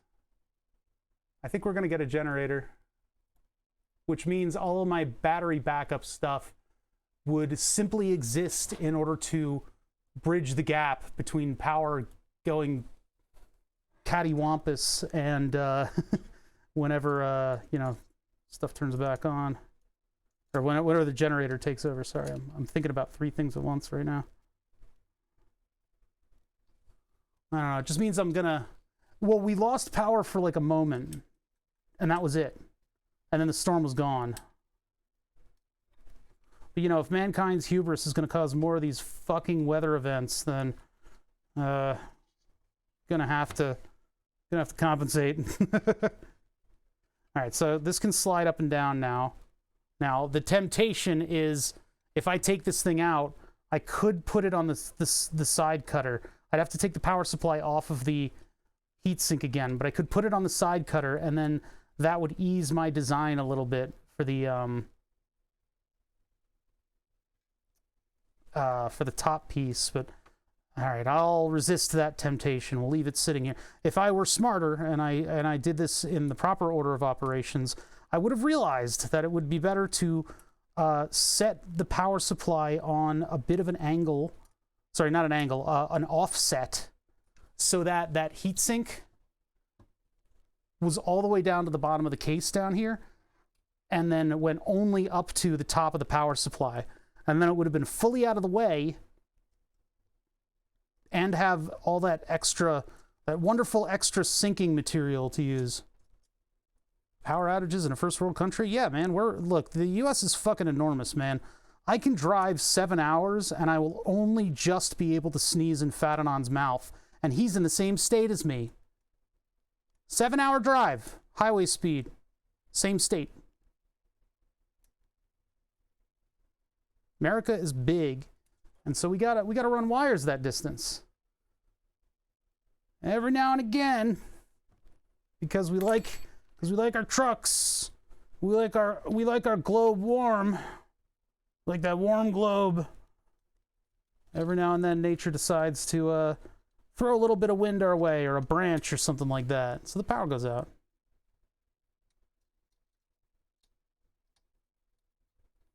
You cannot escape your state, yeah.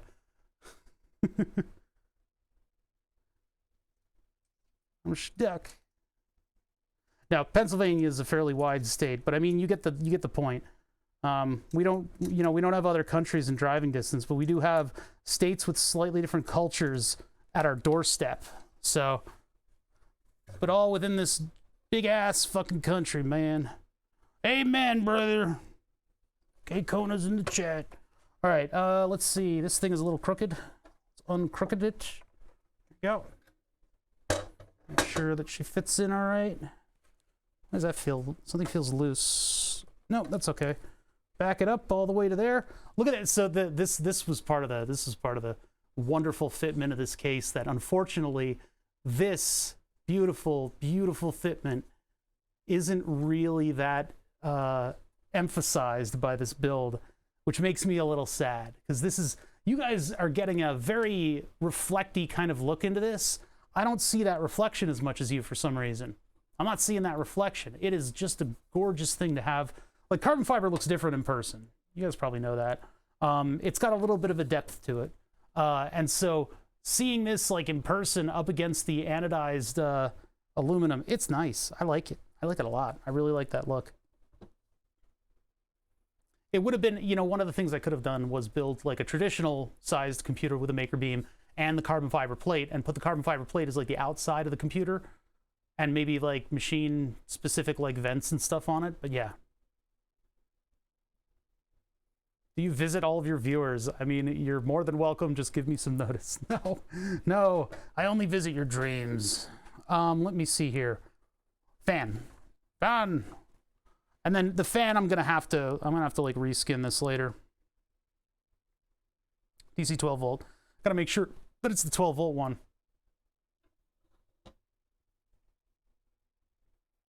Build glass houses underneath stone houses on a mountainside, as is proper. Well, that's just an evil layer, which is the proper way to build a house. This fan, venting, so like this. At least that means the guard is down there.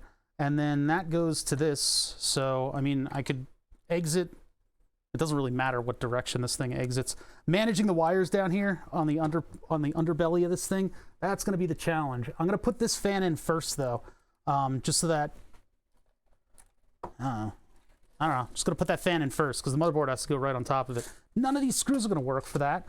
The motherboard is right here. I don't want to have to buy specialty hardware in order to mount this fan, but I might. Do I want it to blow air under the motherboard? Because if it did, then at least I'd have room for cap heads. All those nightmares. I was going for like a Freddy thing, yeah. So these guys, cap heads, I don't like them. But I can use them. So let me just place these here, and I'll just see whether or not the motherboard can go on top of this, because I think stuff is in the way. Actually, you know what? Yeah, let's do this visually instead of putting my hardware at risk. That was a very long fart. Could you use those flexi rubber mounts? No, those are too big. As much as I do run this case like vertical like this at LAN parties. Yeah, that was a very long one. Yeah, I'm not gonna use the rubber thingies. Those are weird. I use them on regular computers. That regular computer uses a lot of those rubber mounts. Yeah, motherboard. Check. Motherboard. Check. Motherboard. Check. NVMe is literally right fucking there. Yeah, whatever I use, it has to be extraordinarily low profile. The NVMe is like basically right up against this spot right here. So I could countersink the holes or use pan heads. Pan heads and standoffs. Well, all right. You're right. I can use these. Let's see what I can cook up with this. So if I use drone screws, these are the special ones that I've been saving. Which I probably should have used these as like the primary fastener of most of this, because I like these. They've got they're like a shoulder bolt. So they fit into slightly larger holes without, no, that gets in the way. Countersink or nothing. That's a countersink or nothing. Plus they don't, that's gonna drop through the screw hole on this thing. Oh wait, or does it? Oh, that actually works. Okay, so maybe I could use them there. But I can't use them here because they're not flush. So if I use one of the smaller standoffs, I bought these standoffs specifically for the power supply. These are not meant for mounting a fan, but they're all I got. So I know that fits there. What about a countersunk? Where'd they go? Oh, here we go. One of these guys. One of the Makerbeam screws. How do the long Makerbeam screws fit on the grand scheme? Those have a pretty low profile. I think that might still hit. Phantasmogasm! I have no idea what's going on. I'm just happy to be here. Hey, man. You do you. God, I feel like there's about to be a big thunderstorm, but that's not what I got from the forecast. I just kind of got like the feeling, right?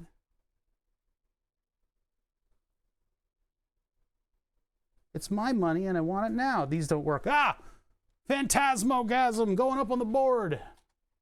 Let's do it. Let me get my mouse to work again. Where's my... Okay, there we go. Ah! I gotta move this thing. Oh my god, I'm gonna die. All right, get around here. Jeez. Threatening to scratch my camera lens. Webcam lens. Oh, it's a webcam. Yeah, I don't know how I'm going to figure this out. I need, like, something that's going to hold the fan minimally on both sides. That isn't tape. Phantasmogasm! Welcome to the board. Thank you so much for subbing.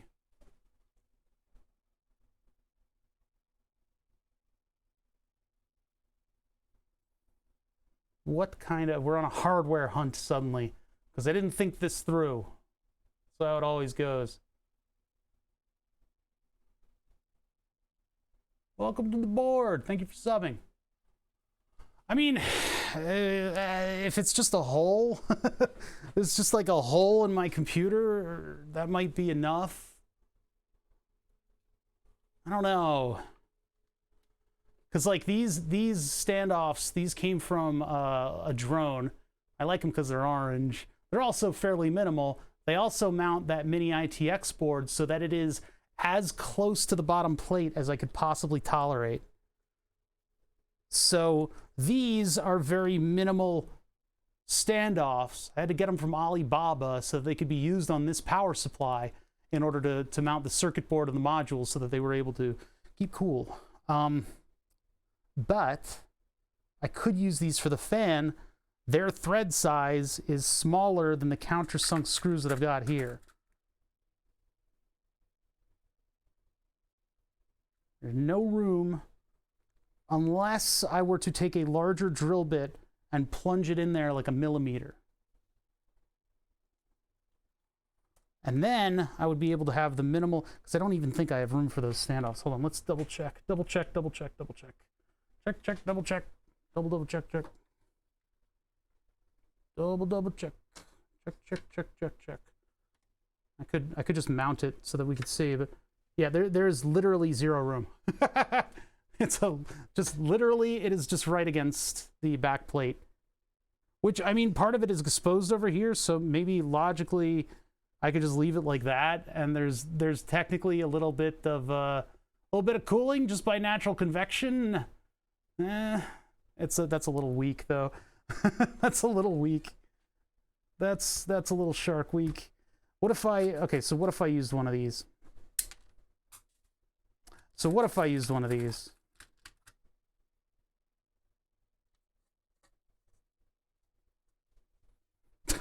That was a drop. I don't know what it is about Makerbeam that makes me drop them all the damn time. This. Wait. No, like this. Oh, I can feel it. Yeah, I can feel that. That's butting up against it. That's hitting the middle of the Samsung drive. Yep. I have zero height for screws. The only thing that I can use is the countersunk ones. I can only use these. So what options do I have for mounting a fan with that? I could print something that goes on it, but that would not be that'd be a little too big. The motherboard has very little room. I mean, it might be able to go higher, but I don't want to. I don't want to put it any higher than it is. I might just have to live with it the way it is. I'm trying to think, like, do I have something that the Makerbeam stuff can screw into that'll hold this up? Aside from just printing a standoff, which would be extremely flimsy. Extremely flimsy. I mean, that is, like, ridiculous. If only I had, like, a collar. I've only seen that kind of part once, where it's like a metal collar that goes on the back of something like that, and a screw will go into it. That would be a really useful thing to have if it existed. I had it in one of the other bins, but I don't think it's this fan size. That'd be a godsend if I actually... Hold on, let me check. That's right. Is it? It's actually a sex bolt. Where did I put that?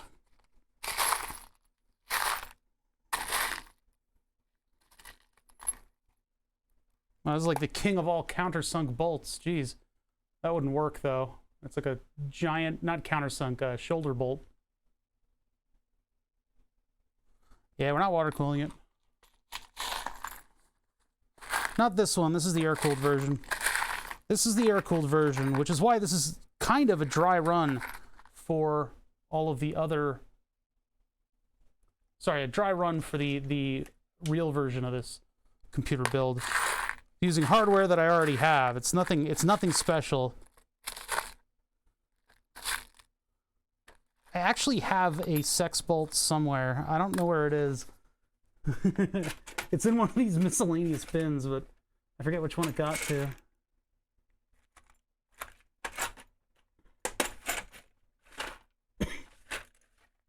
Yeah, if I could get a small enough threaded flange, I could just move on from what we're doing right now. And then I can, at a future date, I can look for a flange or something that is super duper minimal that'll allow me to screw the countersunk bolt into the other side. And that'll require a full disassembly, so I guess I'm not going to be doing that now.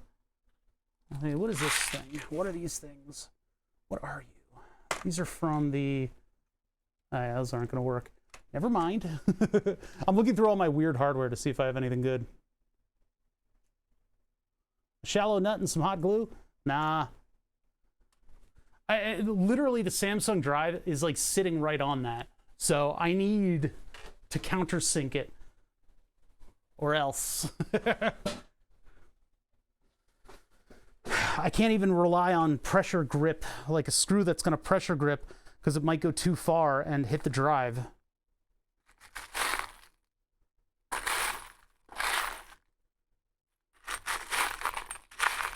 I'm thinking with bolts right now. That thing is extremely minimal. Look at that. It's gonna be too long, but no, that still sticks out too much. I know, right? Go back in the timeline, change the location of the hole. That would have been nice. That would have been easy. I chose it kind of randomly. I wanted it to be near the NVMe drive, not on top of it. A little bit of planning would have been a good idea there. If I just peeked under the computer, I would have been like, oh no, I can't do this. Yeah, okay. I'm gonna have to come up with a solution at a later date. We'll just have to move on from this. I gotta move on. I gotta at least reassemble this computer today. Start getting into the wiring. Can you believe it's been 5 hours and all I've done is like moderately like moved some stuff around, not much. See, the reason I wanted to use these is if I had this going in a particular direction, the cap head actually has a place to fit inside of the Noctua fan. So if I was going in this direction and I was able to hold the bolts here, then this wouldn't stick out that far from the bottom of the computer. Which would be good because it needs to have room for air as well. And actually that's something we got to look at too, is whether or not this actually has room for air flow when the feet are put on. I might need different feet for the computer. Or I might just not have room for this. Maybe I'll need to get like a blower fan that can run really, really slowly. Thinking about it now. All right, moving forward. Moving forward. I want to reassemble the computer. It's a process. Things have to go in order. So, motherboard is probably the next piece of the puzzle here. Just try to make a little room for myself. I should have used these things though. These are good looking screws. Although those are shiny, so that's kind of cool. All right. Pop, pop, pop. Pop, pop, pop. Pop, pop, pop. I think finding like a blower fan, like a 40mm blower fan, might be what I need to do here. Because that way I can remove air and then just blow it somewhere under here. NVMe should be happy enough with no fan. Yeah, it's just, there's no airflow here. I mean, now there's a little bit of airflow, so maybe I feel a little better about that. If I really wanted to have airflow, and again, this is me kicking myself for not using the milling machine. With the milling machine, I could have made a perfect little cutout where the NVMe was just sitting on the other side of that cutout, And so if I wanted to change the drive, I could power down and get under my computer and change it. I was even thinking of changing my main OS drive into NVMe and putting like a caddy under here. I could.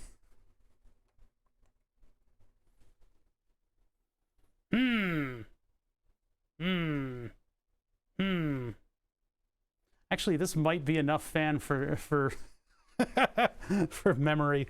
I should have done a much smaller hole and just had this tiny little fan. Oh, why didn't I think about that earlier?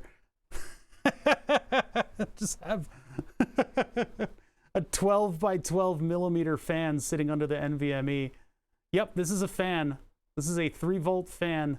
It was expensive, but it would be hilarious for the memes.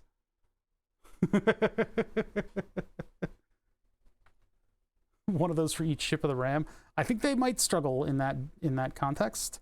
All right, let's just put it back together, and then we'll worry about wiring later. I'm gonna have to do some soul searching on my own to do more wire. I meant to be wiring this entire stream, but I'm gonna put the accessories back in. We'll put everything back in. You guys can see what the computer is gonna look like finally. We already did that, but whatever. God damn it. I meant to be doing the wiring today. I wanted to finish that.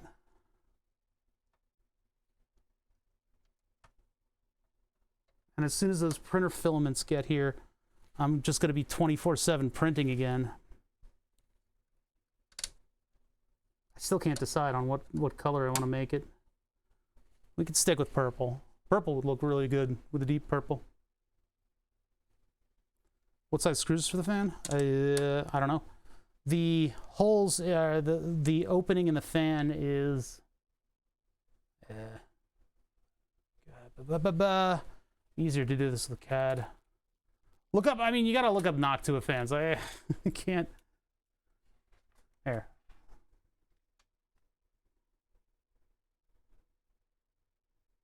Four and a quarter, 4 millimeter, 4.25 millimeter. And then the other side is 4.3. How did I get a different number? Oh yeah, my calipers are less trustworthy lately. I'm actually doing pretty good today. Huh.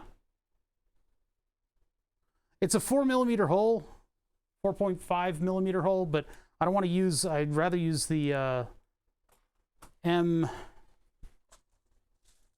What are the countersinks? It's over here. Hold on. I'm getting tired. That's my problem. So these are 3. Yeah, so M3 is what I want to use. The hole is 4 millimeters. Yeah, like a dollhouse computer. Well, actually, Gonad has the resources on the tiny computers. Little Raspberry Pi computers. You want to give your dollhouse a functioning computer that can run Doom. It's like an old early 2000s rig. This guy. Ah. So I'm screwing on. This thing has holes underneath it. This is just a rubber block. Inside of the rubber block are capacitors. Those capacitors are required for my super special power supply.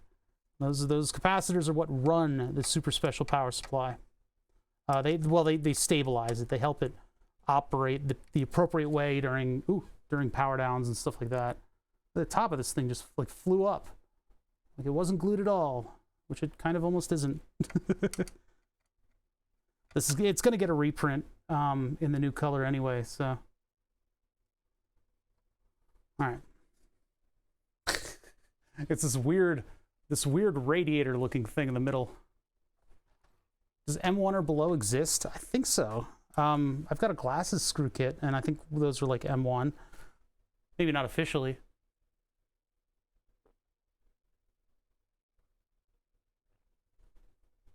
All right, I need liquids. That's what's going on. I think I'm dehydrated from all the milling in super humid conditions. That's what it is. Okay, so computer hardware. What are we doing?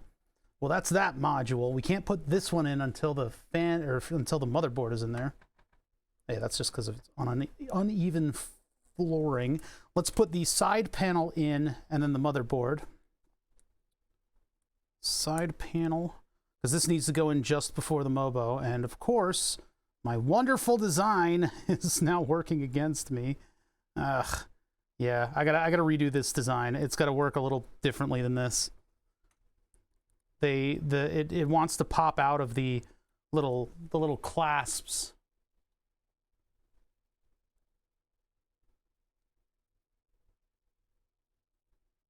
See, and I need it to just go right up against that and be flush, be one piece, but unfortunately the geometry of it didn't really work out to where I could have it like fully kind of like clasped together. And I'll redesign it, so maybe I can try to make it do that, or I can make that the piece that goes between them a little bit more stable. Ah, motherboard. I still want to break out the radio, all my radio stuff, and redo the antennae to no longer be in the back. But I'll save that for another time. All right, these are the motherboard screws, which are slightly different. They're hex. I could probably just use the regular, the same type of screw that I'm using everywhere else, but I don't know. I'm just using different ones for this because these are the ones that came with the drone standoffs. So now that's like really far off. Why is that all the way over there? Probably just something that needs to be seated slightly better.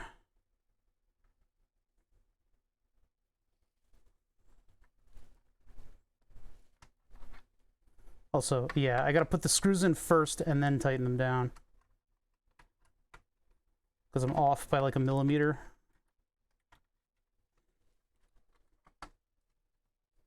Normal computer cases are very convenient. They allow you to remove pieces of hardware without having to solve a puzzle. Unlike this thing, they're a little bit of a puzzle.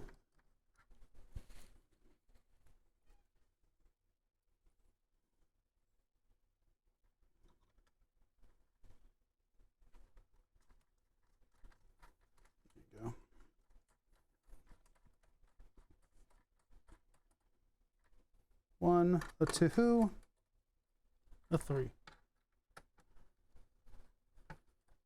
and four.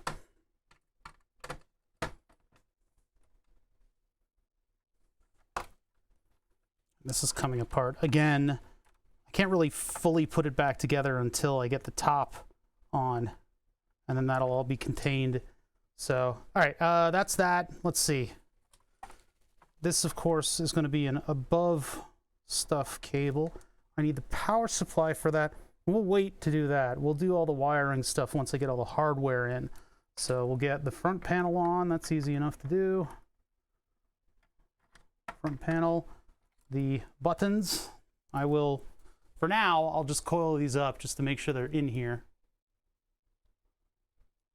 Got to take the motherboard out of mine to get to the screws for the SSD. Yeah, that's what I mean. If I ever do anything with that game drive, the 1 terabyte Samsung, I have to take this entire motherboard out, which is not easy. So maybe I do need to make a cut out for the I need to grab the Dremel and make a cut for that Samsung drive. I'm not going to do it right now, although man, would that save me aggravation in the future. Future bother is really not going to be happy with the decisions that I made today. Maybe when I reprint all this stuff and I go for the rebuilding it, I'll do that. I'll take the Dremel and I'll just, cut around that hole in order to make the thing. Screw you, future bother. I know, right? Someone should clip that for the future. Oh no. Graphics card. Graphics card. Here's the graphics card. It's nice that this no longer is a blob of, what is that stuff? It was a blob of Sugru. A big blob of Sugru. Now we're going to have to take this off, and I'm going to have to extend that cable. That's what I should have been doing today. Should have been doing that today.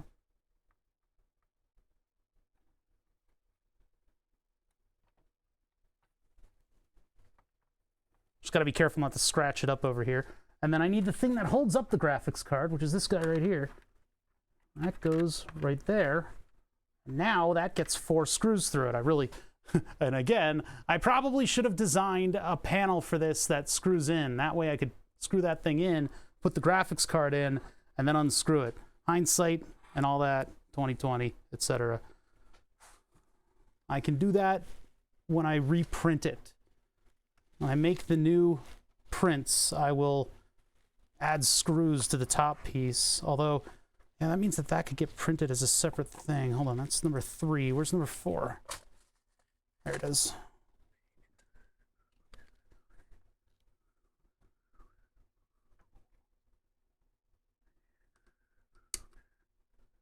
I had a song stuck in my head for a month. Ooh, that was right in the right spot. How do you do? So I reprinted the bottom piece for this so that these screws made slight grip. Slight grip. All that trouble and expense that we went through in order to make sure that this thing was positioned properly has paid off. I think. I don't even know if that's in anything. No, it's not. Okay, hold on.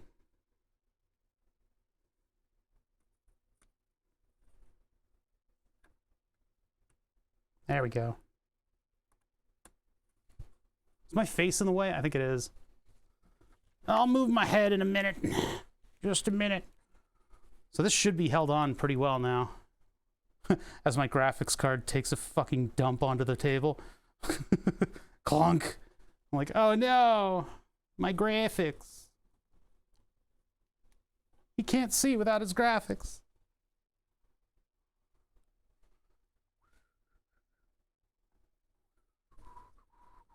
Boom, boom, boom, boom. That's a little loose in there, but it shouldn't fall out. That should be able to hold up the graphics. And down. Up and down. All the holding. Penalty for holding. All right. So the fan that was going to go under the motherboard, I can put over here. Future solutions for actually mounting these things, I'm not sure. I mean, I could print something that goes in this post.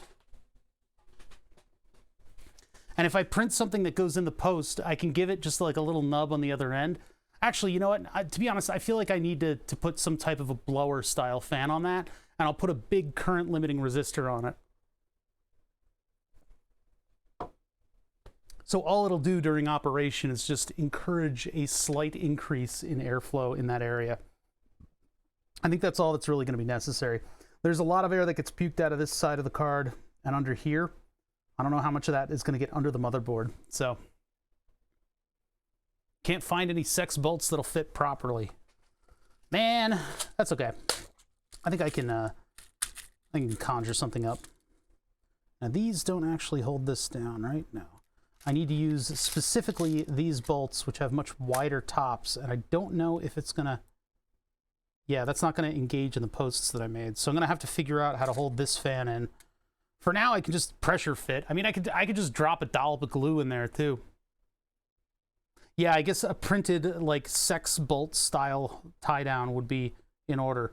I'm gonna have to reprint this all these panels anyway, and I'll make sure that these posts are a little taller so that I can put a screw into here. That's what I did with the fan panels. But the problem is these are so flimsy that if I over tighten that just a little bit, the PETG just pops off. You guys can't see anything. There's like, my light is so far down. The PETG just pops off. And so the entire post comes with it. They barely even need posts. These will just friction fit. So I think what I'm gonna do, like especially on this one, new filament, come back to the files, extend these posts, make like a plug post for the back of the fan that'll hold it in that position if I decide to go that route, depending on how much room there is under the case. I guess I could just keep that the way it is. I don't really need to edit that. I just need to give this a little bit more room so I can actually get one of these bolts into it. Because yeah, the ones that I have in this size are only so long, and they don't quite reach. Don't quite reach. I can maybe get a turn out of that. I don't think so though. But if you over tighten them even slightly, they pop. So I could probably enlarge. Oh, that does actually. That barely grips, which is all it really needs to do. But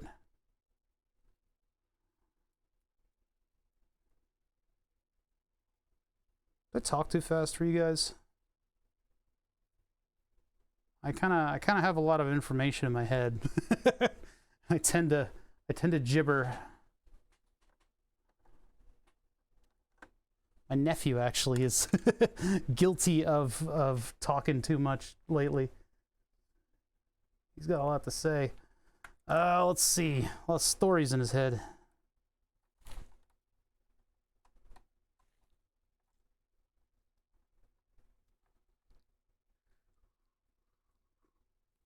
I think that's exploding so much because I loosened it.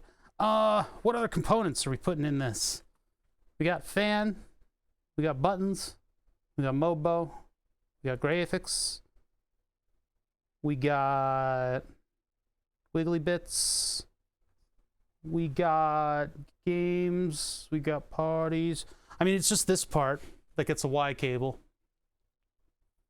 I am very curious about how loud that's going to be. We should probably be making that Y cable the very next thing we do. Yeah, let's work on that Y cable. Let's get these fans wired up. Now that we've got all the holes in the bottom, I'm going to put the top on this just to keep it safe while we work.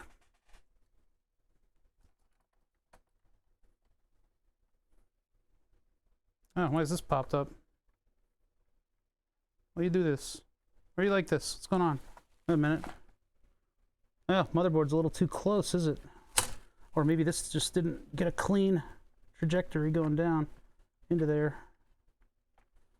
Ruh-roh. Uh-oh! Oh my god. I think the Mobo just needs to scooch a little bit. So let me scooch the Mobo.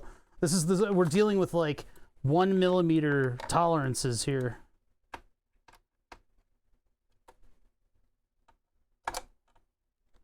Scooch over, Mobo.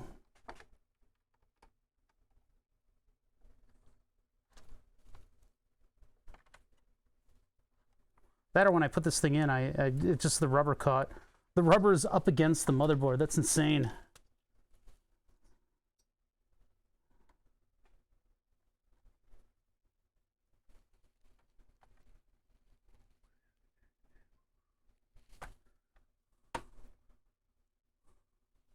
There it is. Well, still a little dodgy. What's going on there? Wait, why is this a new thing?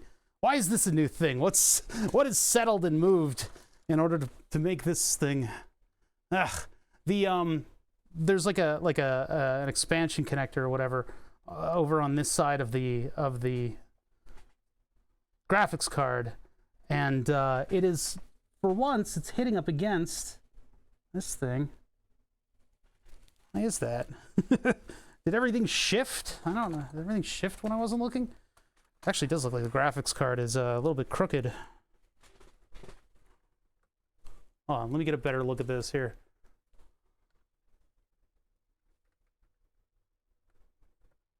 Yeah, graphics card has a little bit of wiggle room over in this area, but I don't want to unscrew it.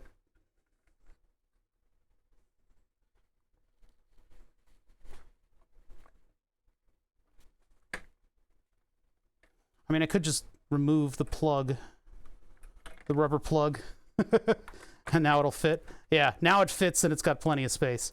All right, so screw you, you little protective thing. You're no longer protecting. One less piece of rubber. That's weight savings. My super Leggera case. Yes. Okay, yeah, we're gonna make that Y cable for the fans, and we're gonna listen to what the fans are like. Full till. So I want to put the top on this just to keep any ridiculous shit from happening to it during fabrication. So the side with the heatsink on it. Now this is where things get a little hairy, because the heatsink was pressing down on the bottom plate. Now it's going to be a little closer to this. I'm worried about this part. I hope it fits all right. Hope it fits all right. Oh, it does. It fits perfectly. Yep. Except for the weird off square stuff. It fit right away. And I need to shave these screws down so they fit. But then again, I am going to be redesigning those panels again. So who knows? Who knows? All right, come on over here. I'm just gonna fully attach the lid. Ugh, I got like itchy carbon fiber hands. See, I've got to pull apart all of my power cables and stuff and put them all back together because they were showing some signs of wear and tear as well. They had some weird stuff going on with them. So I had scorched connectors. I had frayed connectors that were looking like they were on their last leg. So I am just going to rebuild it all. Mostly from the ground up, which means I need to find the crimps and connectors that are going to put together all those different types of cables. And this weird Star Trek looking case can go back together. 2 more of the countersinks. I don't know if they're sitting out. I had them, I think they were back here. I kind of like dumped them on the table when I was taking everything apart. I guess we're done with those standoffs too. I can get those out of the way. And then of course I really want to do this thing. This will be a fun little project. Time to get the hammer. I know. It's always time to get the hammer. There's always time. Where do they go? Maybe I used them on something. I think I did. Oh, damn it, I forgot to put this in there. No.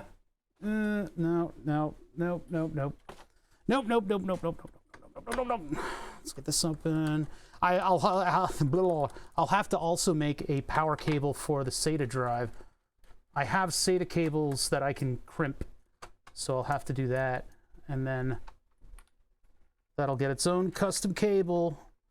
I really wish this was the newer motherboard because it's got 2 M2 drives. And the 2 M2 drives means I don't have to run cables to various drives all around the block. Ah. You just go there for now. For now, because I want to do a fan test. I want to test my fans. See if you got what it takes.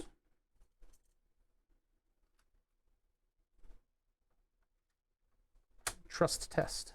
It'll be good to hide all the wires away, though. Ah! What the fuck? That was weird. It'll be good to hide all the wires, though, because we'll be able to see all the components functioning better. And no wires means nothing in the way of your airflow.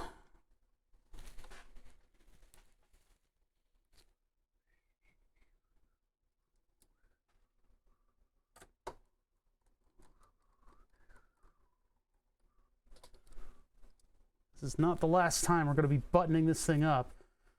This is just in order to protect it. This is for your own good. It's for your own protection. Oh, there it is. I can actually put the feet on this too, and we can see how high it. I gotta work around the camera today.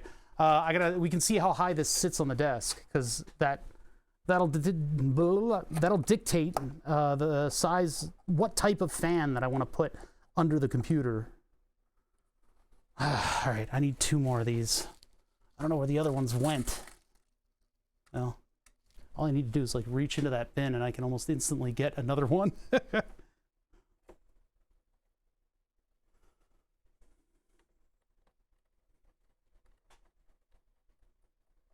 Okay, 1 more.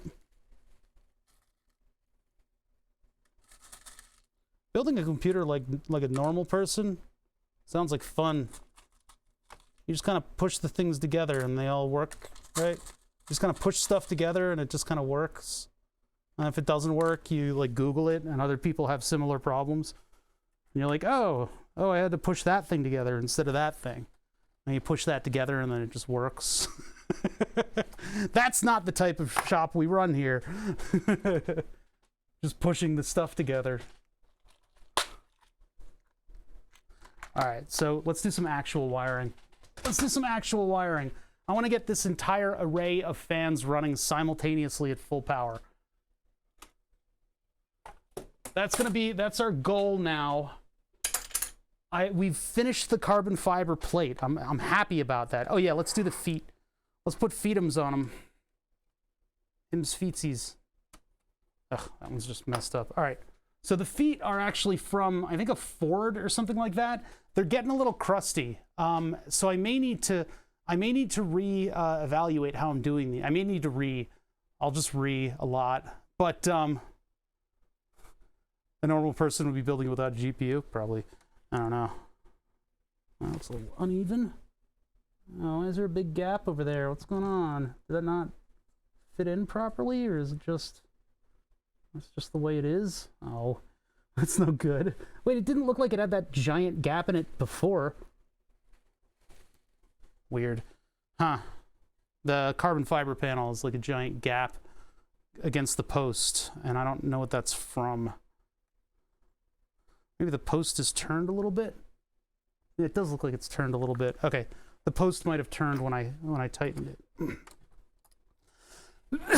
Excuse me. Oh. That might have been carbon fiber dust that I just coughed. Oh yeah, look at that. Now it's so much more loose in there.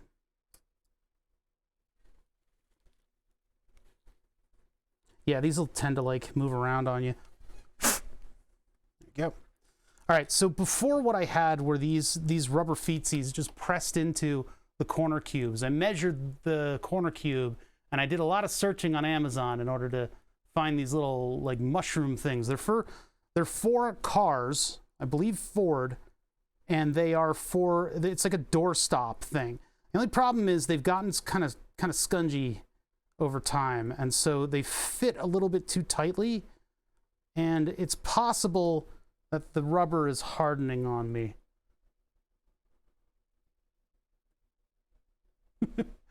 Bro, what kind of M2 drive do you have? I got a creepy 970 Evo. It really is like creepy. It might be a glove box. I thought it was like a door stopper, but maybe glove box door is the better description. Now here's the mode that this computer's going to run at during a LAN party. On its side. It's just going to sit on its side like this because it's too wide to fit on a folding table with all my friends' computers and stuff.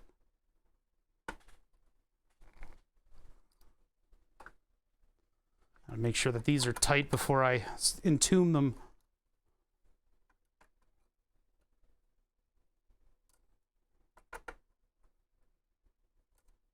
I didn't do this with the other side. Oh well. Whoops. Ah well. Man, that is really a tight fit, isn't it? It looks like the screws aren't... no, those screws are up against it. I can see the screws in the heatsink through there.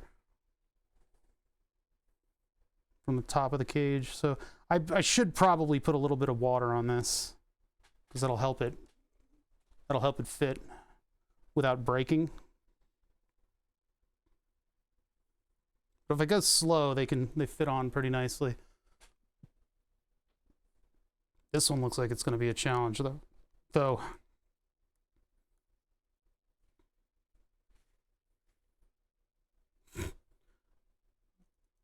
Nose grease?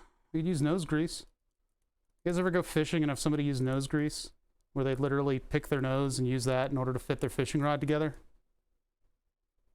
Is it just me? Is it just me?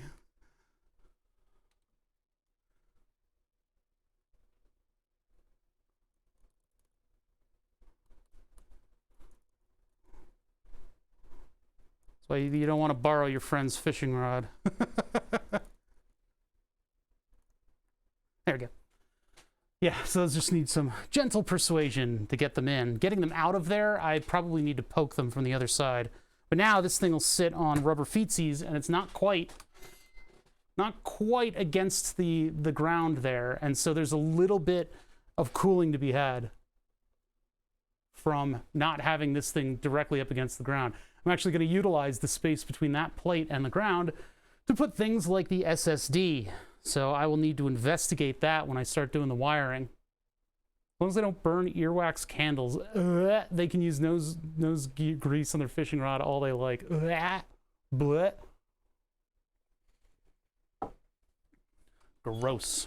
So yeah, that's the original scheme was the computer sat on the little rubber feeties and the carbon fiber plate was a grating. So that would allow for air to flow under everything as well. In this case, I've just got like a pocket. It's just like a I don't know. It's like a cubby hole. It's like under the bed. But I would like to be putting the SSD down there, and that frees up this area a little bit so I can put my fancy artwork thing on it. So all right, this I'm gonna just do this with. We need to find one of those laptop fans. Actually, let's put this up like this. Yeah. When I get all the power cables, the only problem is when I run the computer like this, like this side's gonna look like this, right? It'll look all fancy. The other side's just gonna be like cable mayhem. It's gonna be a bunch of wires that are taped to a carbon fiber plate. So, I don't know. We'll have to figure out how we do that one. This thing is not quite square, is it? All the angles have kind of taken their liberties. Liberty. Beep, beep, beep, beep, beep, beep, beep. Yeah, this is good. Good work today. Happy to have this panel finally. It's some of the last parts of this thing coming together. Business in front, party in the back. I'm so tempted to design a panel for the other piece of the back panel. It just feels like kind of like unfinished having that like that. But yeah, it's going to be so time consuming to do that I'm just not going to do it. We don't need it right now. I don't have like a back plate. I probably do. I probably stashed it away somewhere, an official back plate for that. But the official the official back plate would have to be cut in order to fit. I don't want to go around cutting plates. Okay, electrical mode. Let's get into electrical mode here. We need to make an adapter that's going to be a Y cable coming off of the power supply. Another mesh. Maybe. Just, I don't know how I'd officially mount that. I guess I could do it in the same way as the other ones. Yeah, I could actually use those same parts if I can get them to... Oh, sorry, I'm looking for fans right now. If I could use the same, like, purple parts in order to put like a grid mesh on it. I don't know if I want to... I don't know if I want to do that.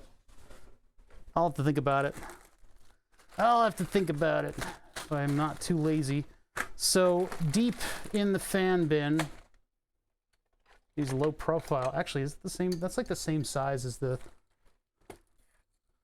Yeah, it's the same thickness. Somewhere deep within. Why do I have this one? What did I replace the? Okay, well, probably had a project in mind. I don't know why I have it. I've got, oh man, I took the connector off of this one. Okay, so much for that. This was an idea that I never really worked through, of putting like an open fan like this on it. I wonder if, no, I'm not putting that under my computer. I do have other tiny fans. I think these are kind of loud though. I could have put something like this on it. I'm looking for another one of those laptop fans, but one that actually has the connector on it. And I don't know if I've got any. I would like to have a different connector, because the connector on the current fan that I was showing you guys has a scorch mark on it from some kind of power surge at some point. Maybe from when the fan stalled from a dust emote getting on it. It doesn't look like I've got anything with the right connector. Whatever happened to my replacement fan specifically for this computer? I used to have a couple. I must have done stuff with them. Must have done weird things to them. Weird, unspeakable things that I've done to these fans. I mean, I have done some unspeakable things to fans. You guys were there for it. That's disappointing. All right, so I guess I don't have another connector. I gotta steal the one off of that, which was the connector that was originally used in the laptop, which I believe was like a high rose or something like that. You have a lot of fans. Yeah, this is my OnlyFans bin. Only fans are allowed in this bin. It's because I don't throw stuff out, and then you don't throw stuff out, and then you have a project, and you're like, I could really use a fan for this, just for fun, and then you go to the fan bin, and you happen to find what you need, and then that one time in storing everything your entire life, the one time you go to the bin and you find something you needed that you had saved earlier, justifies the infinite hoarding for time immemorium.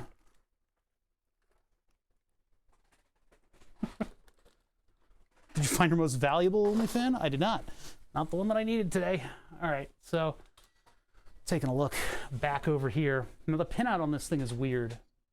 So if we find out the model of fan, I can figure out what the pinout is, which is kind of how I did this last time. So I'm going to take this thing out of here. We'll look at what type of fan it is. We'll look it up. We'll see what that pinout is. And then, yeah, we'll go from there. Because the reason that it didn't power up when I gave it 12 volts before, when I tried to show you guys what it sounded like, is because the pinout for this thing is different. Okay, that is not the right screwdriver.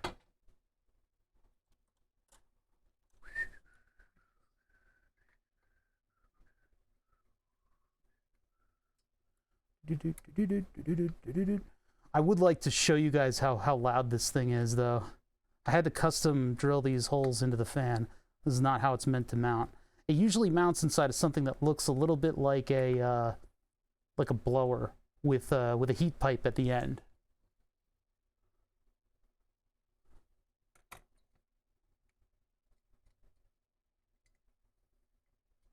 Now, what the hell is that stuff?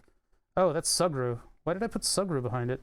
Because I didn't want dust to get caught in there. Ugh, Sugru. My dependence on Sugru is going to be my downfall. I really don't like this connector. I would like to have a new one. I really would like to have a new one. I have 3 wires in this thing. I think it was originally 4. But this is the connector style. So I'm going to cut this halfway, make this into a Y cable with no speed indicator on it. Although the what do you call it? The power supply does not need a speed indicator to function. So cut that there. I got a red and a black wire, and that's from the middle. Power in the middle, ground on the end. That's a weird one. But yeah, I think I might be able to run this at full voltage. So let me piece this back together, but with the wires able to be hooked up. Okay, or everything can fight me today.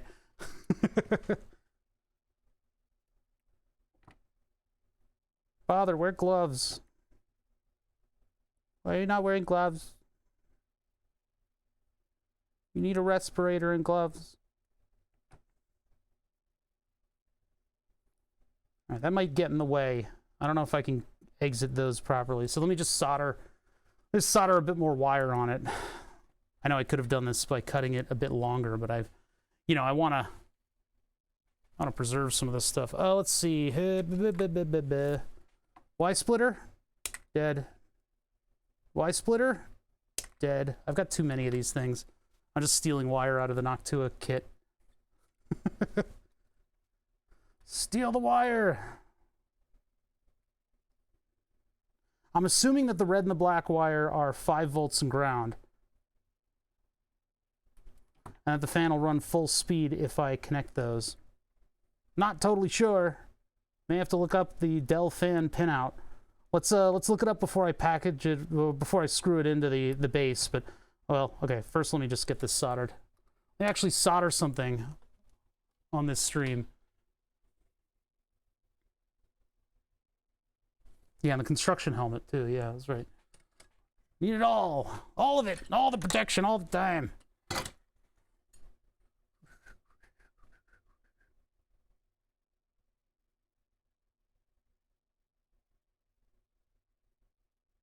Pre-tin, pre-tin, pre-tin.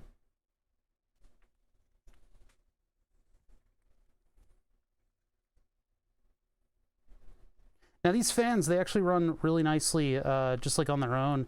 If you need to push air around something, they're great for that. But you need to give it a little bit of room underneath the fan, because they're going to be sucking in air from all sides and pushing it out radially. But because of that radial nature, they can get kind of loud. That's why they're putting the like a chamber that'll focus the air out one end.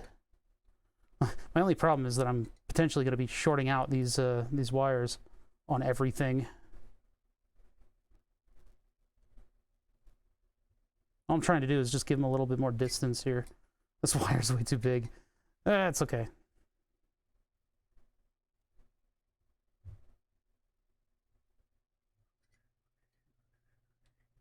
Oh, that is disgusting in there. Jeez, what happened? Oh yeah, look up the fan part. Fan part!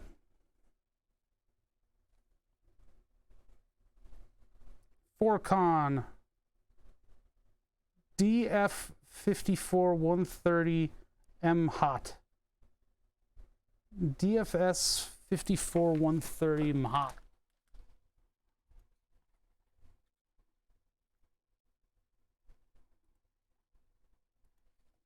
DFS 54.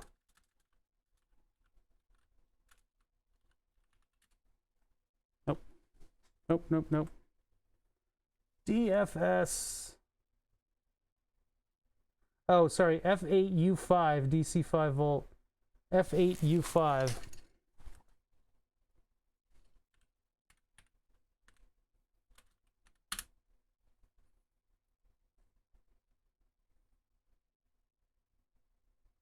$20. Oh, yeah, it is 4-wire. So what's the pinout? Well, trusting I can grab one of my own boards and take a look at what the pinout is as well. That's another thing that I should do, just to make sure that I got the right pins. They don't give you all the information, like what the connector is and stuff like that. I had to kind of root through and find it. It is a Dell fan from a Dell laptop, so there's probably a way to find some information. But from the old motherboard, you can get an idea of what's where. Here, hold on. I don't have a lot of light. Let's go over to here. Take a look. Now, it is kind of a disaster area because this whole thing has been edited, but it looks like power is on that second pin. The third pin is speed. The middle pin, no, middle pin is MISO. So yeah, oh wait, VCC. Yeah, round one VCC. So that's, wait, what? No. No, can't be.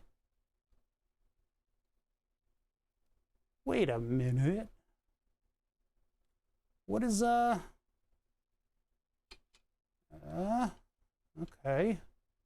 This is odd. Hold on, wait a minute. That's VCC? That's running directly to a pin? What did I do here then? What did I do here? Did I hook 12 volts up to this entire part of the circuit? This is, hold on a minute. This is getting scary. This is getting a little scary here. Pin 1, and then we're right across from it. And that's VCC. Right into the fan with no cut lead. Pin 1, right across from it. Was I putting 12 volts into the ATtiny85? He asked scarily. How did I not blow this up? How did this survive my shenanigans? How did this survive? Because what I did, I thought I did, was I ran this wire from here, which is 12 volts, into one of the pins of the fan. God, this is really shaky. I gotta take my hands off of the bench.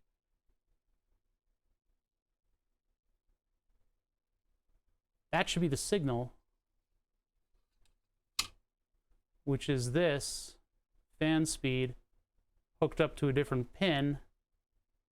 and it's cut off from going over here.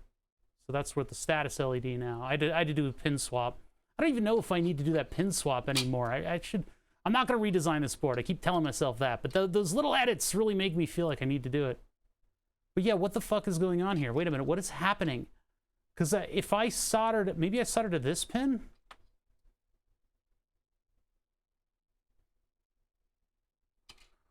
What is the pin out over here? Maybe I have like 12 volts and 5 volts on the same connector.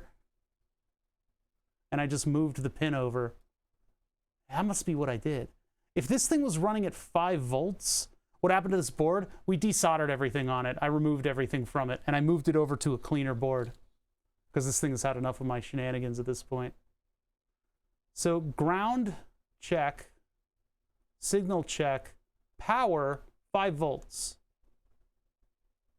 Power, 12 volts. But we did the edit, right? We cut this. I recon about 5 fiddly mods I redesign. Everyone has their own threshold of inconvenience. I know. Well, the problem is I don't know. If I had the files for this, I would have already done all these. It's also a 100mm board, so it's going to be like $100 to get 5 of them. That's the only problem. Oh shit! I keep clicking stuff in this window on the side of my mouse. Hold on, I'm trying to move the mouse with one hand. So, all right, I may have to go back in the VOD to figure out what the fucking pinout is going to be. This one, Schwinkies, this one was done.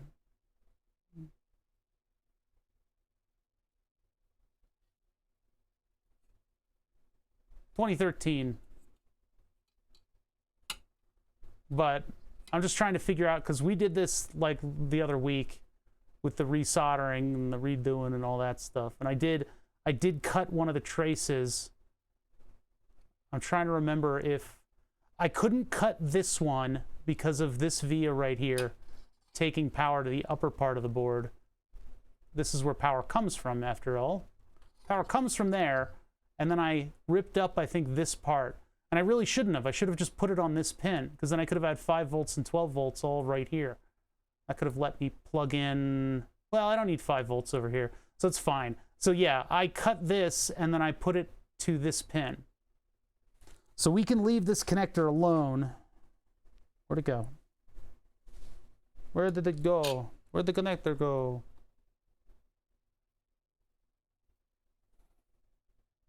It's like just in the meh.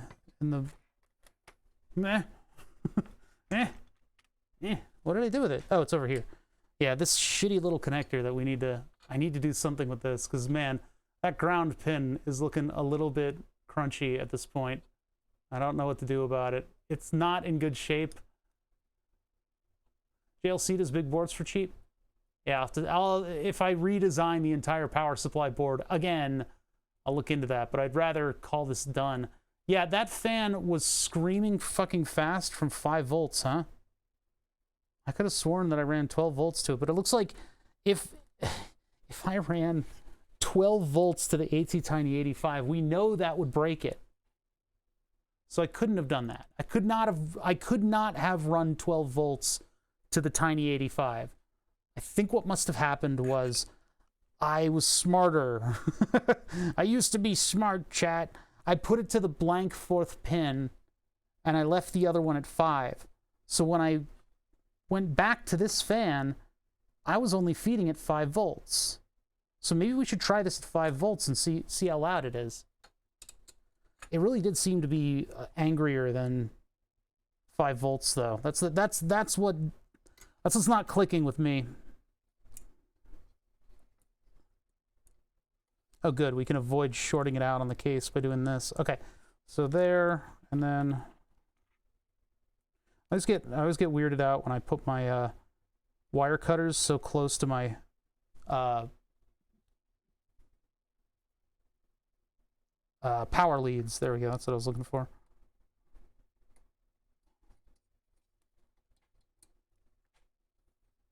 Where's that screw hole at? Oh, these aren't universal. That's okay. We only need 1 screw in it. Fuck it. I only need 1 screw in the thing. These aren't measured well. A lot of these computer projects are a little hasty. I do them with much haste. Much haste and not a lot of solder paste. You know what I mean? Do you know what I mean? You know, you guys know what I mean. You know what I mean. You know.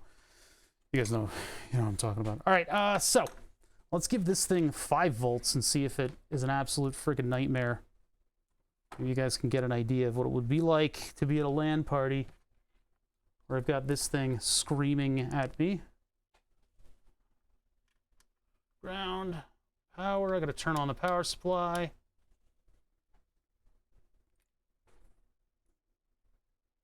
That's so strange. I did not realize that I did something like that.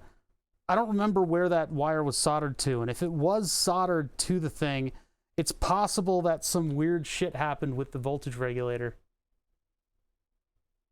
Was there any thermal control in the fan? I don't know. I don't actually know. All right, power supply's on. Look out for computer. We are at 3 volts. I'll turn it on. Oh, whoops. I'll turn it on. There it is running at 3 volts, so not really all that screamy. But if I turn it up to 5, 4, 5, not all that screamy. That's set at 5 volts, 6 volts, 7 volts, 8, 9, 10, 11, 12. Yeah, it doesn't run at 12 volts.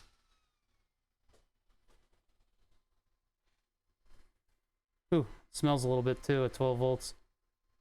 So yeah, that's what this thing would do. It'd push air to the outside, but it would make this noise. And I don't know if you guys can hear that screaming in the background. I know, it got mad and shut down. There's its stall control. Should start up again after that. There it goes. You guys can hear that. Yeah. So I guess that was the...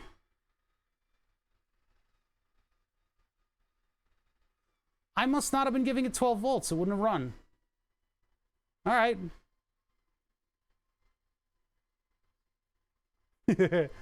Just put a vacuum motor in it that I can turn on and off.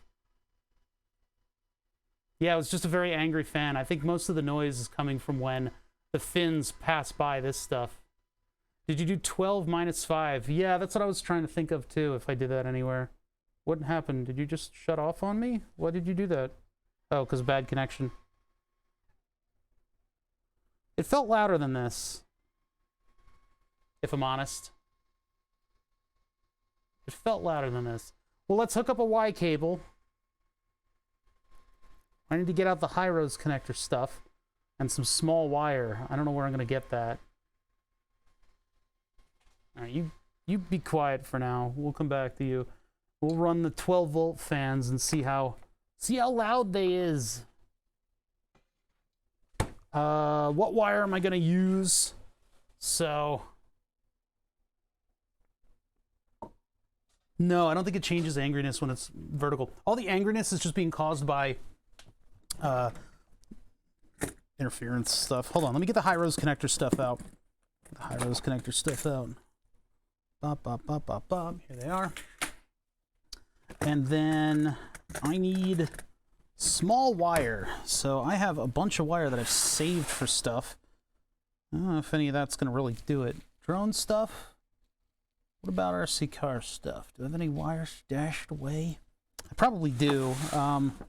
Just looking for something that's going to be low profile enough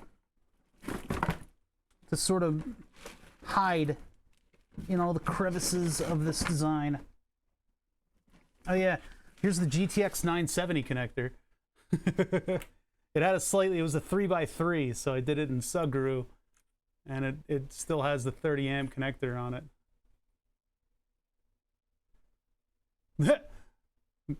Maybe the burnt connector was increasing the resistance and dropped the voltage a bit.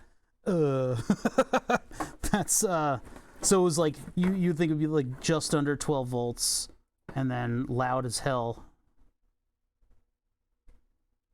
I don't like that, but apparently it worked like that for many years. So it's possible. That's shielded. That's radio wire. Just looking for something that's thin enough that I can use with these things. With these things. Oh, this is from a monitor. Oh, those are too big though. There. All right. Let's see what I got. The burnt connector was the friends we made along the way. These come with extensions, but the extensions use full-sized wire, which is way too much for these little guys. Although technically I should probably be using larger wire for those because it's going to carry more current. It's going to carry the current of like 4 fans. Steel wire from somewhere. I could... What are these? Wait a minute. What are these? Yes. I don't know what these are. I could use these. These are too thick. Oh, you bastards. It's too thick. What was that even for? I don't remember what those are for. Oh, those are for stepper motors. Stepper motor wire. Not on my watch. Yeah,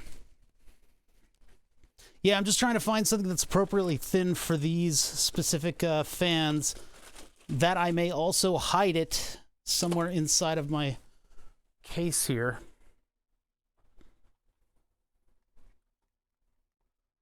I don't think the wire that I have in the back is small enough. I can check. I can check though. I'll be the judge of that. That stuff is too rigid. Actually, this is good. Got old wire kits back here, and I think the particular one that I want. Yes. Yeah, these might do. It's 22 AWG, but of course fell on the floor.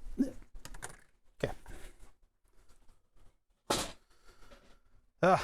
Packing the wire inside of these things is going to be very difficult to do. It might just have to be like loose wire, and every time I go to mess with it, I'll have to like redo packing the wire in. But let's just get something going here. So what I need is 2 leads with high-rose connectors on the end. I'll start with that. Why is there's like chalk on this? Or it's drywall dust. That's what it is. Great, more stuff for my lungs. So let's make them obscenely long. These wires are much larger than what's there. They're about the same size.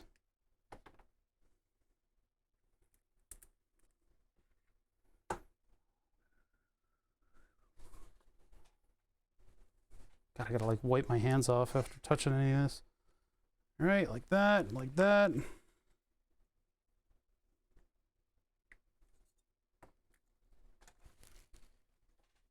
Oh no, it's gonna make me sneeze. I'm starting to get there.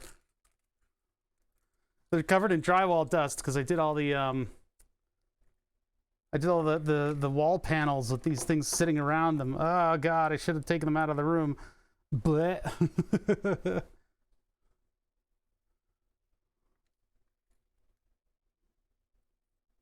yeah, so we're gonna make 2 wire harnesses so that I can hook up the power supply, and then we'll test them full power with the heatsink there, and then I'm going to cry because it's going to be even louder than it was before.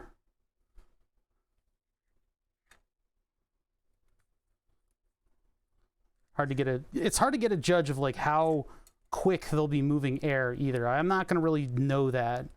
You know, I can do it by feel, but feel isn't a scientific measurement, you know?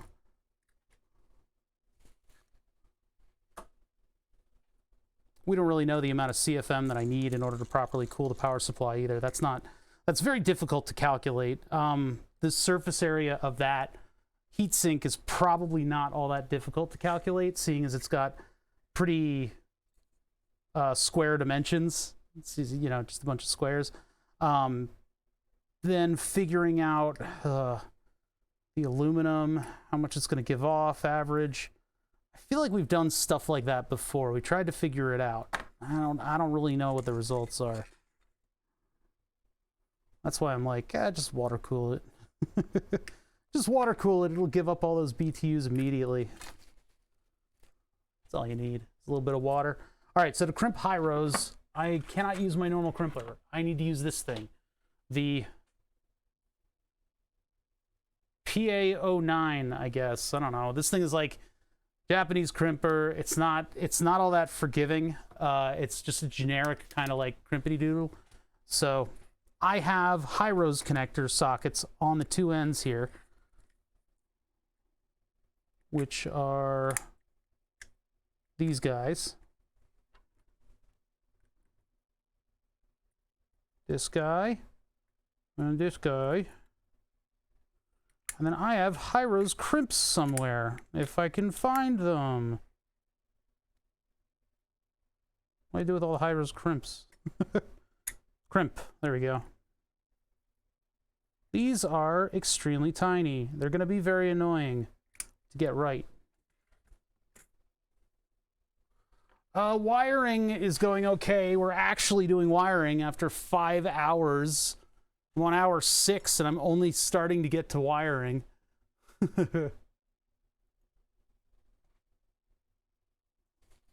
So we're just going to do a fan test and then I'll adjourn.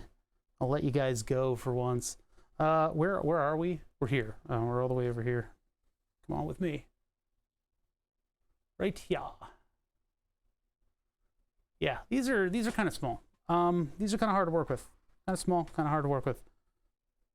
So how am I going to do this? Well, first of all, I need to strip the end.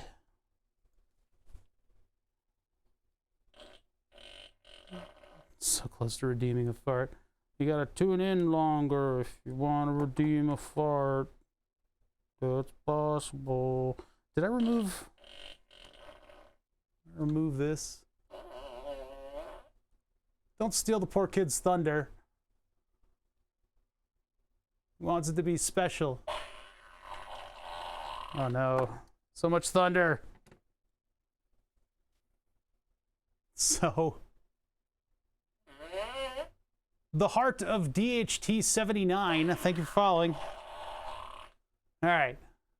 Oh, wait, I missed another follows. Daylon Suzuka. Thank you for following.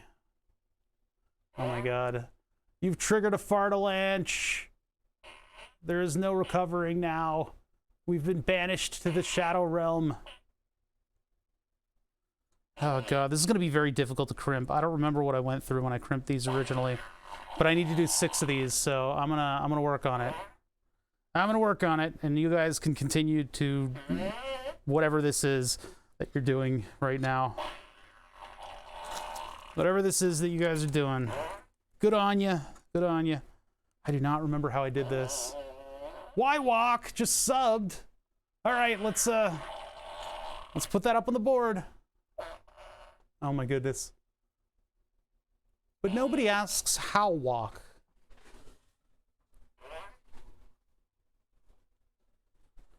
Oh my God. I feel like figure eights around my lighting equipment here with the cord. All right, let's put this up on the board. I don't remember how I crimped these connectors. This is a nightmare. This is a nightmare. They're so small.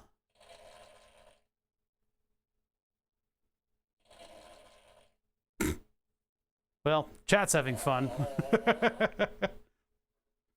Also don't know what happened to my connectors that were compatible with that laptop connector. I had to use the old one in the power supply.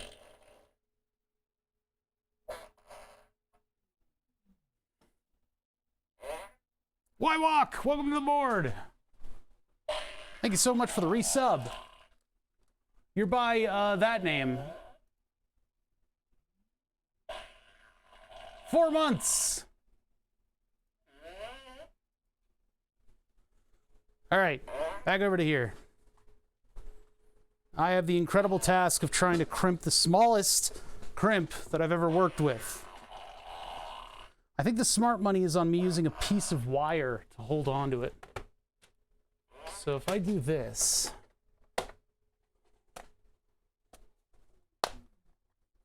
and I get like one of the 1K ohm resistors, I will have something that I can use as a handle.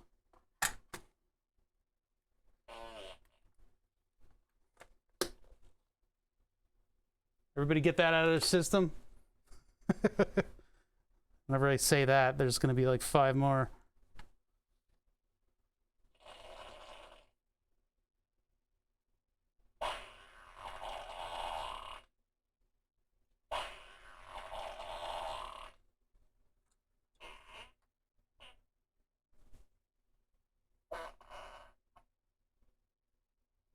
Just to spite you, I farted in real life too. You know, I can only control so much.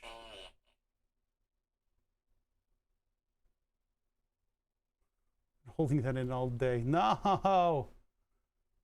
Ooh woo, oh bother Chan. I did an oopsie poopsie.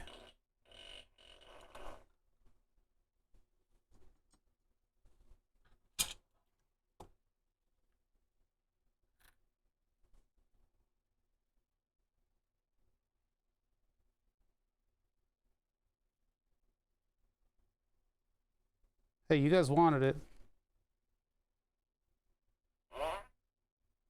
Huh, this is interesting.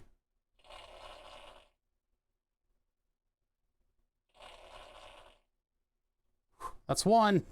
Let's see what we can do with it.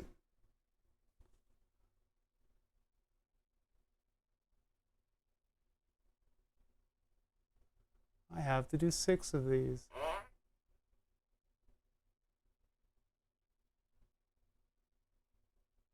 And then that gets locked into here. Give me it back. Okay. Let's see if we can get this to crimp around the wire thing. Oh, I missed. What's up, Schwinkies? Schwinkies is a good name. Okay, careful. Careful. I have no depth perception like this. Oh, good. Okay, maybe we get it.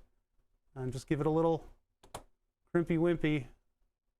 I don't like it, but it might work for a little.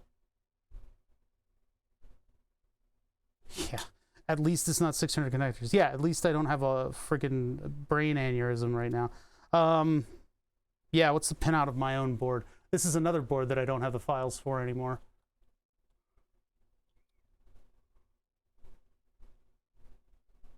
Looks like I use curved traces, so we got that going on. I could add an LED to it that'll indicate speed, but I'm not going to.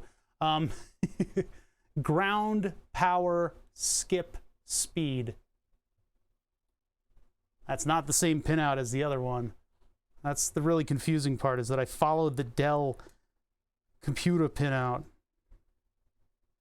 But these are the high rows, so these go into this thing. So it's with the things down. So it's this bottom pin here. This is a torturous thing to have to do after running the mill and grinding and sanding stuff all day. Like, hey, let's work with the smallest connector I've ever worked with now. Cool. Yeah, I've got to pinch it a little bit in order to get it to fit in. And I don't like how much of that jacket is not crimped. That feels one bend away from disaster. Really, I want to have the jacket of the wire on the other side of that crimp. So I'm going to try again. Pinch it hard. No! All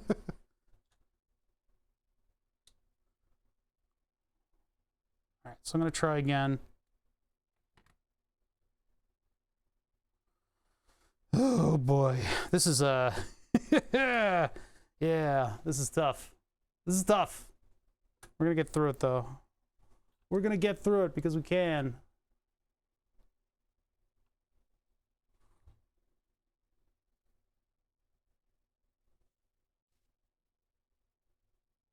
Uh-oh. No. Please stay. Stay. Ah, fuck. God damn it. Can I load this up with tweezers? I have much more control. Yeah, tweezers give better control.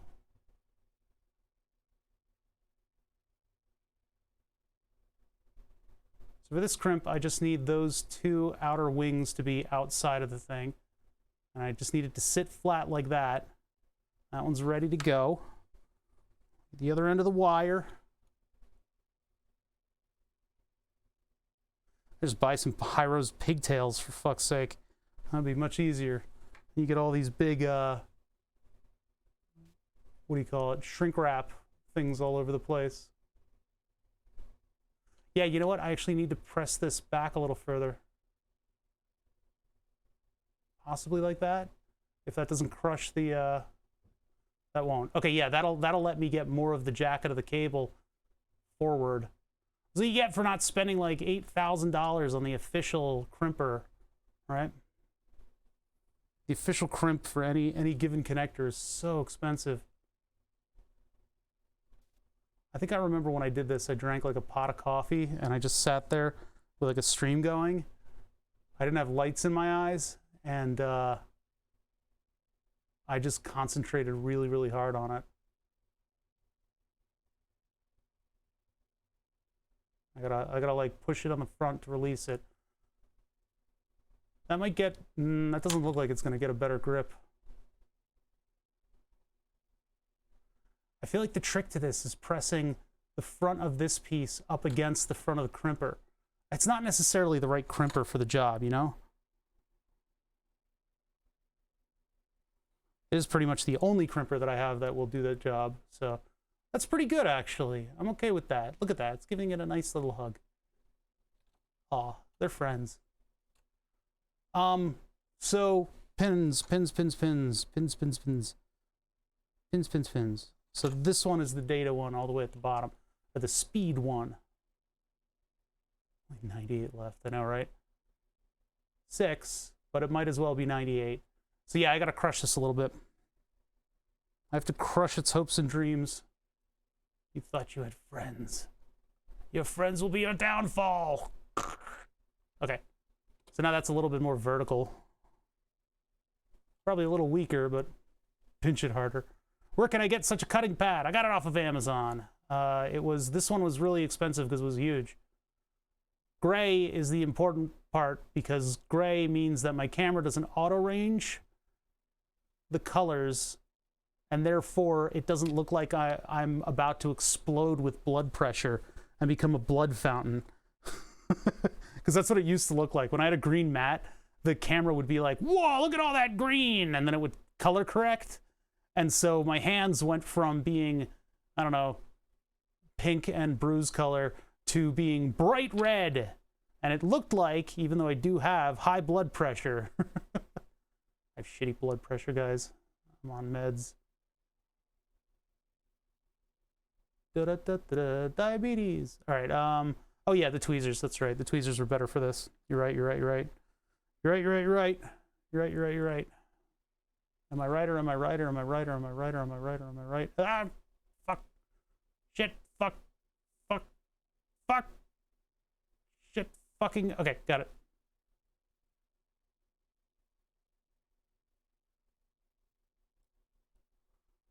Now the initial drop, and then get this thing as far back as possible. And then, oh, I haven't even crimped the wire. Well, luckily this will hold on to it a little bit. This is the job that these crimpers were made for. These crimpers were made for doing this kind of like tiny, fiddly crimping. I, on the other hand, was not made for this kind of thing.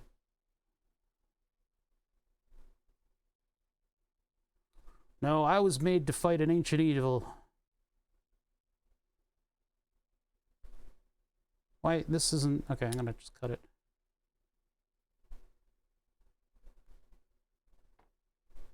Just afraid when I use the wrong size stripper on this, that I'm getting rid of a bunch of strands of copper, and I need those strands of copper.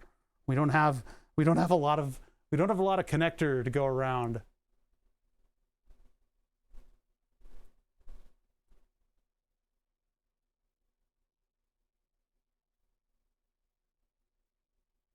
I have no depth perception. I have no depth perception.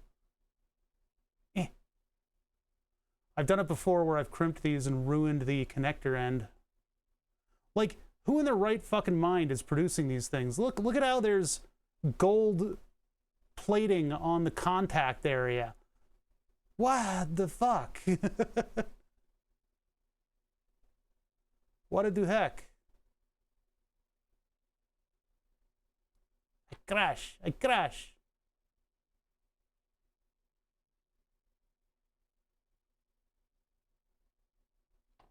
Just a little bit. If I slip, it will explode.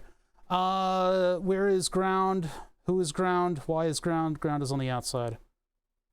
And the next ground we put power. This one I at least wired like a traditional fan. The Dell fan had a different pinout. That's why I did that on the power supply board. This is not working. It's an adorable hug, but it's not working. I need to pinch it. Just pinch it a little bit more. This is gonna get a little fiddly, guys, as I go through this.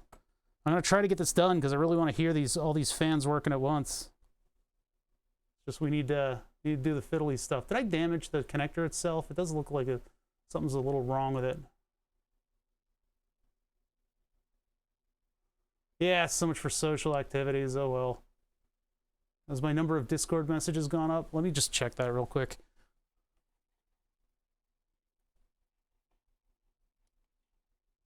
It has. Hold on. Oh, I'm not gonna be in. It's late. I need to get to a conclusion, or my brain develops an aneurysm and I die from swelling. Okay, that should be a good enough excuse. Oh, more 6900 XTs are available on Amazon. Yeah, that means they're $5,000. All right, anyway, moving on. Next crimp. Oh God, there's a window in front of the window that I need to see. All right, next crimp. Let's take a power wire.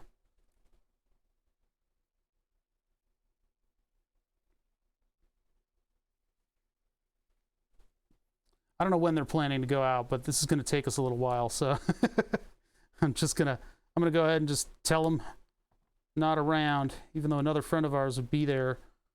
Those two can hang out. They're good buddies.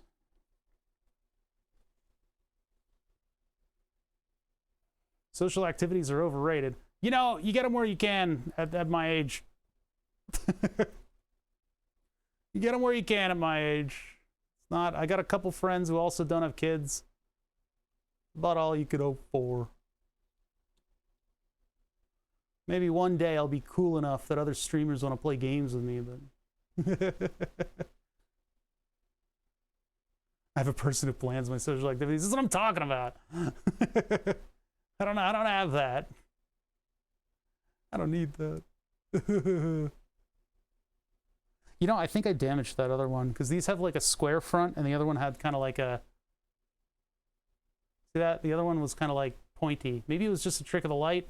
I'm wondering about that one. Well, that's why we test stuff. I still have that dummy load for the power supply too, so maybe tomorrow we can whip that out and play with it a little bit. I don't want children before I'm 40. That's interesting. I mean, that's like the millennial. Like we're doing that just because. We're just doing that just because. Have your children early. What? So you could kick them out of the house and then have time to yourself? You have children around 17.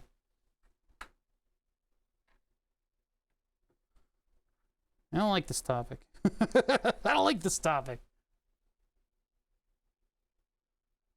Wait till it's too late and then panic. I just got the Japanese Engineer PA09 crimpers, and now I know I'm not the only one struggling to use them. Yeah, there are tricks to them. I've been using these for quite a while. I have a regular crimper as well for larger stuff, but these are, all these wires is tiny. So, yeah, it's all about the setup on these things.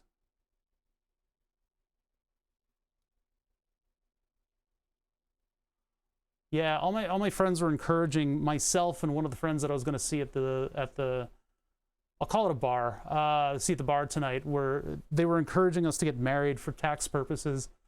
I was like, as much as I like Rocco, I don't think I want to get married to him.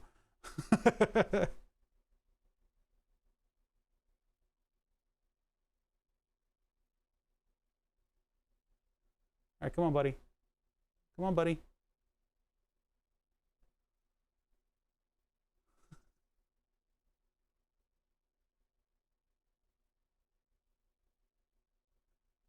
That's not, God, these are not easy to use, but they also are very small.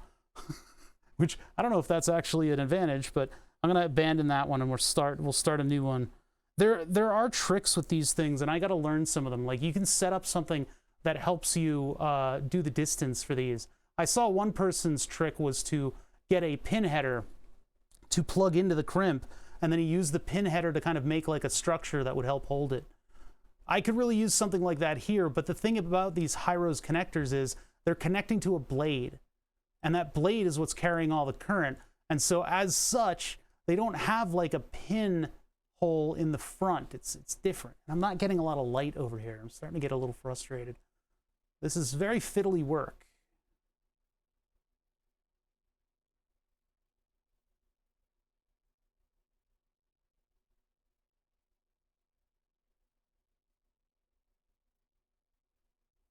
Our F35 wires, even more wires. It's optical. I feel your pain. Oof. Yeah, working with optical fibers, that's also a trip. That's where those automated setups really come in handy, huh? See, I wish I could have something that would do that. Push it all the way up against the end, and then we got all that space there so that we can actually grip and crimp. Both words tried to come out of my mouth. Only one survived. So that we can actually get that crimp to go around the jacket.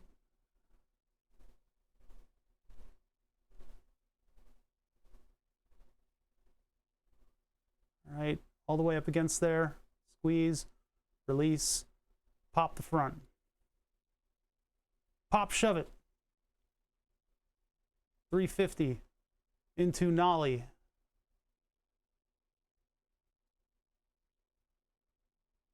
Gnarly. In my brain, I'm hearing all the Tony Hawk noises. Squish. Okay. Oh, man. Am I going to have any ability to operate my fingers after this? This is 12 volts. I wish this wire was yellow, but I only have red.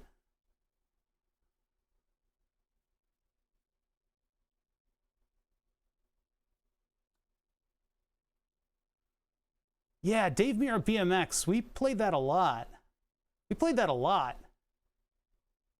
Oh, I didn't smush it enough. Yellow highlighter and scribble all over it. I don't know which one's the yellow wire, but my hands are now yellow. Problem is, if I put real strength into that, I'll crush it. Because I'm so powerful. Chad, I'm so powerful. I could crush this. All right, can you please go into the... I just want to close this chapter. the chapter before we do the exact same thing we did last chapter. I am going to shove this thing in there with a pin tool. Pinch. Yeah, I'm gonna get the tweezers on this. Tweezers. Where did I put them? Oh yeah, always under something. Like, these high-rose connectors are really nice. I like them. They're smart. They're good-looking. They, you know, they're compact. But finding wire for them was the first challenge that we had today. The second challenge is the crimps for them are amazingly small. I might use them in the RC car project. I haven't decided on that one yet. What is this shit doing? Get out of here. All this stuff. Go away. Go away. Go away. Oops, I clicked on something. I almost changed my title. All right, let's see here. So that's one side. We'll just put that on the far side.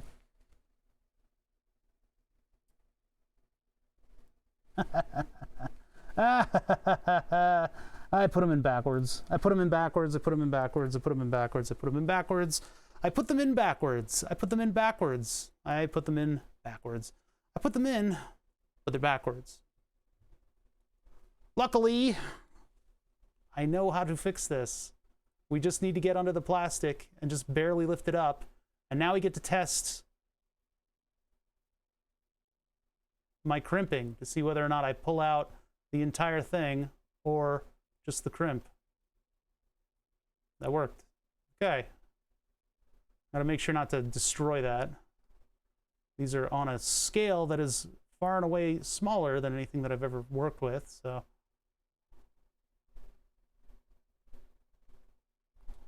Oh, it just pulls out. Yeah, these aren't very strong. These aren't very strong. Yeah.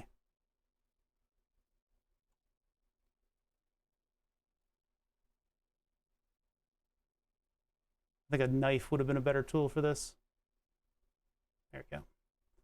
And then this goes here. That, or I wired all of the ones on the far side wrong. Or maybe I wired all the ones on the near side wrong. Anything is possible when you just believe in doing things the wrong way.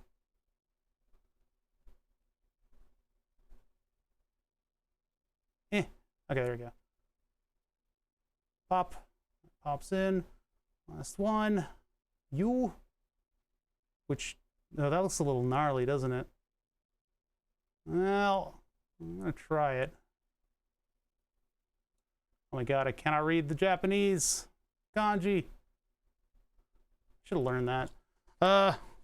Let's do a little Googling on that name. Anderson 1109, but the name is highlight. Hold on, I need to highlight this. Translate.google.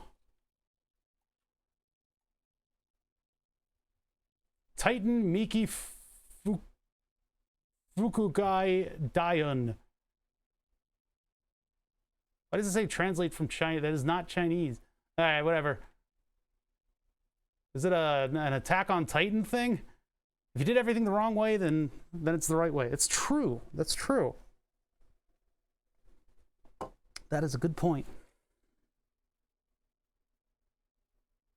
Okay, yeah, now that's the correct wire order. A little worried about these things not having any grip in that, but you know, just push down on it a little bit, it'll pinch it better. All right, so that's one side. I can plug that in now, and it matches the pinout.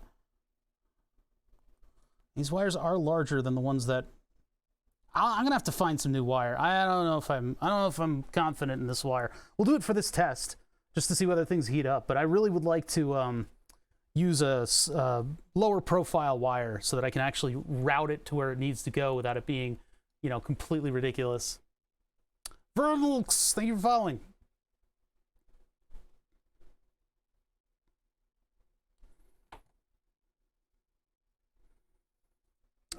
Yeah, all right. There's screws and stuff all over the place. Let's get those out of the way. What's annoying is that I don't know if I have any more of these connectors, and I would really like to, you know, maybe it's just me, but maybe this connector's kind of seen better days. So, Better Jigwen, thank you for following. Everybody's getting home from work or something. We've had kind of a quiet day. We've done a little bit of machining of carbon fiber, which is cool, although annoying. And I'm ready to do the rest of the wiring for this computer. I need to crimp this obnoxious connector. It's midnight where you are. Narrows it down. All right, back to right and left hand. Yeah, these are good crimps, but they're a struggle. They very difficult to operate. When you get it, you get it. When you don't, it's annoying. Oh my god. Please, no, please, sir. Okay. Fuck. Damn it! You little bastard. This is the last big mistake you'll ever make. Okay, there we go. This. And maybe I can do... push it up against... Okay, can we not pivot? Can we not pivot? Nope. That didn't work at all. Okay, I'll stop trying new things and I'll just go with what I know works. This is like a major skill challenge right here. Are you kidding me? I had to twist my wrists, so I ended up putting too much pressure on it, and it popped out of the tweezers.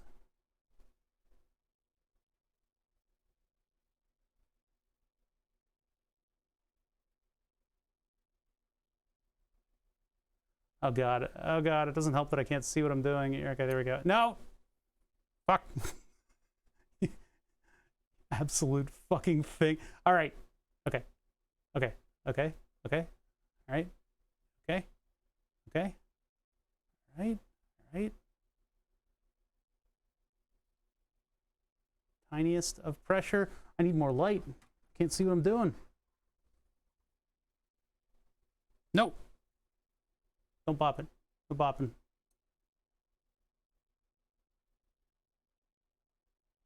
Okay, see now it's like gripped it and it won't let me push it a little bit further forward.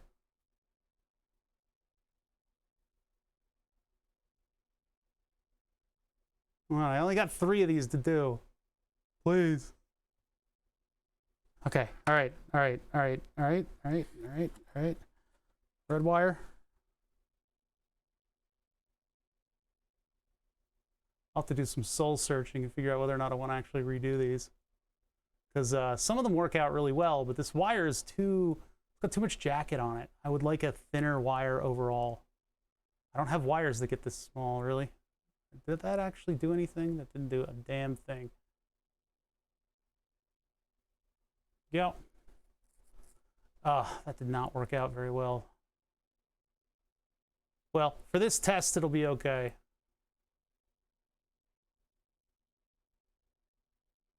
Wait, what does that end look like? It actually looks like it's still intact. It's just very bright because of all the light that I just moved into here. Oh, that feels bad. This is what I'm talking about, chat. Oh, look at me. I'm plugging this in and out. And oh no, what happened? What happened was well, nothing was gripping properly. God damn it. All right, next. I'm going to restrip that just to make sure that there's wire there. Little twist. Grab another one of these. Yeah, I can just do this with my fingers, right? No, there's no way. Okay, this one. Yeah, I didn't want to just crimp wires on stream, but it's gonna be our next couple days, is making all of these wire connections work. How was it so bright before? Oh, it's my wrist is in the way. Whenever I twist my wrist into a weird position, though, I end up launching this thing into orbit.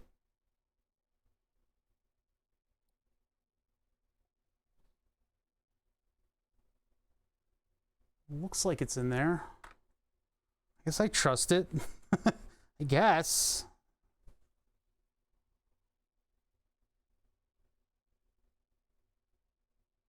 What annoys me about these crimpers is they expect the wire to be flat when there is quite a bit of depth. This is not open far enough. It's like, put my nail up against it, move it out a little bit. And they also expect your wire to be much smaller than what I have, so I'm gonna have to look around and find some good wire that I can use, because this stuff is too thick in the jacket, and I'm having trouble. Okay, hold on. Having trouble getting it in there. Sounds like a personal problem, and it is.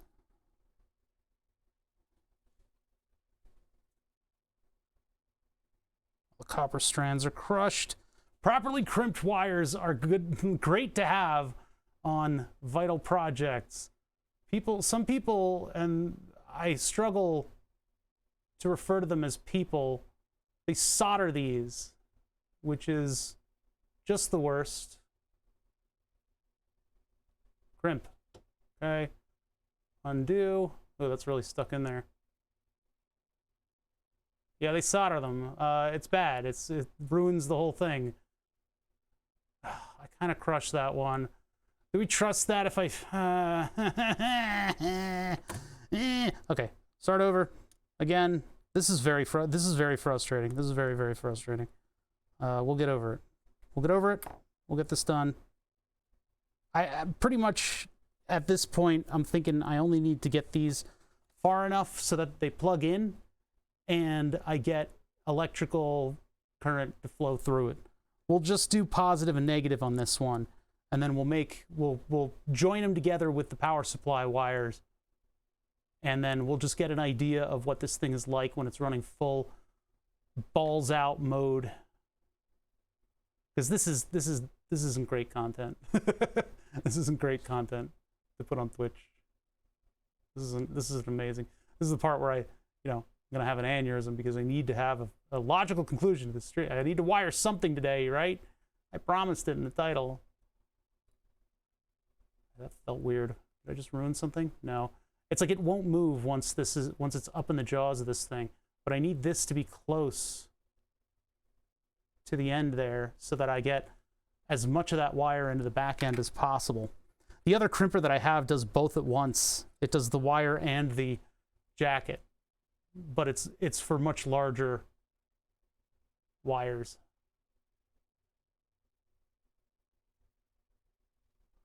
All right, fine. Force my hand.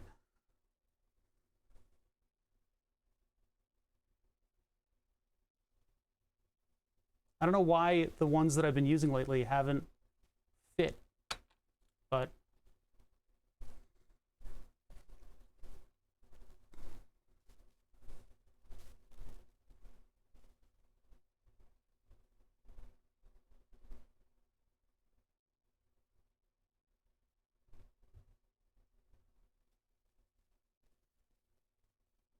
okay. Well, that wire is like all the way in there. I might have trouble plugging in, but at least it's not misshapen. There's a chance that I can get this thing to crimp properly. Unless it's like way discombobulated, which it is. Oh boy, okay. So here's one of the problems with these crimps is that it doesn't expect that wire to have any height to it. And so your stripped end is now up at an angle. And so now if I put this flatly into the thing, all that's going to happen is it's going to crush from down here and up here, and the whole thing's going to pivot, and these wires won't grip the actual wire that they should. So if I flatten that a little bit, that'll help. But you can see that they're a little distorted from the crimp before. So I pretty much have to take all of that into account. Try to get this thing to load in straight, and it's not going to. No, it did its best. Ugh. Oh, I see. That one didn't even go down. What the fuck? I'm having so much trouble with this now. I'm sick of this.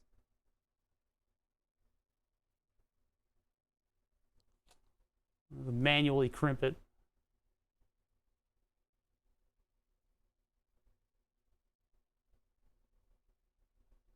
You got them. What do you mean? What you mean? Close enough is good for the work. Let's see. Power is on that one.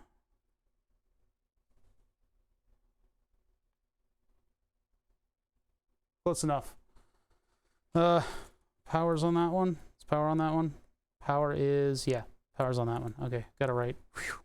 Okay, next wire is over here. It's ground. Yeah, well, I'll just do power and ground on this one. I need to find wire that I like for this. This stuff is not it. It's good enough for me to proceed right now, but and I ran out of crimps. Of course I did. You always got to order like a significant amount more crimp than wire, crimp than socket. That's what I hate about these kits that you get on Amazon. Like, I love that there are connector crimp kits on Amazon, but what they'll do is they'll give you exactly the number of crimps for exactly the number of connectors. And it's like, that's not how this works. That's not how this works. Okay, let's do this next one. If I made some kind of like a jig to hold this thing up and hold it at the right distance, this would be a whole hell of a lot easier. Yeah, it's like the hot dog problem. 8 buns for 6 hot dogs, but they expect every crimp to work properly. Yep. It's a big conspiracy is what it is. Okay. Can you just, I'm just gonna roll it manually. There we go. Grab it there, place it in the jaws. Oh my God, would you just? Good time for my right hand to get a little shaky. There you go. That was me just sneaking it a little closer. I think I can get it a little further.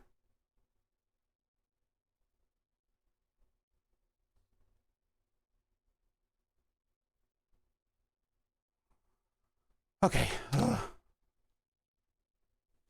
Where do you buy hot dog bun crimping tools? That's an industry secret, actually. Sky Mall. Sky Mall has everything. This isn't fully seated. Not even a little. Not even a little. I'm gonna eat a little bit. I wonder if just doing it by feel like I just did would be the best way. Okay, that looks about right. I wonder, man, you know, I think 3D printing could probably help with these kinds of things. If these were larger crimps, I would be tempted to like 3D print a thing that attaches to this in order to hold that at just the right distance. I think there are crimpers that do that already for you, which like distance the crimp a certain amount. That would be very useful to me. Some of them have like a thing that goes like here to just like, you know, give that distance for you, I guess. I don't know. I don't know. But these little Hyros like blade connectors wouldn't fit on any kind of a pin header.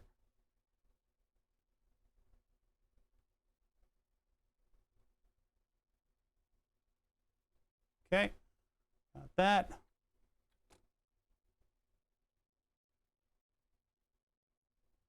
See if we can get this to run. The widening of the jaws is also causing kind of an issue.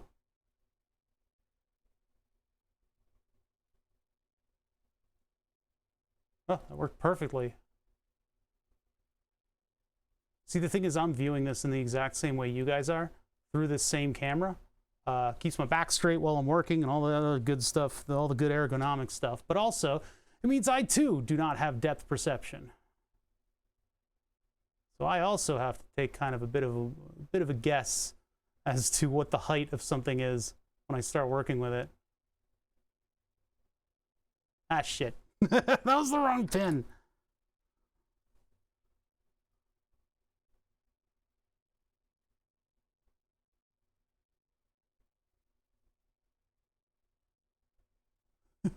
You can tell that I've worked with this stuff for a little while because of my ease of handling all of it. He says right before screwing up, plugging in the simplest of things. There we go. And then pressure, pop. Okay, no. Ah, come back here. So the 6 fans in front of me are for the power supply for my gaming computer. My gaming computer has a weird power supply on it that's very compact. It's 11 inches by 12 inches by 2 inches, and it runs 52 amps of 12 volts. So much like the new computer specs or whatever the computer consortium was working on, I'm running my computer completely from 12 volts. As such, that power supply needs cooling. So I am putting together a 3D printed, lame-brained, weirdo way of providing lots and lots of cooling without it being very loud. This computer fan right here is what ran the previous heatsink, and it is very loud. It sounds like a vacuum cleaner. Now, I have no guarantee of volume on this, but with any luck, it won't be as loud. Now, against the curlicue of this wire is really pissing me off. Against the heatsink, the new heatsink, it might be a little loud. We'll see. I'll give myself more wire than that.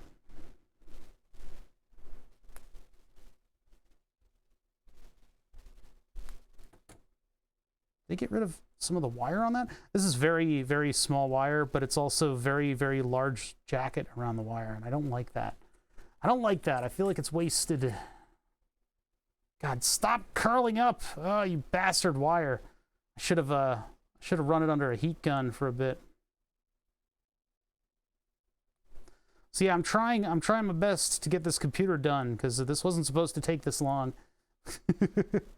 Supposed to be for a LAN party where I was meeting up with the people that I was gonna meet up tonight. I guess I'll give them an update when I get to a point with this. I might still be able to catch them.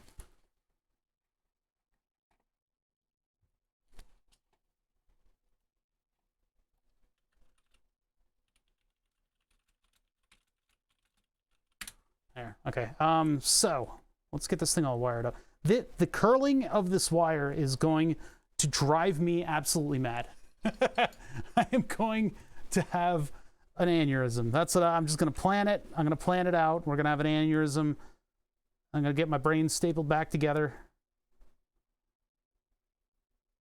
Actually, they literally do that. I should probably say like glued. It was supposed to sound preposterous, but they literally do use staples. Any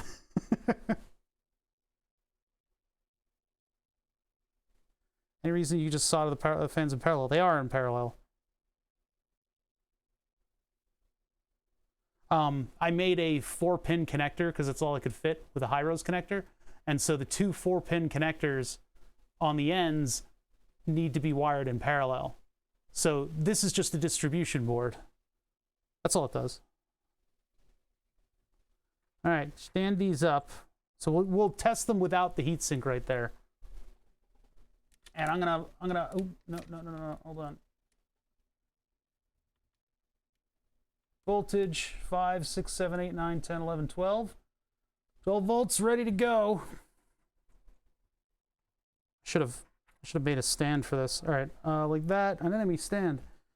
Power, please don't blow up. Ground, also, please don't blow up. We'll just take a look at how hot they get and how much air they move. Everybody's running. Oh, well, okay, grinding the wire. Ah, grinding the wire is bad. Grinding the wire is bad. That feels like significantly more air than... God, stop grinding the wire. It's this curly Q wire that's fucking me up. Stop it. Okay. That is moving a significantly larger amount of air than the fan, the other fan, and the hubs aren't getting hot. Yeah, there's a bit of noise from it, but not much. Even restricted, they're not making that much noise. Now, I don't think I'll be able to sync this thing into the frame and get it to run. Well, maybe yeah, you know what? I think I can. Let's put it next to the heat sinks and run it. So let me get this out of the way. And by the way, these are going to be speed controlled too. Oh yeah, you can see there's a little heat in all the hubs. All right, I need to clear the way for the rest of the PC. God, just what I need after like machining is doing wire crimping, all that fiddly wire crimping. Just feels great. When your hands no longer can like make a fist.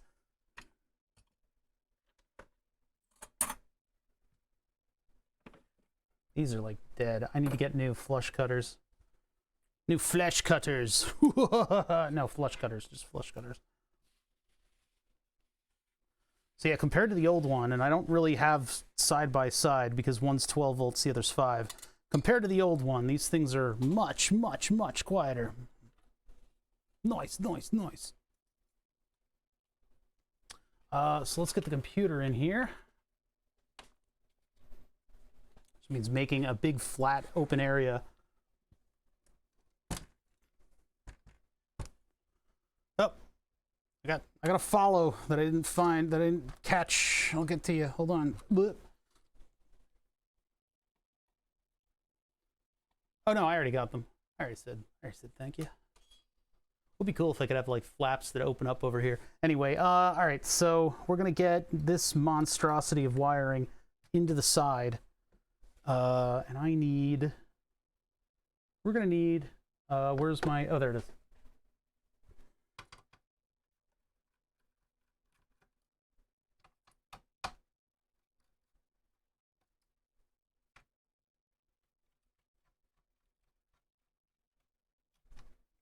Jeez.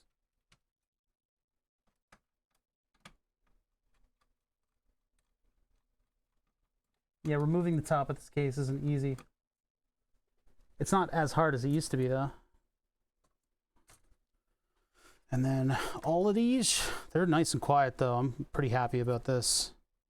Okay, you know what? You just take 5 over here. This wire just wants to be in a spool again, and it's really, really getting annoying because it's causing all kinds of havoc.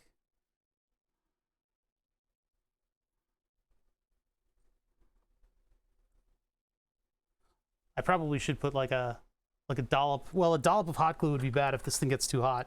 But the amount of air that this thing is moving is actually more than, at least in open air, it was more than the laptop fan. So I was happy to get like a nice cool breeze off of these, and I didn't hear them as much. So I'm getting pretty confident about this.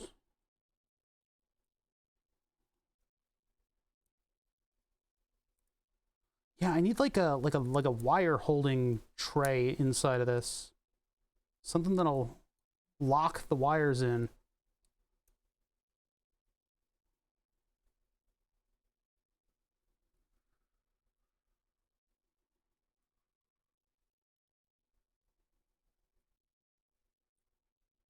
That's one side. Barely fits. All right. Okay.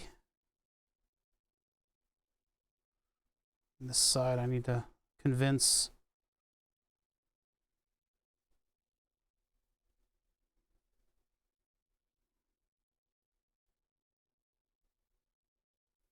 See, it's like these pack in pretty compactly, but then at the first opportunity, they just pop right out.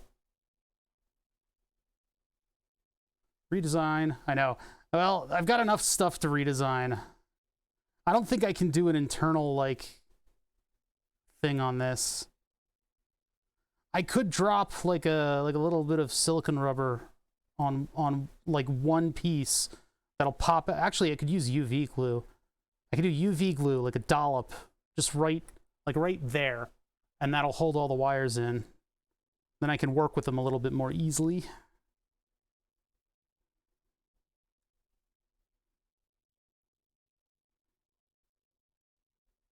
These are not bending very easily. Okay.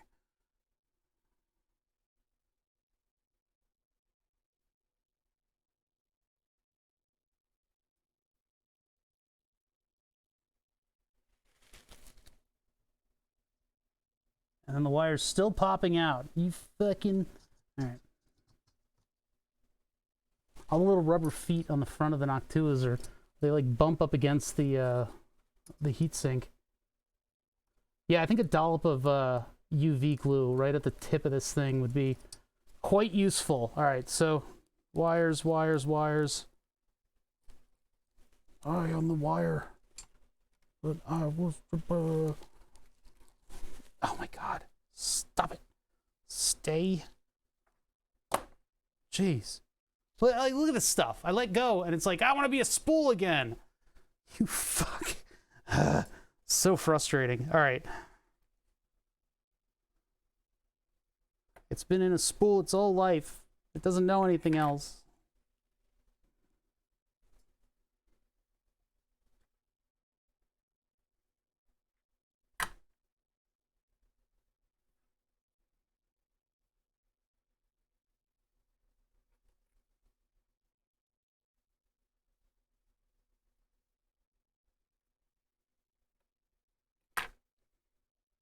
Oh my God, it broke out of the...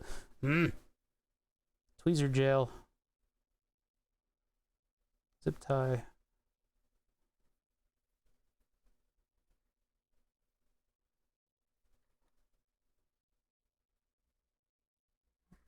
Go away. God, it's just like curling up on everything.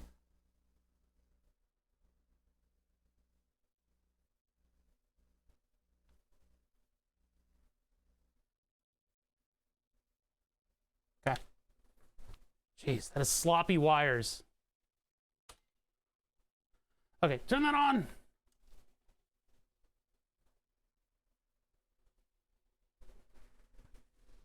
I don't hear anything. I hear the sound of air movement.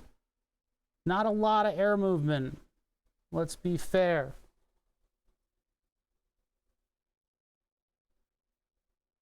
Yeah, they're struggling to move air at full speed. Air is moving. That's actually moving pretty decently. I mean, there's enough of a steady air current coming out of this thing. It's hard for me to display that to you. I think it's definitely running at 12 volts. There are more fins to this, which may be affecting it. I wonder if blowing air into it would be more effective than pulling it out. I mean, pulling air out of it is kind of the only choice that I have here, though, from what I understand. How much current am I running? 140 milliamps. It is a hell of a lot quieter than it used to be. A hell of a lot quieter. Here, I can put the lid on, actually.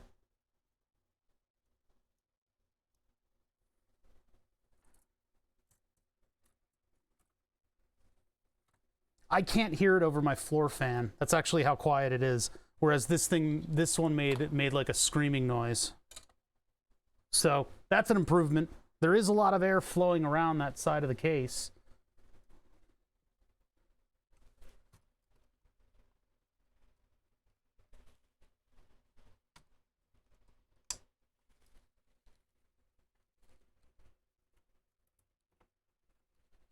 Is this not falling in? What's going on here?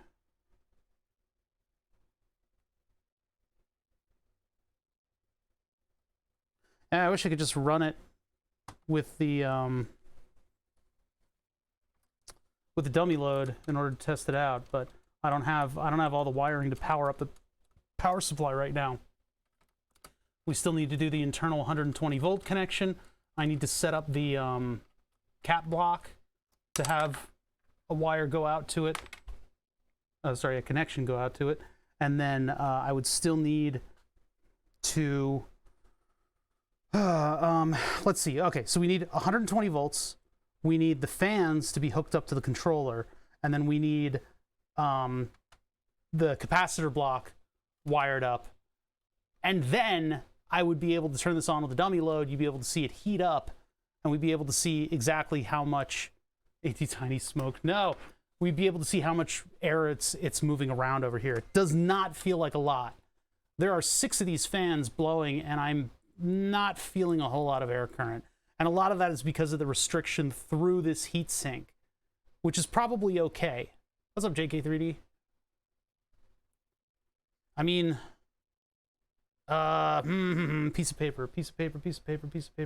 Noctua literature. Paper towel. Oh, great. Paper towel fire. Just what I need.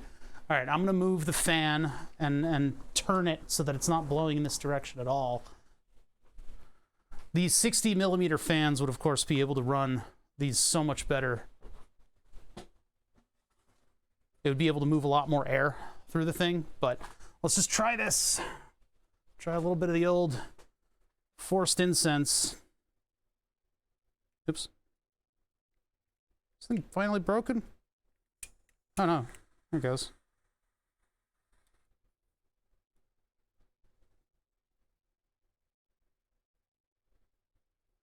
So yeah, there's the inlet. And of course, if I put it over here, it'll be directly blown on, but not much. Look, it can't even put that out. No, it did. There's just not a lot of airflow. We were able to see it suck up some of the air through that front inlet, though. So, I mean, that's probably pretty good, right? Especially if it's not loud. They are on 12 volts. They are on 12 volts. I don't exactly have a vape, like one of those flavorless vapes that I could use to show this off.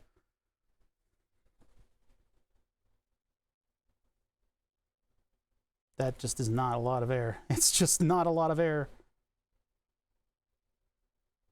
The thought was maybe just 4, and that way they would have they'd have somewhere to draw on Flux in a soldering iron. Oh yeah, that'll smell better too.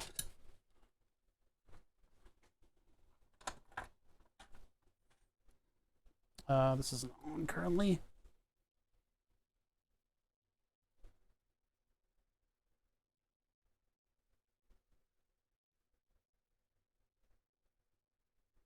We can see some of the air is actually getting sucked in here in the middle. See that? No, there's nothing is current restricted.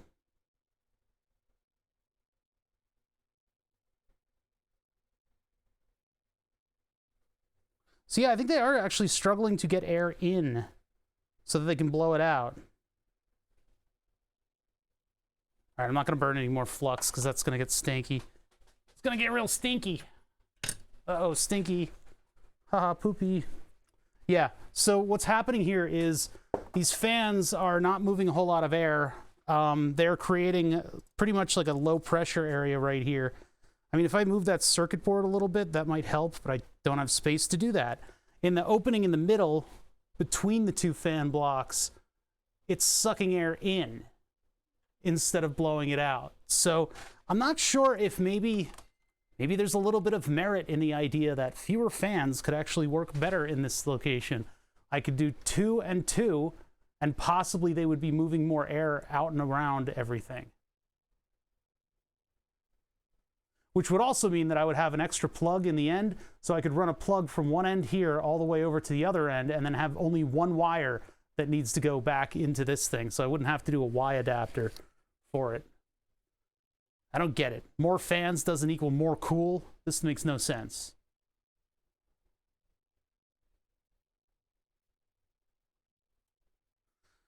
But yeah, let's see. Normally, oh no, I don't have, the only other 12-volt fan I have is right here. I could pop the top and hook that up as well. But this is probably going to move more air than all the other ones just because it's able to get more air. So yeah, I think maybe I need to redesign this to be a 4-fan affair. And perhaps they'll move more air instead of making this like super low pressure thing.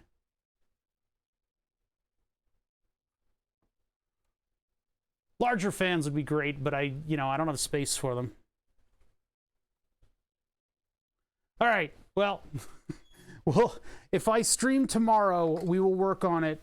If I don't stream tomorrow, I will work on it.